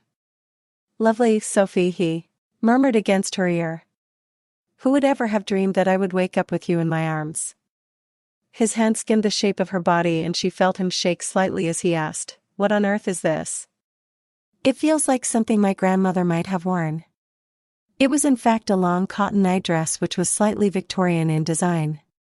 Normally she only wore it in winter, but last night, for some reason, despite the heat, she had decided to put it on. "John, you really ought to go back to your own bed." She tried to turn round so that she could look at him, and found she wished she had not as she saw the lazy blue warmth in his eyes as he looked back at her.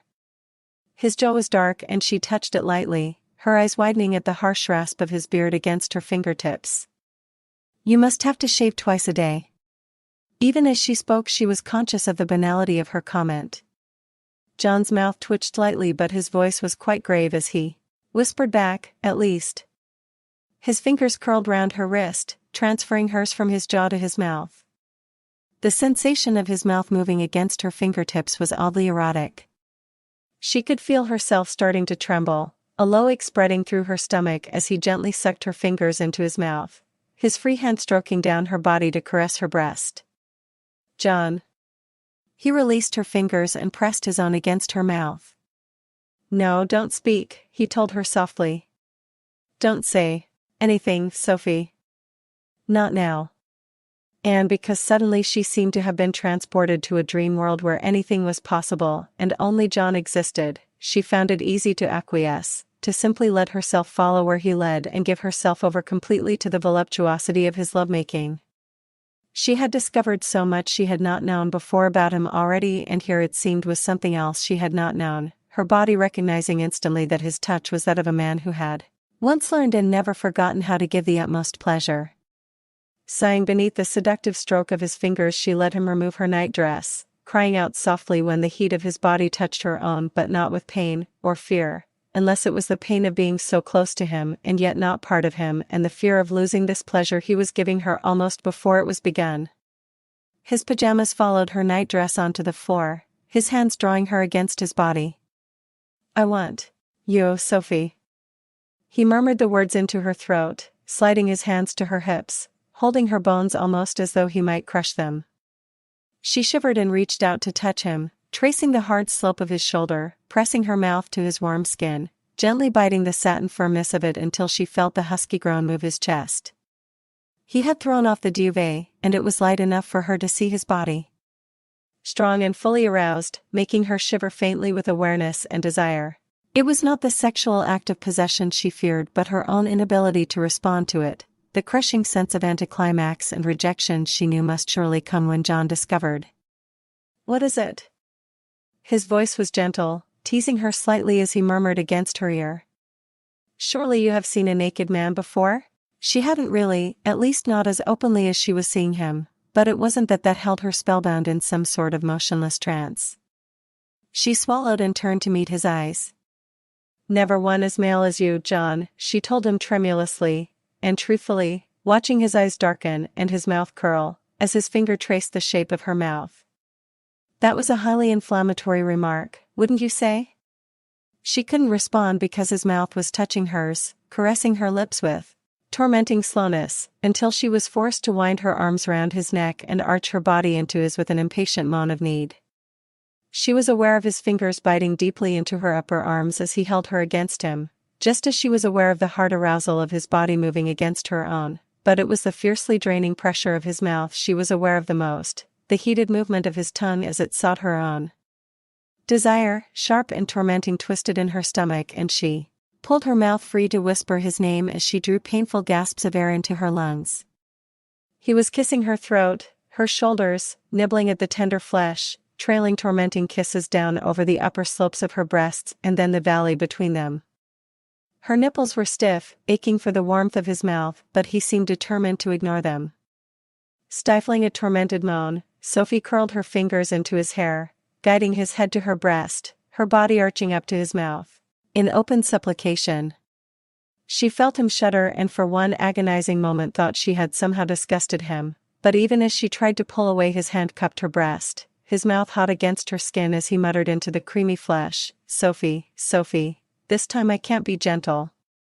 And then his mouth was tugging urgently on the coral hardness of her nipple, unleashing a cramping, burning ache low down in her stomach, making her sob his name and drag her nails against his skin as she felt the tiny shudders of pleasure radiate through her body. There was an odd ringing noise in her head, a distracting sound she did not want to hear, a tormented sound of denial dragged from her throat as John abruptly released her. "The alarm's gone off," he told her, sitting up slowly. He was breathing so hard she could see the rise and fall of his chest. Sweat clung to his skin. "Sophie." Sounds from the next room silenced him. "Now obviously isn't the time to say all that I want to say to you," he said wryly. "I suspect that any minute now you're likely to be invaded." He reached for his pajama bottoms, pulling them on, his body still openly aroused. "As soon as we can, we're going to have to talk." He bent briefly and kissed her, just as the door opened and Alex came rushing in. She stopped abruptly, staring round-eyed at them, demanding curiously, "What are you doing in here, Uncle John?" "I had a nightmare and your uncle spent the night with me," Sophie fibbed lightly, giving the little girl a smile. "Does that mean that you'll always be sleeping together now, like real mummies and daddies?" Alex inquired innocently. Sophie dared not look at John. Would he want to sleep with her on a permanent basis, to make their relationship a physical as well as a legal one? "You're not wearing a nightie." She had forgotten about that, and blushed guiltily. John, standing by the bedroom door, was laughing, and over Alex's head her eyes met his. "Mummies don't need them when they sleep with daddies," he told Alex with a grin, sauntering out into the landing. Of course it was too much to hope for that Alex would let the subject drop. She was full of it over breakfast, telling David all about it, and Sophie was conscious of a certain slightly adult awareness in David's expression as he looked at her. "Married people should sleep together," he told Alex firmly. Luckily Sophie was able to change the subject before Alex could continue it, reminding the children that they would be having visitors at the weekend. It was on Friday that John's friends arrived from Nassau, and on Saturday evening they were coming round for dinner. Sophie still wasn't sure what she was going to serve. She felt very nervous about meeting them, although she told herself there was no reason why she should. An emergency call from one of his clients meant that John had to go out immediately after breakfast. His client's offices were in London, and he told Sophie before he left that he might not be back that night. She felt empty and very much alone when he had gone, almost as though a shadow had fallen across her day. If she had doubted that she loved him before, she didn't do so any longer. It took a considerable effort to rouse herself enough to take the children to school, and once she had done she found herself reluctant to go back to the empty house. Instead she drove into Cambridge and spent what was left of the morning glancing through cookery books in the library and trying to plan her dinner party menu. Something simple, she decided, and something cool. In the end she decided on salmon and cucumber mousse, followed by chicken and avocado salad with a cheese board and homemade ice cream to follow. She would have to consult John about the wine. John. It was ridiculous how even the inward sound of his name had the power to arouse and alarm her. Why should he want her? She had no way of knowing. She could only accept that he did and be thankful for it. The dining and drawing rooms were not rooms that they normally used as a family, and Sophie grimaced faintly over their unappealing appearance. John had given her a completely free hand with the renovation of the house, but the weather had been so hot that she had not been motivated into making any changes. Now, with the dinner party imminent, she wished that she had. There was nothing wrong with the rooms themselves, but they were furnished with clumsy, saleroom oddments and badly needed decorating. The only real improvement she could make was to fill them with freshly cut flowers and keep the lighting dim, she decided wryly when she had finished dusting and vacuuming both rooms on Friday morning. There had been no phone call yet from John, and while she was missing him dreadfully, she was also apprehensive about his return. They needed to talk, he had said to her, but what did he intend to say? Now that she had admitted to herself that she loved him, it seemed impossible that she had not known the truth before. That fierce jealousy she had felt when Alex had innocently told her about Louise, for instance, she ought to have known then. But she hadn't wanted to know. She had felt safer simply liking him, safer thinking of him as a non-sexual being. She had never even tried to look beyond the facade he presented to the world, because she had been quite content with that facade. When he still hadn't returned by midnight on Friday evening, Sophie went to bed. She knew where he was working, and had she wanted to do so she could have put a call through to him at any time during the day, but pride had stopped her. In the past it had always been John who rang her to tell her when he was due to return, and she was not going to cause either of them embarrassment by being the one to ring him now. She was painfully aware of what both Roy and Andrea had told her, that in the past John had been blatantly pursued by her sex and had apparently not liked it. She had enough intelligence to guess that Lorraine's virulent hatred was more likely to have sprung from John's rejection of her than from the lack of skill in bed which she had accused him of. After all, hadn't she herself had proof positive that the latter simply was not true? She shivered slightly beneath the duvet, her bed suddenly far too large and empty without John in it, but she was not going to be like those others. She was not going to pursue and chase him. That was easy enough to say, she thought, tiredly as she gave in to the urge to sleep, but it might be far harder than she envisaged to do. When's Uncle John coming back? They were having breakfast in the kitchen, a leisurely, late breakfast as it was Saturday morning, and once it was over Sophie intended to devote the rest of the morning to preparing for the evening's dinner party. I'm not sure. She responded to Alex's question as calmly as she could. She had been awake since 7 o'clock, her straining for the sound of the telephone, but so far there had been no call. Almost as though she had conjured the sound up by wishful thinking, the kitchen phone suddenly shrilled. I'll get it. Alex was out of her chair first, running to pick up the receiver. Uncle John. When are you coming back? She paused and then held out the receiver to Sophie. He's leaving now, but he wants to speak to you. Her hand was shaking slightly as she took the receiver from Alex. Hello, John. She hoped her voice sounded calmer to him than it did to her. Sorry I couldn't make it back earlier. Was she imagining the constraint she thought she heard? That's okay. Was the problem more difficult to solve than you expected? There was an odd pause, and then when John did speak his voice was slightly muffled. Yes, you could say that. I should be back by mid-afternoon. After asking her if there had been any urgent telephone calls, he hung up. Now that he had rung, she felt worse than she had done before. She felt as though a wall had suddenly sprung up between them, as though for some reason John was deliberately setting a distance between them.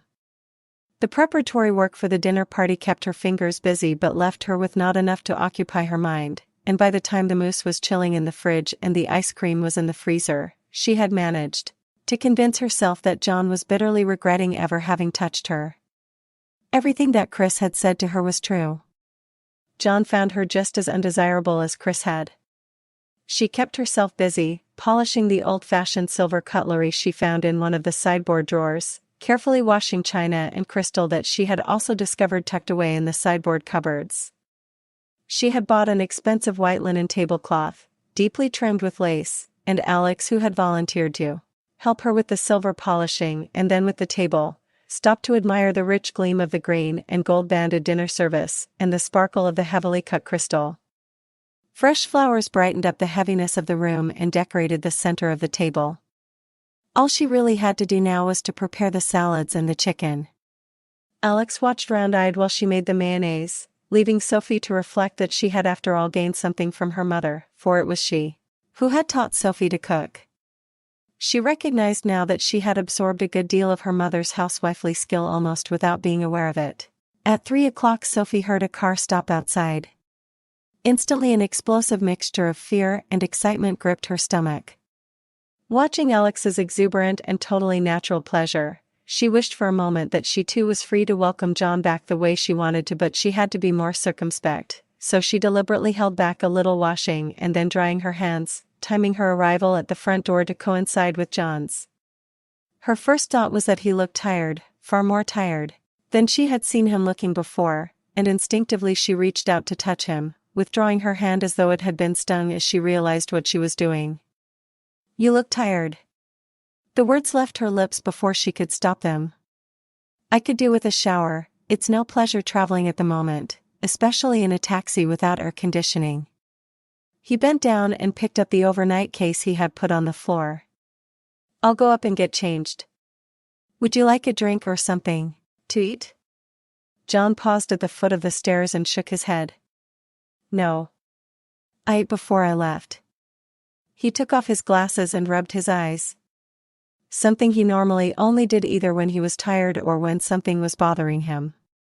Her love for him tugged at Sophie's heart.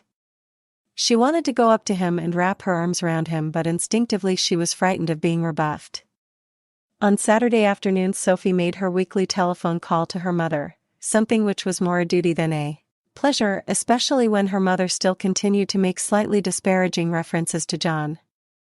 For once though, she seemed uninterested in the subject of her son-in-law, rushing to tell Sophie the moment they had exchanged hellos. The most shocking thing has happened, I can hardly believe it. Felicity has left Chris. Poor boy, he is absolutely devastated. He adored her, you know, spoiled her really. Of course I've done my best to comfort him. Girls do funny things when they're in her condition, but even so.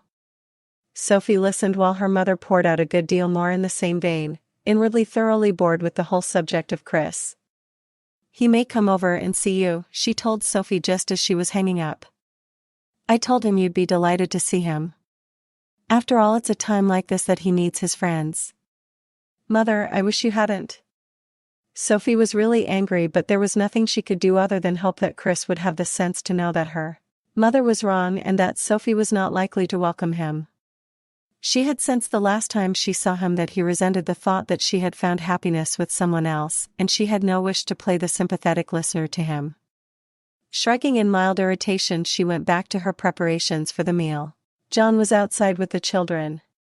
Soon it would be time to call them in for their tea. She had got them a Walt Disney video to watch while they were having dinner, and both of them had promised to be on their best behavior. Not that they were ever particularly naughty, she thought fondly. Once everything was done, she could go upstairs and get ready. Nervous butterflies fluttered in her stomach. She was dreading meeting John's friends and being the object of their curiosity. After all her apprehension about meeting John's friends, Sophie discovered that they were a very pleasant, down-to-earth couple with whom she instantly felt quite at home. Mary Beth confided to her over the salmon and cucumber mousse that she sometimes felt she must be the world's worst cook, and that even her 10-year-old daughter could make a better sponge cake than she did herself. "And doesn't she just let me know it," she groaned with a smile. Their 2 children, she explained to Sophie, were staying with her parents in North Carolina. Harry has so many meetings organized for this trip that it just wasn't worth bringing the kids with us. I can quite happily waste a few days shopping in London, but the kids would hate that. She followed Sophie out to the kitchen when she went to get the main course, commenting as she walked in, "John says you haven't had much chance to get to grips with the house yet." "Of course, you haven't been married very long." "No," Sophie agreed with a grin. "And if it hadn't been for the fact that the fault on the NASA computer was relatively non-urgent, we'd have had to put the ceremony off completely." Mary Beth's eyes widened and she protested. "Oh, didn't John tell you? And I thought it was so romantic too." But poor Harry was practically foaming at the mouth at the time. John refused to come out until after the wedding. He told Harry there was simply no question of him postponing it. Not even if it meant that Nassau would have to look for someone else. I must tell you that I was stunned. John's a devoted computer man and always has been as long as I've known him. I was, however, delighted to discover that his work means far less to him than you. Fancy him not telling you. I suppose he didn't want to at the time because he knew it would upset me, Sophie offered, trying to slow down the hurried racing of her heartbeat. John had done that. But why? Their wedding could have been put off, and why hadn't he told her? He's obviously crazy in love with you, Mary Beth continued. We could tell that from the way he talked about you when he came to NASA. Mind you, there are some people who can never see a thing. She lowered her voice slightly. One of the women who works on the NASA project was really smitten with John. I told her he was married, but she's one of those super intelligent females who always goes all out for what she wants. You're lucky John is the faithful type. I wouldn't be telling you any of this if he weren't, Mary Beth assured her frankly. To be honest, sometimes Lillian worries me. I don't know what it is, a sort of obsessiveness about her somehow, a facility to blot out everything but what's important to her. Lillian. Sophie repeated the name lightly. John mentioned her to me. He used her pool during his rest periods. Yes, I know. Mary Beth pulled a wry grimace when she saw Sophie's expression. Look, you've got nothing to worry about. John's crazy about you. He couldn't wait to rush back home. Sophie smiled, sensing that the other woman was regretting ever bringing up the subject of Lillian. It was silly to be jealous of the other woman. After all, John had married her, had told her that he desired her. But not that he loved her, she thought achingly, and that was what she wanted. She wanted John to love her in the same total and complete way she loved him. But despite everything that Mary Beth had said to the contrary, Sophie knew that he did not. It was gone 1 o'clock when the Silvers left. Leaving John in The drawing room. Sophie wandered tiredly into the kitchen and started to attack the washing up. Leave that. I'll do it. You've done more than enough. John had walked into the kitchen so quietly that she hadn't heard him, and now he made her jump, almost dropping the plate she was holding. You're exhausted, Sophie. She caught his frown as he reached out and turned her round, taking the plate from her. Go on up, I'm still wide awake. I'll get rid of this lot. She wanted to protest that she wanted to stay with him, that they could wash up together, go to bed together, but she knew she could not. As she hesitated, still standing within the curve of his arm, she found herself wishing that he would at least kiss her, even if it was only one of the lightly affectionate kisses he gave the children. For a moment she even thought he might. His head bent and then lifted again, and then he was releasing her, gently pushing her in the direction of the door. She wanted to ask him why he had lied to her about the urgency of the work in Nassau, but she knew she could not. Even though she tried to stay awake until she heard John come upstairs, she fell asleep almost immediately the moment she got into bed, not waking until the alarm went off in the morning. On the following Tuesday, John got a phone call whilst they were working together in the office.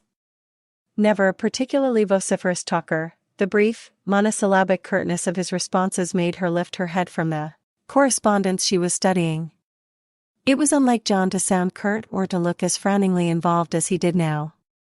When he had hung up, she asked automatically, problems? For a moment he seemed to hesitate, and then he said bleakly, yes. He paused and stared out of the window, and Sophie had the distinct impression that his mind was a long, long way away.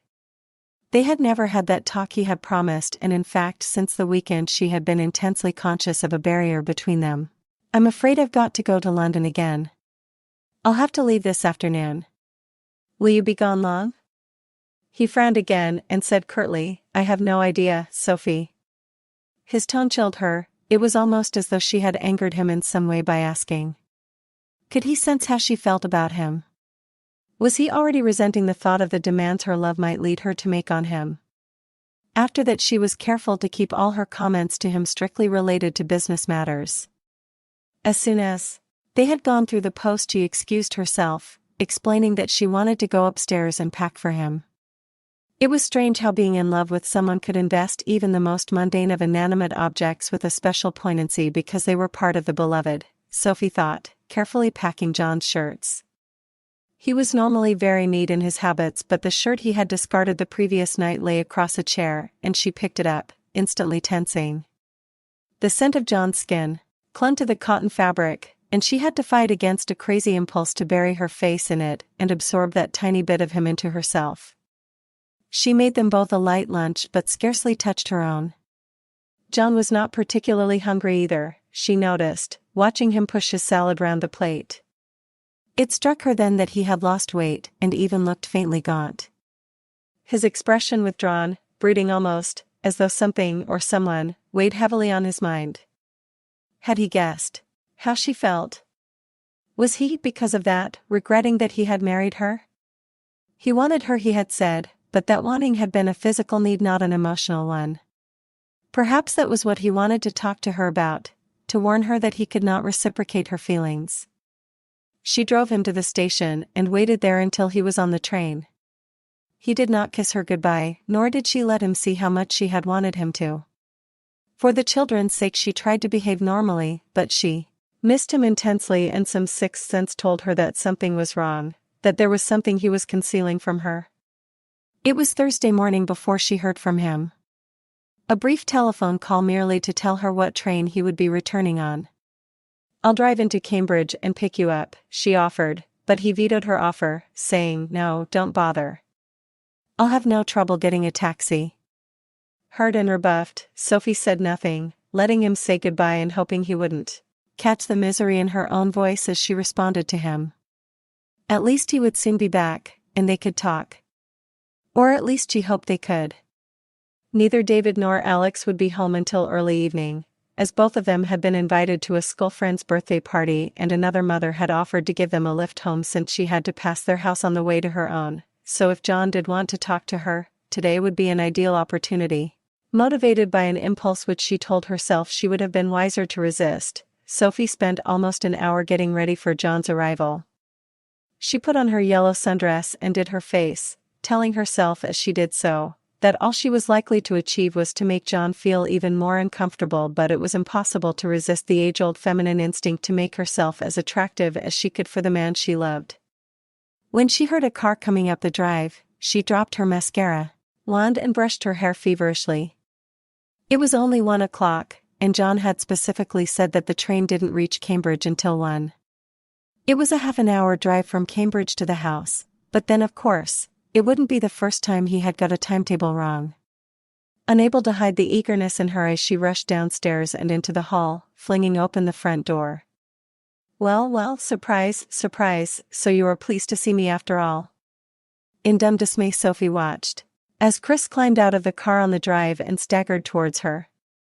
He had been drinking, she realized nervously, and there was a look in his eyes that made her feel slightly apprehensive. "I thought you were John." The admission was made before she could check herself, and she cursed herself under her breath as she saw the triumph in his eyes. "So all alone, are you?" She made to shut the front door, but it was too late. Chris was inside, breathing heavily as he glowered at her. "It's all your fault," he told her thickly, lurching towards her and grabbing hold of her arm. "All of it." "Chris, you've had too much to drink," Sophie protested. If only she could get him into the kitchen, she might be able to sober him up and send him on his way. "Look, let me make you some coffee." "Don't want coffee." His voice was becoming slurred. "Revenge, that's what I want." "Ruined my life, that's what you did." "Bloody." He called her a name that made her wince. "Frigid bitches like you ought to be destroyed, because that's what you've done to me. It's your fault Felicity left me. Christ, remembering what it's like touching you is enough to make any man impotent." Sophie tried not to listen while he hurled further insults at her. Surreptitiously she tried to free herself from his grasp, but he suddenly realized what she was trying to do and grabbed hold of her with both hands, shaking her until she thought her neck would break. "Are you cold in bed with him?" he demanded. Thickly, suddenly, his eyes narrowing onto her own, glittering with a hatred that suddenly turned her blood to ice water. "Are you a Sophie?" she cried out as he shook her again, and her head hit the wall with a sickening thud. For a few seconds she thought she was going to faint, but then the pain cleared. "Let me go, Chris," she pleaded, regretting the words, the instant she saw the satisfaction gleaming in his eyes. How on earth had she ever imagined herself in love with him, this apology for a man? He was so weak and immature, so ready to blame others for his own failings. Suddenly she was furiously angry with him, her anger overcoming her earlier fear. No woman could be cold in bed with John, she told him truthfully, watching the fury twist his face. "You're lying to me." He said it thickly, pushing his face against her own so that she was forced to inhale the sour whiskey fumes that clung to his breath. "Don't make me angry, Sophie," he warned her. "You won't like it when I get angry." "Felicity didn't," he added, watching her. Suddenly Sophie knew that he was threatening her with physical violence, and she felt acutely sick.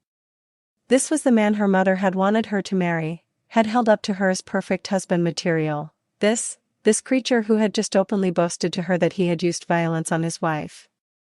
Suddenly she was so angry that there was no room or fear. "Is that what you like, Chris?" she sneered, hitting women. She watched his face contort, and was horrified by the violence in him, but knew that to let him see her shock would be to add to his sense of power over her. "I think it's time you left, Chris," she told him coolly. She saw the indecision flicker in his eyes, and knew that her controlled manner had disconcerted him. She could even feel the grip of his hands relaxing slightly. Pressing home her advantage, she added, "John will be home soon." She knew instantly that she had made a mistake. The very mention of John's name brought forth a torrent of invective and abuse so foul that she had to close her ears to it. "You made a fool of me by marrying him," he told her, pushing her back against the wall, "but he won't want you anymore when he sees what I've done to you." He must be mentally deranged, Sophie thought as she tried to fight down her own panic, sensing that to show it would only be to inflame Chris even further. Even making allowances for the fact that he was drunk, his behavior still hinted at an instability of temperament that shocked and frightened her, all the more so for being concealed so carefully in the past. And yet now she remembered that he had always had a streak of cruelty, always enjoyed hurting people. She was about to make one last plea to him to set her free when she heard a car outside. Chris, still mouthing threats and insults at her, apparently had heard nothing, and Sophie prayed that John would find them before Chris did anything to hurt her. She didn't even dare move in case Chris realized, but then she heard a car door slam and saw Chris lift his head. "Is that him?" he demanded, shaking her. "Is it?" He was starting to drag her towards the kitchen. She had a mental image of the dangerously sharp cooking knives hanging on the wall just by the door, and her stomach clenched in mute protest. She mustn't let Chris get in there. Panic shuddered through her and she reacted instinctively, screaming John's name, hoping her scream would penetrate through the thick front door. For agonizing seconds nothing happened, and she was terrified he hadn't heard her. Chris was still dragging her towards the kitchen, and then blessedly she heard the kitchen door open, and John was calling her name. At the same time the front door opened and a burly taxi driver stood there. John had obviously heard her cry for help and had instructed the driver to take the front door whilst he took the back. "In here, Guv." She heard the driver call out, and then the kitchen door burst open and John was standing there. She gave a tiny sob of relief and closed her eyes, only to open them again as Chris was thrust away from her. It was her fault, she heard him telling John in a faintly whining tone. "She asked me to come over here. She told me she wanted to see me, that she wanted me to take her to bed." No. That isn't true." She was sobbing the denial, unable to believe what Chris was saying. She saw John raise his fist and Chris cringe away, and then the taxi driver was in between them. "Best not do that, Guv," he told John warningly. "Let the law handle it, it's always the best way." "From a legal point of view maybe, but not from an emotional one," John responded rawly, but nevertheless his fist unclenched, and though he was not particularly gentle as he hauled Chris well away from her, Sophie saw that he had himself well under control. It was the taxi driver who rang for the police. After that Sophie lost touch with what was happening. All of them had to go down to the police station, where she had to give a statement. John wasn't allowed to stay with her, but she knew she had nothing to hide and managed to keep control of herself long enough to answer the questions. When at last she was reunited with John, she was glad of the protective arm he put round her. It was sheer bliss to simply relax against his chest, so solid and safe, after the terror Chris had inflicted upon her. "Will you be wishing to press charges, sir?" John replied immediately. "Yes, we will." He felt Sophie tense and looked down at her. "I know it won't be very pleasant," he told her quietly, "but for the sake of his wife, and any other unfortunate woman who might come in contact with him, I think you should." Sophie knew that he was right, but more important than that was the recognition that in speaking as he was saying that he completely believed her version of what had happened. She had told him about it in the car on the way to the police station, and he had been so silent that there had been a moment when she had actually wondered if he thought that she was the one who was lying and Chris was telling the truth. Neither of them spoke about what had happened on the drive back. When they got inside, John detained her by placing his hand on her arm. "I think you ought to go upstairs and try to rest. You're probably still suffering from shock." "I can't rest," she told him honestly, "I'm far too wrought up. I was so frightened." She said it under her breath. She shivered as he said roughly, "If he had hurt you." She stopped him, shaking her head, putting her hand over his in an effort to soothe him. "But thanks to you he didn't." She shivered slightly. "To think I never really realized what he was like." She paused and then said huskily, dropping her head so that she wouldn't have to look at him, "Thanks for believing me." She heard him swear under his breath, something he rarely did, and her head jerked up. His mouth was white with strain, his eyes dark with anger.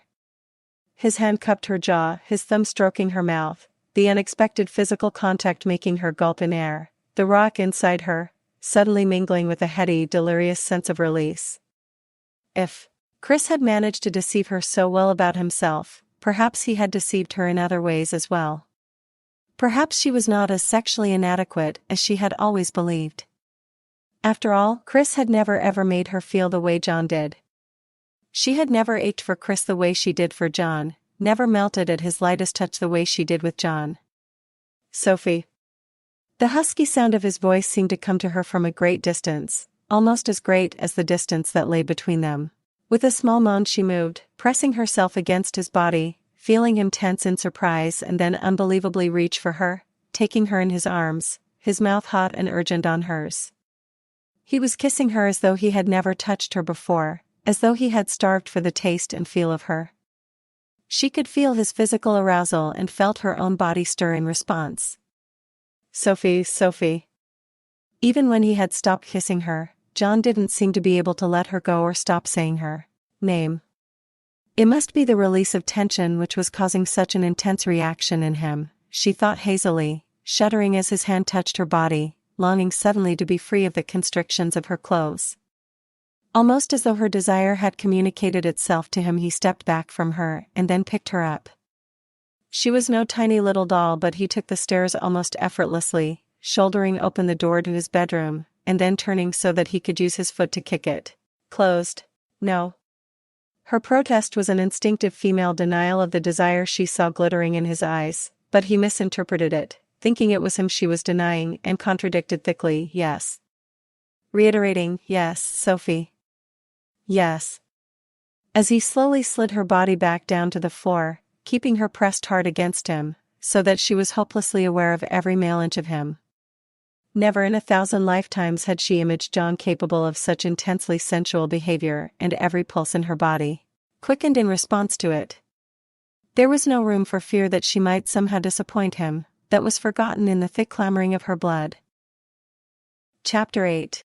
Seconds, or was it eons, passed, Sophie wasn't aware of which, only of the heavy beat of John's body into her own, the timeless message of need and desire that passed from flesh to flesh and was returned.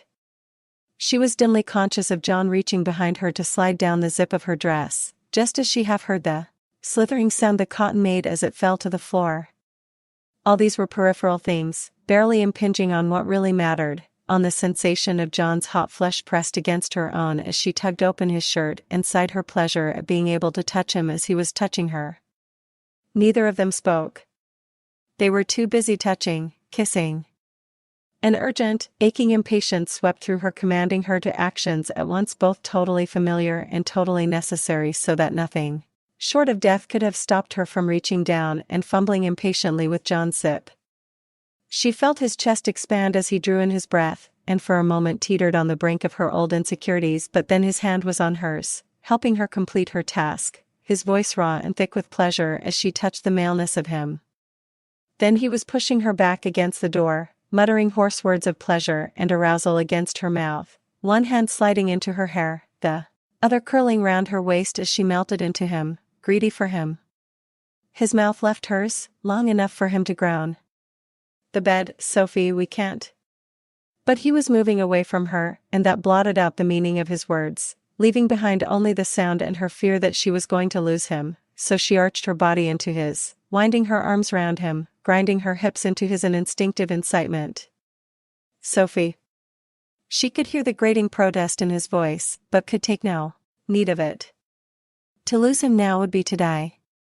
Her senses clamored desperately for fulfillment, her body out of her control and obeying a far more primitive command than that of the mind. She wanted him, needed him. Not just against her but within her, deep inside her, at that place where her body pulsed and ached. Moaning feverishly, she ran her hands over his torso, arching her back until her breasts were flattened against his chest, her hips writhing against him in a sensual rhythm they seemed to know by instinct. Dear God, Sophie. She felt the shudder run through him and saw the sweat cling to his skin. She could feel his heart racing and knew with a deep thrill of triumph that he had as little control over his response to her as she had of hers to him, less perhaps, she realized as he kissed her, fiercely, his tongue eagerly invading her mouth. She could feel the frantic throbbing of his body against her, his weight pressing her back against the door, and then suddenly he wrenched his mouth from hers, a harsh, inarticulate sound emerging from his throat. She knew, even without feeling him tug off her briefs, that his need could not wait any longer. She felt him lift her, balancing her weight against him, and without having to be told automatically wrapped her legs around him, her hands clinging to his shoulders as she felt the first longed-for movement of his body against her own. Each driving thrust made her shudder with pleasure, her body eager to accommodate him, her muscles supplely responsive to the maleness of him. Her spine arched, her body taut as a bow in mute response to the driving force of him within her, the harsh, oddly coordinated sound of their breathing and erotic stimulation she hadn't even realized existed. It was over far too quickly, their bodies escaping the rationale of their minds, moving frantically together, meeting greedily as though they had starved for this frenetic physical union, Sophie thought, as her body trembled in the aftermath of the convulsive climax that had so recently racked her. She could still hear John's harsh breathing. She could feel the tension in his locked muscles as he slowly released her, letting her slide her feet back down to the floor. Neither of them spoke. She didn't honestly think either of them were capable of speaking. John arched his back, relieving her of his weight, his arms rigid, his hands against the door either side of her head. He leaned his forehead against his arm, and she could see that his hair at the front was soaked with sweat. "I shouldn't have done that." His voice was slow as though he had difficulty in forming the words. He raised his head and looked at her. "Did I hurt you?" She ached, it was true, and there had been an edge of violence in their lovemaking, but it had been a shared, wanted violence, a need in both of them perhaps to work out physically the tensions Chris had caused. "Only in the nicest possible way," she told him honestly, checking as she felt him tense. "You shouldn't say things like that to me. They have a disastrous effect on my self-control." He picked her up, completely surprising her, and carried her over to the bed. "You lied to me," he told her pleasantly, watching her eyes. She was confused and apprehensive, but he didn't give her time to say anything. "You told me I wouldn't enjoy possessing you, that I would find you disappointing."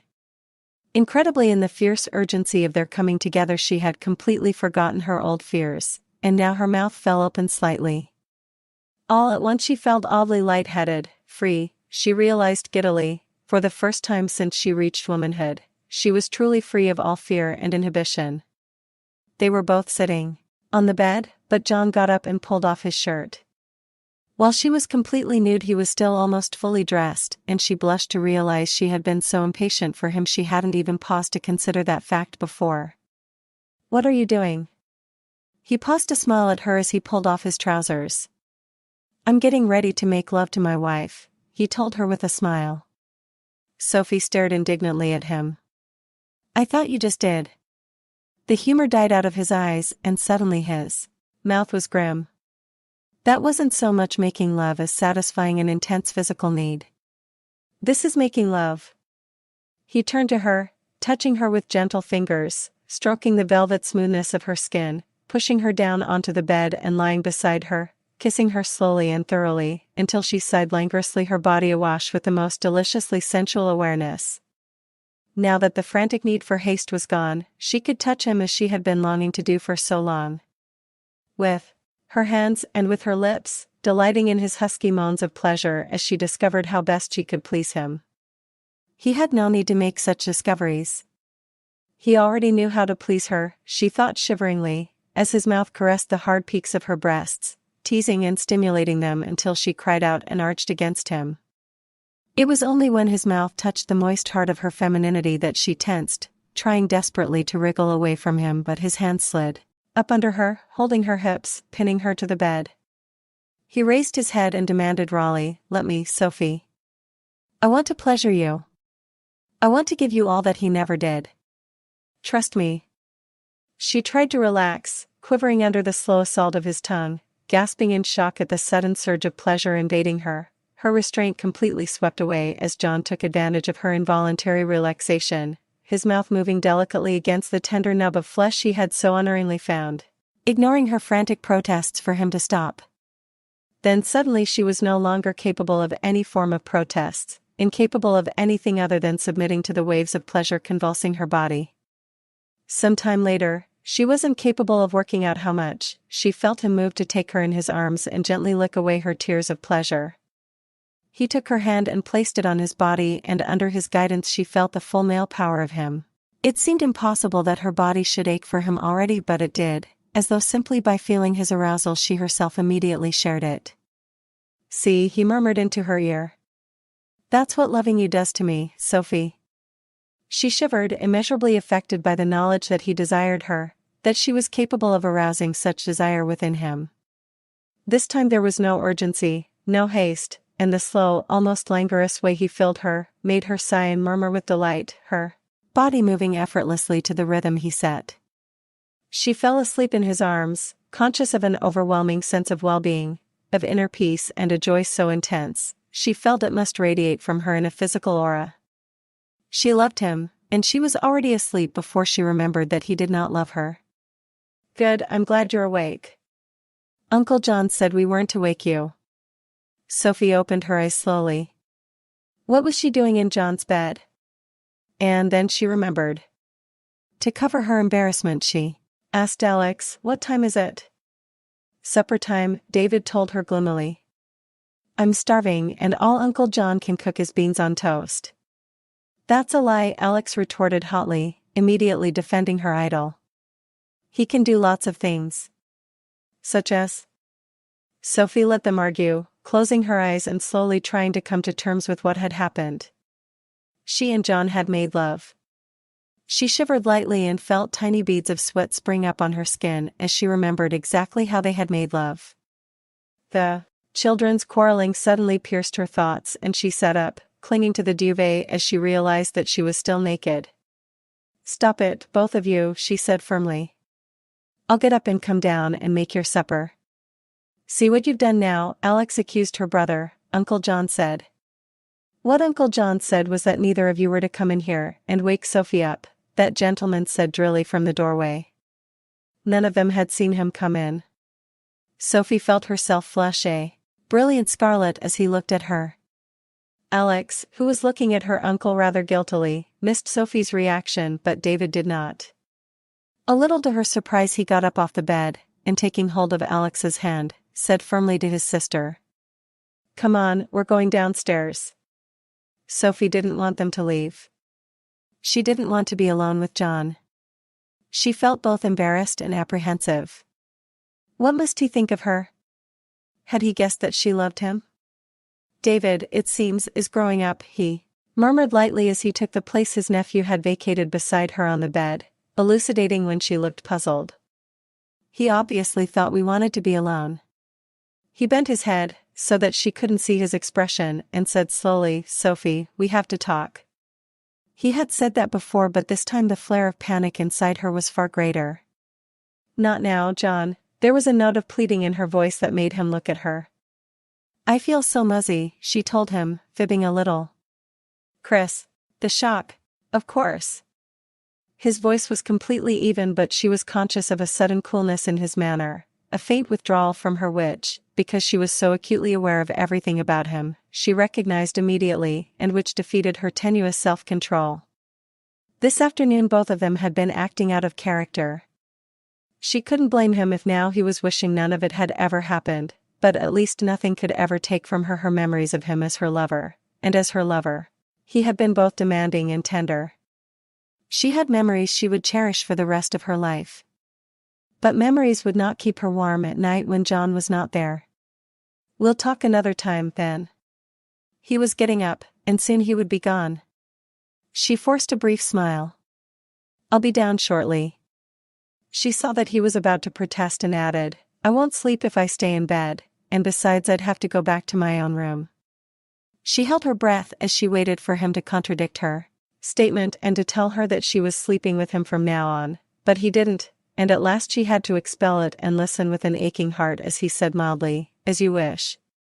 No doubt he was relieved that she was going back to her own room, she thought bitterly as she showered and then dressed. After all, by making that statement she had saved him the embarrassment of asking her to go back. "We must talk," John had said, but they didn't seem to get the opportunity to do so. It was now almost 24 hours since he had returned from London, and he had spent almost all of the morning shut in his study. Sophie had gone in once with a cup of coffee. John had been on the phone, the conversation he was having abruptly cut short as she walked in, almost as though he did not want her to overhear what he was saying. After that she didn't go in again. What had happened to that easy friendship that once had existed between them? Did love automatically kill friendship, or was it that friendship was quite simply no longer enough? She was just about to make lunch when John walked into the kitchen and announced that he was going out. "I'm meeting Harry in Cambridge," he told her. "I shan't be very long." She offered to drive him in, but he shook his head. "It's okay, I've already booked a taxi." Sophie turned away, hoping he would not see the hurt pain she knew was in her eyes, and she thought she had succeeded until she heard him say raggedly, "Sophie, I..." She turned round, and saw the hand he had extended towards her as though he wanted to touch her, fall back to his side, his expression grimly unreadable, as he left his sentence unfinished. There was such an air of constraint about him that even a complete stranger must have been aware of it, Sophie thought miserably as she watched his taxi drive away. What was causing it? Her? Their relationship? She had some work to do for John, bills to send out and correspondence to attend to, but although her fingers moved deftly enough over the keys of her typewriter, her mind was not really on what she was doing. When the doorbell rang she started up in surprise, her heart thudding nervously. She was not expecting anyone, and after Chris's visit yesterday she felt acutely nervous, her mouth dry and her palm sticky. The bell rang again and she forced herself to get to her feet and walk to the front door. Keeping the safety catch on, she opened it fractionally. A tall, dark-haired woman stood there, her back to the door, one high-heeled, sandaled foot tapping imperiously, scarlet nails drumming impatiently against a cream leather shoulder bag. Water-straight black hair fell to her shoulders in a satin sheet, her arms and legs were deeply tanned and the perfection of her slim body was provocatively revealed in a vibrant red cotton sheath dress that clung to her curves. As Sophie opened the door she turned her head, slanting faintly almond-shaped, brown eyes surveying Sophie with arrogant disdain. Her face was as beautifully tanned as her body, her mouth painted the same rich scarlet as her dress. The car she had arrived in was parked across the drive, as though it had been stopped in a hurry. "You are John's wife?" Sophie felt her heart sink as she caught the challenging ring in the American accented voice. "Yes. Yes, I am." "Good. We have to talk." She stepped closer to the door and Sophie automatically released the chain, stepping back. "I'm afraid I don't know you," she began, fascinated as well as slightly repelled by the sneering curl of the full mouth as the other woman mocked. "I cannot believe that. I'm sure John must have mentioned me to you." "I am Lillian Banks. John and I are lovers." Sophie recognized the name immediately but distantly, all her powers of concentration focused on her visitor's final statement. This was the woman whose pool John had used when he was in Nassau. The woman Mary Beth had described to her as rather unbalanced, as almost obsessive about John. "Lovers?" Her tongue felt thick and clumsy, making it difficult for her to form the words. You are shocked. I can see." Slim shoulders shrugged. "I knew how it would be, but I told John it was better that you knew. He is a gentleman and would not wish to cause anyone pain." She shrugged again. "He has married you because of his responsibilities, of course, but from the moment we met both of us knew." "You're lying?" The scarlet mouth smiled. "Why don't we sit down comfortably and discuss this as adults?" Sophie could not understand how Mary Beth could ever have thought of this woman as being anything other than completely self-possessed and in control. Like a robot she found herself leading the way to the sitting room, doing what she was instructed to do. "I know this must be a shock to you, but these things do happen. John and I knew the moment we met. We have so much in common. His work, our feelings about so many things. You may not believe this." She looked sideways at Sophie and then smiled secretively, the almond eyes veiled by thick dark lashes as though she were gloating over something very special and private, "but it was several days before John and I even went to bed together. We had so much to talk about." She laughed and then looked at Sophie again, adding softly, "Of course when we did go to bed, I knew immediately how it would be." She moistened her lips with her tongue, and Sophie felt acutely sick, imagining that full mouth clinging to John's, touching his body. But I love him. She hadn't realized she had said the painful words out loud until she realized that Lillian was looking directly at her, the almond eyes narrowed and almost feral in their hatred. Maybe, Lillian said flatly, but John does not love you. He loves me. Oh yes, it is true, she continued before Sophie could interrupt. Why else would he invite me to come to England? Why else would he meet my plane, book us both into the same hotel? She smiled again, the cold cruelty in her smile making Sophie feel as though those scarlet nails had just been raked across her heart, inflicting wounds that would never heal. Oh, it is quite true, Lillian said softly. You may check if you wish. We were booked into separate rooms, of course. Here I have the number of the hotel. She opened her bag and gave Sophie a brochure. Well, are you going to ring them? What was the point? Sophie knew she couldn't be lying. Everything was so clear now. No wonder John had been so offhand with her, so strained before he went to London. But he had come back. He had made love to her. Unfortunately, we had a quarrel while we were there. She shrugged again. John wanted me to come back here with him, but I told him he must tell you about us first. We argued and he left. This morning though he telephoned me and we made up. Suddenly the reason John had made love to her was sickeningly clear to Sophie. He had quarreled with Lillian and had made love to her out of nothing more than sheer physical frustration. She felt sick to her soul when she thought of how she had responded to him, how she had felt in his arms, but it had not been her he was loving, it had been this woman sitting so triumphantly opposite her, watching her now with hard, cold eyes. Why have you come here? Sophie asked tonelessly. Surely that is obvious? To see John and to tell you that you no longer have any place in his life. You must understand that John and I love one another, that I am the one he wants at his side. But I am the one he married, Sophie persisted, not really knowing why she was fighting or what for. She had already lost it all.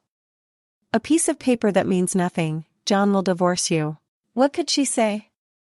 Part of her could not believe that any of this was really happening.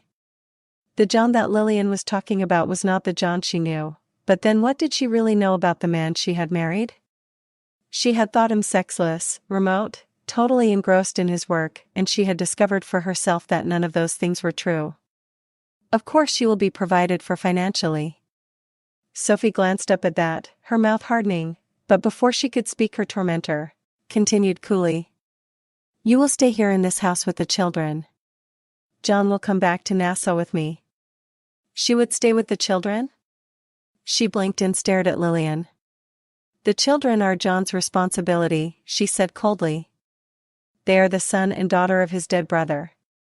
For the first time since Lillian's arrival she felt she was the one with the advantage. Lillian blinked and frowned, her superb composure deserting her briefly, her mouth twisting petulantly. John does not want them, she said positively at last. All he wants is me. Now it was Sophie's turn to frown. That did not sound like the John she knew, or at least thought she knew, but then she remembered that before they had married John had mentioned putting the children in a home. He seemed to love them so much, though. Just as he seemed to want you so much, a bitter little voice mocked her, and look how real that was. Through the sitting room window she saw a taxi come down the drive and stop. Motionlessly she watched John get out, and paused to pay the driver. He looked tired, she noticed, immediately checking the pain and anguish that welled up inside her. From her chair Lillian could not see the window. Smiling tightly at her, Sophie got up. Please excuse me a second, she muttered, moving to open the door. She really could not endure any more, and certainly not the sight of John being reunited with the woman he loved. She reached the front door at the same time as John, opening it for him. He started to smile at her, the smile freezing suddenly, as he demanded, "What's wrong?" Sophie was shaking now with a mixture of anger and agony. How could he stand there and pretend a concern for her they both knew he could not possibly feel? In a voice tight with pain she told him. "You've got a visitor in the sitting room." Lillian Banks. She almost spat the name at him, half of her knowing that she was reacting like someone in a soap melodrama, the other half acknowledging that like Any other human being, she was conditioned to react to pain so instinctively that her responses were bound to appear trite and theatrical. "She's just been telling me about your plans for the future, plans which it seems don't include either me or the children." "Well, that's fine by me," she rushed on bitterly. "In fact, it's probably the very best thing that could have happened." It wasn't what she had intended to say at all, but her pride compelled her to make some attempt at self-defense, to at least try to hide from John the hurt he was causing her. His hand shot out, gripping her wrist, making her cry out sharply in physical pain. She had never seen him look so hard or so angry before, and she could not understand why he was doing so now. "Are you trying to tell me you want our marriage to end, Sophie?" he demanded harshly. "Is that what you're saying?" "Yes. Yes." She practically screamed the word at him, tears flooding down her face as she tried desperately to pull away from him. The sitting room door opened and Lillian exclaimed purringly, "John, darling." Sophie felt the pressure round her wrist relax and instinctively made her escape, fleeing upstairs to the privacy and sanctuary of her own bedroom. Once there, oddly enough, her tears stopped. The pain inside her was too intense for crying. Later she couldn't recall how long she stayed there, how much time elapsed after John's arrival before he left again, this time with Lillian. From her window Sophie saw them both get into Lillian's car. Lillian was smiling, but she couldn't see John's face. So this was how marriages ended, she thought emptily once they had gone. So this was what it felt like to be the victim of a broken marriage. Empty, alone, waiting for a pain so enormous and overwhelming that the very thought of it made her shiver in dread. Somehow she managed to go downstairs and through the motions of making herself a cup of coffee. Somehow she remembered that the children had to be collected from school, that life had to go on as normal. The phone rang. She hesitated before answering it, and then picked up the receiver. "Sophie?" She recognized Harry's American accent straight away. "Is John there?" He sounded anxious and flustered. "He's just left." How toneless and light her own voice was. She replaced the receiver slowly. The phone started to ring again almost immediately, its summons imperative and sharp. She stared at it unblinkingly, and then took it off the hook. She had the children to pick up, she must remember that. Later Sophie realized that she had had no right to be driving it all that afternoon, never mind in such a potentially lethal, powerful car. All her actions were automatic and reflexive, directed by that tiny part of her brain which was not trying desperately to assimilate her pain. She even managed to smile at David and Alex as they clambered into the car and started chattering to her, although she was conscious of David giving her one or two puzzled looks. How could John not want them? A fierce wave of protective love for them surged over her. Well, she would want them, and she would fight for the right to love and care for them. Slowly different pieces of information were filtering through her brain. She stared at the house as she parked the car. How could she afford to keep it on? How much of an allowance would John give her? He was a comparatively wealthy man, but her heart rebelled at the thought of taking so much as a penny from him. If she wanted to keep the children, though, she would have to support them. She couldn't work full-time and give them the love and attention they were going to need. Didn't John care what he was doing to them, even if he didn't care about her? He owed it to them. She sighed and tried to redirect her thoughts. She had seen this same situation played out so often before. When did adults ever really think about their children? When they were gripped by the intensity of love. People these days weren't brought up to put others before themselves any longer, and in many ways that was a good thing. Too many people, mainly of her own sex, had made themselves martyrs to others' demands and needs too often in the past, but the children. Stop thinking about it, she told herself as she went into the house. She knew she had to stop the tormenting thoughts swirling round in her mind or go mad from the agony of them. She tried to submerge them in physical activity, busying herself making the milkshake the children always had when they came back from school. "When will Uncle John be back?" David asked as he and Alex sat down at the table. Instantly Sophie stiffened. What should she tell them? For the first time it struck her that John might not come back. At all, ever. The knowledge was like a physical blow, so painful that she went white.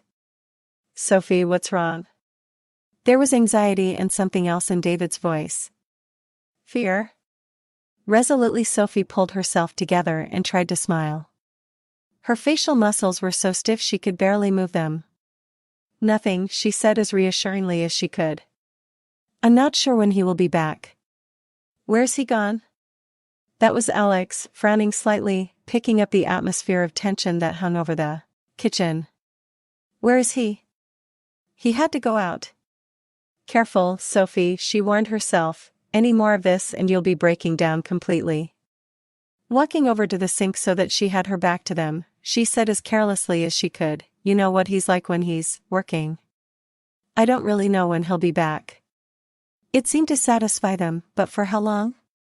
Surely John wouldn't leave her to tell them alone. But no. He wasn't that sort of man. Was he? Chapter 9. The phone rang at 10 o'clock and she knew it was John even before she picked up the receiver. It was the call she had been dreading all evening, ever since she had put the receiver in its place after putting the children to bed. "Sophie?" He said her name roughly, angrily almost, and that hurt. By what right was he angry with her? She was the one who should feel that emotion, but her pain was too great to allow her the relief of anger. "Sophie, we need to talk." Urgency laced the words closely together, making his voice sharper, different. Already he was alien to her, not the John she knew but a different John. Jealousy tore at her, making it impossible for her to speak to him without breaking down completely, her no, rough and unsteady. "Sophie." He said her name again, and the receiver shook in her damp hand.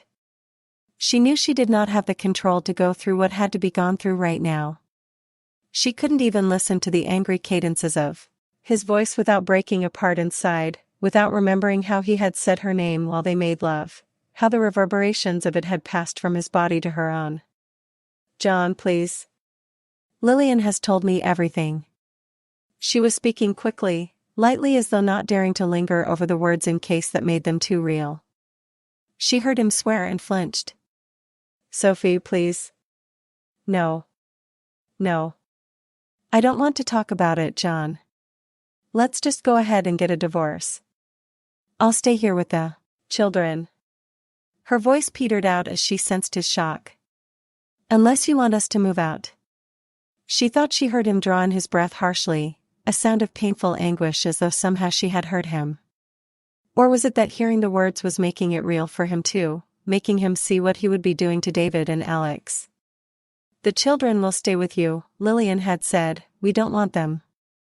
"No. Promise me you won't move out, Sophie. Promise me." "Very well." She heard him sigh as though her soft acquiescence was not enough, and then he was saying thickly, "Have you thought about what this is going to do to the kids, Sophie?" Had she thought about it? All at once she was angry, so much so that she could not speak to him anymore. She put down the receiver with a bang and then wiped her damp palm distastefully on her skirt. The phone rang again almost immediately and she stared at it, wanting to deny its imperative call, but somehow impelled to pick up the receiver. "Sophie." "No, don't hang up, listen to me.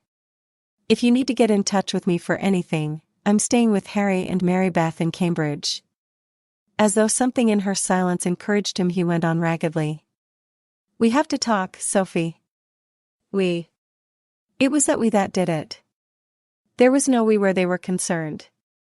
They were not a single unit but two separate ones. In a cold, precise little voice she barely recognized as her own, she asked slowly. "And Lillian, John, is she staying with Harry? And Mary Beth too?" She heard him swear and then say curtly, "Yes, she is, but Sophie." She cut him off before he could say any more, telling him quietly, "Then I don't think we have anything to say to one another really, do you, John?" This time, after she had replaced the receiver, the telephone did not ring again, and she did not really expect it to. Upstairs alone in bed, she tried to clear her mind so that she could force it to accept a truth it did not want to know. It hurt that John had not even told her himself about Lillian. She had known something was wrong, but she had had no idea what that something was. She laughed then, a high hysterical sound that shocked her own ears until she controlled it. How ironic that John should meet and fall in love with Lillian such a very short time after marrying her. How doubly ironic when she remembered what Mary Beth had said about John postponing the trip so that they could be married first. How he must have regretted not waiting. She turned uneasily in her bed, wondering how long it would take their divorce to go through. She wasn't very well up in the legalities of these things. And then her mind drifted to David and Alex. Both of them adored John. How could she tell them what was happening in such a way that neither of them would ever know that their uncle had rejected them? It was also out of character somehow, and yet wasn't she just telling herself that because she didn't want to believe the truth? She had to hand it to Lillian, coming to see her like that. In her place she doubted that she would have had the courage to do so. And yet Sophie knew that Lillian had enjoyed telling her, hurting her. The thought of John deliberately lying to her, so that he could be with Lillian, was so galling and painful that she could scarcely endure it. And then to come back and make love to her, to substitute her for Lillian, because that was surely what he had done. He said he wanted you, an inner voice taunted her. Perhaps he had, Sophie acknowledged. Man was a strange animal and could desire what he did not love, or perhaps that had simply been his way of trying to fight free of his love for Lillian. Perhaps he had felt honor-bound to at least try to make a success of their marriage, and maybe he had hoped that in making love to her he could forget the other woman. Obviously he had not done so. By the time morning came, she was totally exhausted and had to drag herself downstairs to get the children's breakfast. Both of them commented on her pale face. "I haven't been feeling very well," she fibbed to them, and saw David's eyes widen as he asked her curiously, "Does that mean you and Uncle John are going to have a baby?" "Ladies sometimes aren't very well when they do." "A baby?" She managed a tight smile and shook her head negatively. But what if she was wrong? What if she was carrying John's child? It was, after all, perfectly possible. She would just have to worry about that eventually if it actually happened, she told herself grimly. Because it was a Saturday, there was no need for her to take the children to school, but both of them had made arrangements to see friends, and by the time Sophie got back from ferrying them to their individual destinations it was gone 11 o'clock. As she turned into the drive she realized that the day had become very overcast, the threat of thunder hanging sullenly on the too still air.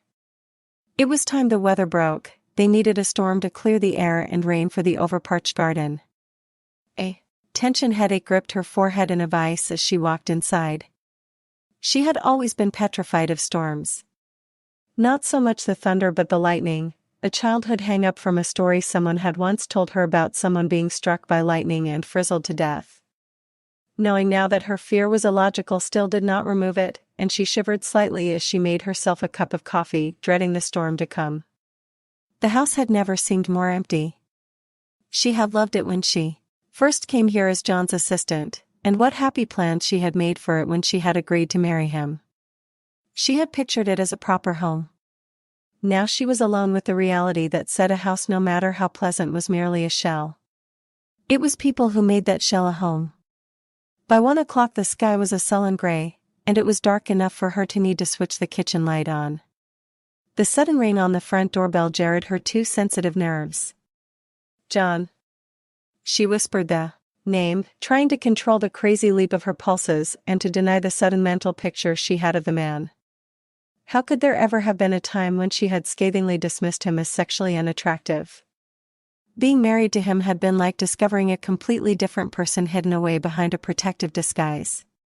In his touch, in his kiss, was all the maleness any woman could ever want, she acknowledged weakly, knowing, even as she fought to subdue the traitorous leap of hope, jerking her heart, that it would not be John outside. After all, why would he ring the bell when he had a key, and why would he come back at all, when he had already taken what he really wanted with him? Nevertheless she went to open the door, her face losing all color when she saw Mary Beth standing outside. "No. Sophie, please let me in," the American woman pleaded, guessing from her expression that Sophie did not want to see her. Good manners prevented Sophie from shutting the door in her face, but her back was rigid with withdrawal as she stepped back into the hall. "Sophie, John doesn't know I'm here," Mary Beth began, following her into the kitchen, watching as Sophie tensed as she caught the distant noise of thunder, so distant that Sophie had had to strain her ears to catch it. The storm was still a good ways off. She tried to relax. She had no idea what Mary Beth was doing here, but since she had come, she sighed and asked her guest if she wanted a cup of coffee. "What I want is for you to sit down and tell me why you've thrown John out," Mary Beth told her forthrightly. "I thought you loved him." "I do." The admission was wrung out of her before she could silence it, her face ashen as she realized her idiocy. Her ears, tensely alert for the sound, caught the still distant dullness of fresh thunder. "Do you find storms frightening?" She gave Mary Beth a tense grimace, and acknowledged shortly, yes. Another time she might have wondered at the faintly pleased gleam she saw in the other woman's eyes, but not now. Her defenses completely destroyed by losing John, the threat of a thunderstorm was just more than she could cope with. "Sophie, come and sit down." Very gently Mary Beth touched her arm, picking up both mugs of coffee and gently shepherding Sophie into the sitting room. She waited until they were both sitting down before speaking again, and then said quietly, "I can understand why you feel hurt and angry with John for deceiving you, but why won't you let him talk to you? Explain." Sophie tried to appear calmer than she felt. "What is there left to talk about?" she asked emotionlessly. "I think Lillian has already said it all." She shrugged and spread her hands, disturbed to see how much they shook. "She and John are lovers. John wants to divorce me so that he can be with her. It is all quite plain, really. I don't need telling twice." Her voice sharpened with anguish over the last words, and she got up, pacing over to the window to stare at the yellow-tinged grayness of the overcast sky. "Lillian told you that she and John were lovers?" Why was Mary Beth sounding so shocked? John and Lillian were staying with her. She must be perfectly aware of the situation. "She told me everything," Sophie reiterated expressionlessly. "About how John asked her to come to London, how they stayed there together in an hotel." Her mouth twisted bitterly. "She even suggested I should ring the hotel and check." "Sophie?" She swung round to look at Mary Beth as she caught the anxiety in her voice, but the frown on Mary Beth's face suddenly lifted. "Oh, it's all right. You will be staying here?" "If John lets me. Lillian told me that they don't want the children, and even if I didn't love both of them very much myself, I could hardly walk out and leave them." She saw Mary Beth look at her watch, and then the American was saying hurriedly, "Look, I must run." "Are you doing anything during the rest of the day?" "Going out?" She must be embarrassed, Sophie realized, and that was why she was having to take refuge in inane social chit-chat. Even so, she responded to the questions, shaking her head and explaining that both children were out with friends and would not be back until after supper. Thunder rolled again, marginally nearer this time, and Sophie winced. "If I were you, I'd go upstairs and bury your head under a pillow," Mary Beth suggested. "That way you won't hear it." Sophie walked with her to the door and watched until her car had completely disappeared, feeling that somehow she had just severed her final link with John. The ache in her temples had become a fully fledged pain, in fact, seemed to invade her whole body. She went upstairs on dragging feet, but instead of going into her own room she went into John's. The room was clean and tidy just as she had left it after cleaning it yesterday morning, and yet overwhelmingly it reminded her of him. One of his shirts half hung out of the laundry basket by the door, and she went automatically to push it in, tensing as her fingers curled round the soft cotton, and she was irresistibly aware of how the fabric had clung to his body. Like a sleepwalker she lifted the shirt from the empty basket, pressing its softness to her face. She wanted to cry, but the tears had solidified in a lump in her chest, a lump that ached and hurt with every breath she tried to take. A scent that was exclusively John's filled her senses with an awareness of him, and almost without realizing what she was doing she stumbled over to his bed and flung herself down full length on it, still clutching his shirt. Outside the sky darkened, suddenly split by the first sizzling arc of lightning. Sophie cried out, curling up into a tense ball, burying her face in John's pillow. Her fear of the storm seemed to release the tight knot of pain inside her, and suddenly she was crying, tearing, ugly sobs that shook her body and soaked the shirt and pillow she was still clinging to. Outside the storm drew nearer, and her tears slowly gave way to terror. Logic told her that she should get up and close the curtains, but the fear chaining her to the bed was too great. An hour, maybe more, passed as she lay there too terrified to move and yet oddly comforted by the indefinable presence of John that still clung to the room. Suddenly it started to rain, almost torrentially so, the sound of it drowning out everything else. Downstairs, a door banged and Sophie listened to it, wondering if she had left a window open. If so, the floor beneath it would surely be soaked. Closer now the thunder rolled, lightning arcing brilliant across the sky, illuminating the darkness of the room. She moaned and covered her ears. "Sophie." A hand touched her shoulder. Her eyes opened in stunned disbelief to look into John's. He was bending towards the bed. His shirt was soaked through, clinging to his skin, and he had brought in with him the cool, fresh smell of rain. He opened his mouth to speak, the words drowned out by the ferocity of the storm, the brilliance of the lightning jagging across the sky making Sophie scream out in terror and release her pillow to fling herself against him, burying her face in his shoulder. She felt him shake and for a moment thought he was laughing at her, but then she felt his hand on her hair, his voice roughly concerned in her ear, as his arms came round her, and his voice soothed her fear. "I'll go and close the curtains." She didn't want to let him go, but suddenly all that had happened reminded her that she had no right to be in his arms, no place within their security, and so she withdrew from him, and watched him walk across the floor. The curtains were thick, old-fashioned ones, and instantly blotted out the storm, together with what little daylight there was. In the gloom she could barely make out John's outline, until he switched on the bedside lamp. "That's some storm out there," he told her wryly. "I'm soaked, I'll have to take this off."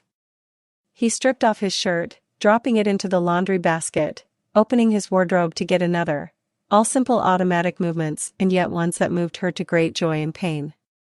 He didn't put the shirt on though, pausing to turn and look across the room at her. "Sophie, why wouldn't you let me talk to you?" His voice was quiet, and if she hadn't known better she might have said it was quite definitely edged with pain. She could feel the tight knot returning to her chest and couldn't speak, simply shaking her head. She knew he was coming towards her, and that she should get off his bed and move away, but something told her that her legs simply would not allow her to stand. As he reached her he stretched out his hand, and gently tugged away the shirt she had been clinging to. A hot wave of color flooded her skin as Sophie found herself unable to free herself from his gaze. He had taken off his glasses, to dry them, she supposed, and had not put them back, so that she could quite clearly see the wry amusement darkening his eyes to indigo blue. "What's this?" He said it softly, watching her like a hunter stalking his prey, seeing far too much for someone who was supposed to be so short-sighted. "I was cold." She saw his eyebrows lift with pardonable mockery, shock jolting through her body as he said softly, "How disappointing. I was hoping it was a love object substitute." He sat down beside her and concluded silkily, and that love object was me. How could he do this to her? Her fingers curled into her palms, not even the dying sound of the storm having the power to frighten her now. "Why are you saying these things to me?" she demanded huskily. "Isn't Lillian enough for you?" His prompt no stunned her. She could only stare silently up at him, her mouth slightly open. All humor had gone from his eyes now, and in fact they were almost frighteningly grim. "I could shake you, Sophie, for being so stupid," he told her bitingly. "How on earth could you be so easily deceived?" "Deceived? I don't care what Lillian might have told you." He reached out and cupped her face. "Sophie, Lillian and I were never lovers." "Oh, I know what she told you," he continued before she could speak, "but only because Mary Beth told me." "I had no idea that Lillian had," he broke off, his mouth curling in bitter derision. "That woman astounds me, astounds and frightens." "John, no. Listen to me. Let me tell you the full story." He paused, and when she made no move to speak he started softly. "I told you that I met Lillian when I went to Nassau, but what I didn't tell you was that she seemed to develop what, for lack of a better description, I can only describe as some sort of fixation about me." He grimaced faintly. "It got so bad that I was actually having to find ways to avoid her. When she first invited me to use her apartment and pool I had no idea. In the end I Had to appeal to Mary Beth for help, and it was then that I discovered that Lillian has a history of these almost violent fixations. It's a sad story in a way. In many respects she's absolutely brilliant, perhaps almost too much so.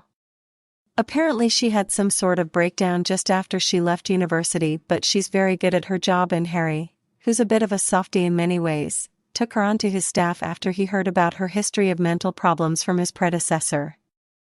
Work-wise he has no criticism of her at all, but emotionally, she doesn't seem to have any conception of reality or self-control. When he told me all this, I was glad that I was leaving Nassau so soon, and not only for that reason, he added cryptically. I got the shock of my life when I walked into that hotel in London and found her waiting for me there in the foyer. Apparently Harry had had to ring Nassau, and he had spoken to her on the telephone about some problems she was having with her work. She asked him about me, and without thinking he mentioned that I was going to London to do some work for Lexicons, which happens to be a company that Nassau deal with. He shrugged tiredly. Harry admits now that that was a mistake, but as he says, it never even crossed his mind that Lillian would ring Lexicons, pretending to be my wife, and find out from them which hotel they had booked me into and when I could be expected there. He saw Sophie's expression and smiled harshly. She was quite proud of what she did, believe me. For me it was like the start of a nightmare. Every time I tried to persuade her to go back to Nassau, she started threatening to destroy herself. Finally I managed to persuade her to let me ring Harry, and he came down to London straight away to talk to her. The plan was that Harry would see her safely onto a plane to go home, and that she would be met at the other end, but somehow it backfired and she managed to give Harry the slip. He rang me yesterday morning to warn me. That was why I went out to see him, so that we could try and work out what on earth she was going to do. The last thing I expected was that she would turn up here. Lillian is an extremely mentally disturbed young woman, Sophie, he said quietly. If I give you my word that she and I have never been lovers and that I would never want her as my lover, would you believe me? Where is she now? Her throat was dry with tension. With Harry and Mary Beth. I managed to persuade her to drive me over there yesterday afternoon. I thought you were angry with me because I hadn't told you what was happening. I should have done, but our own relationship seemed too tenuous, so fragile that I felt I couldn't risk destroying it by burdening you with problems that weren't really yours.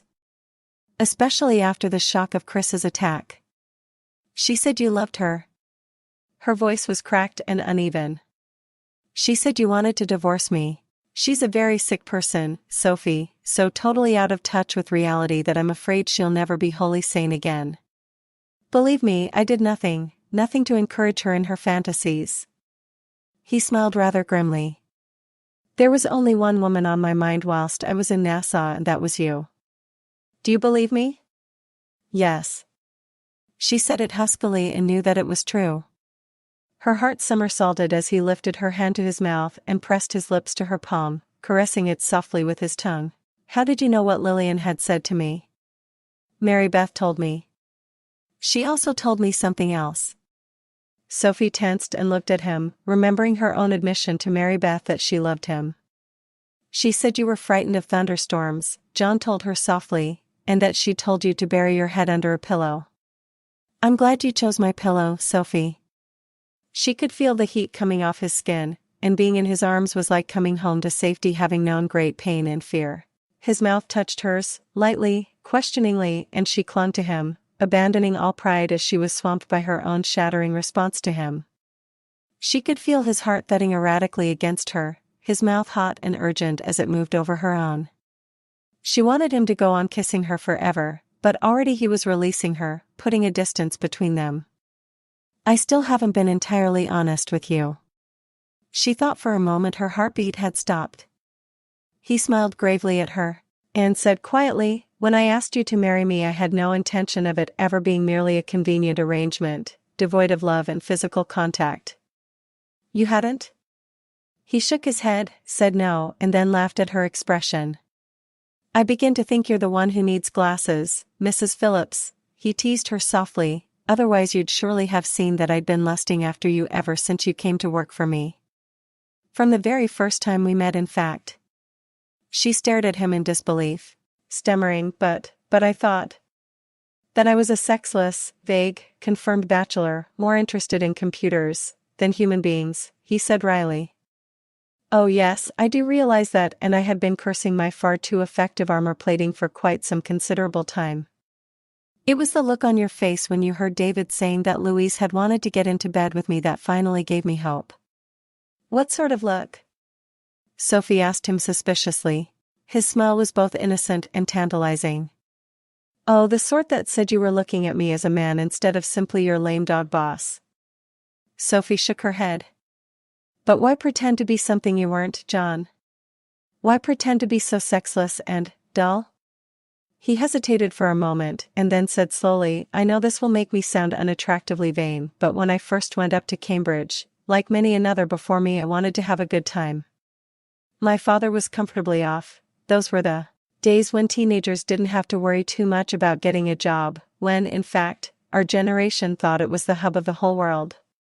It was my first real time away from home. I had a generous allowance, and a small sports car my father had bought me when I passed my A-levels. I wasn't short of congenial feminine company. In short, I lived a life of hedonistic pleasure rather than scholarly concentration. That all came to an abrupt end just after my third term. My tutors started complaining about the standard of my work. That sobered me up quite a bit. Until then I'd never really had to work. You could say that it had all come too easily to me. Then a friend of mine was sent down, drug trafficking. A girl I'd gone out with died, all alone in a filthy squat with her arm all bloated out with septic poisoning from using a dirty needle. She was mainlining on heroin. I had to identify her. It all brought me down to reality. When term resumed after the Christmas recess, I decided I was going to turn over a new leaf. I'd talked to my brother. He was 8 years older than me, already married then, but still enough in touch with his own youth to listen sympathetically to me, but it seemed that my friends, or at least some of them, didn't want me to change. Then I had to start wearing glasses. I discovered quite quickly that people who didn't know me reacted differently to me, and so gradually I evolved a form of disguise, and somehow it stuck with me.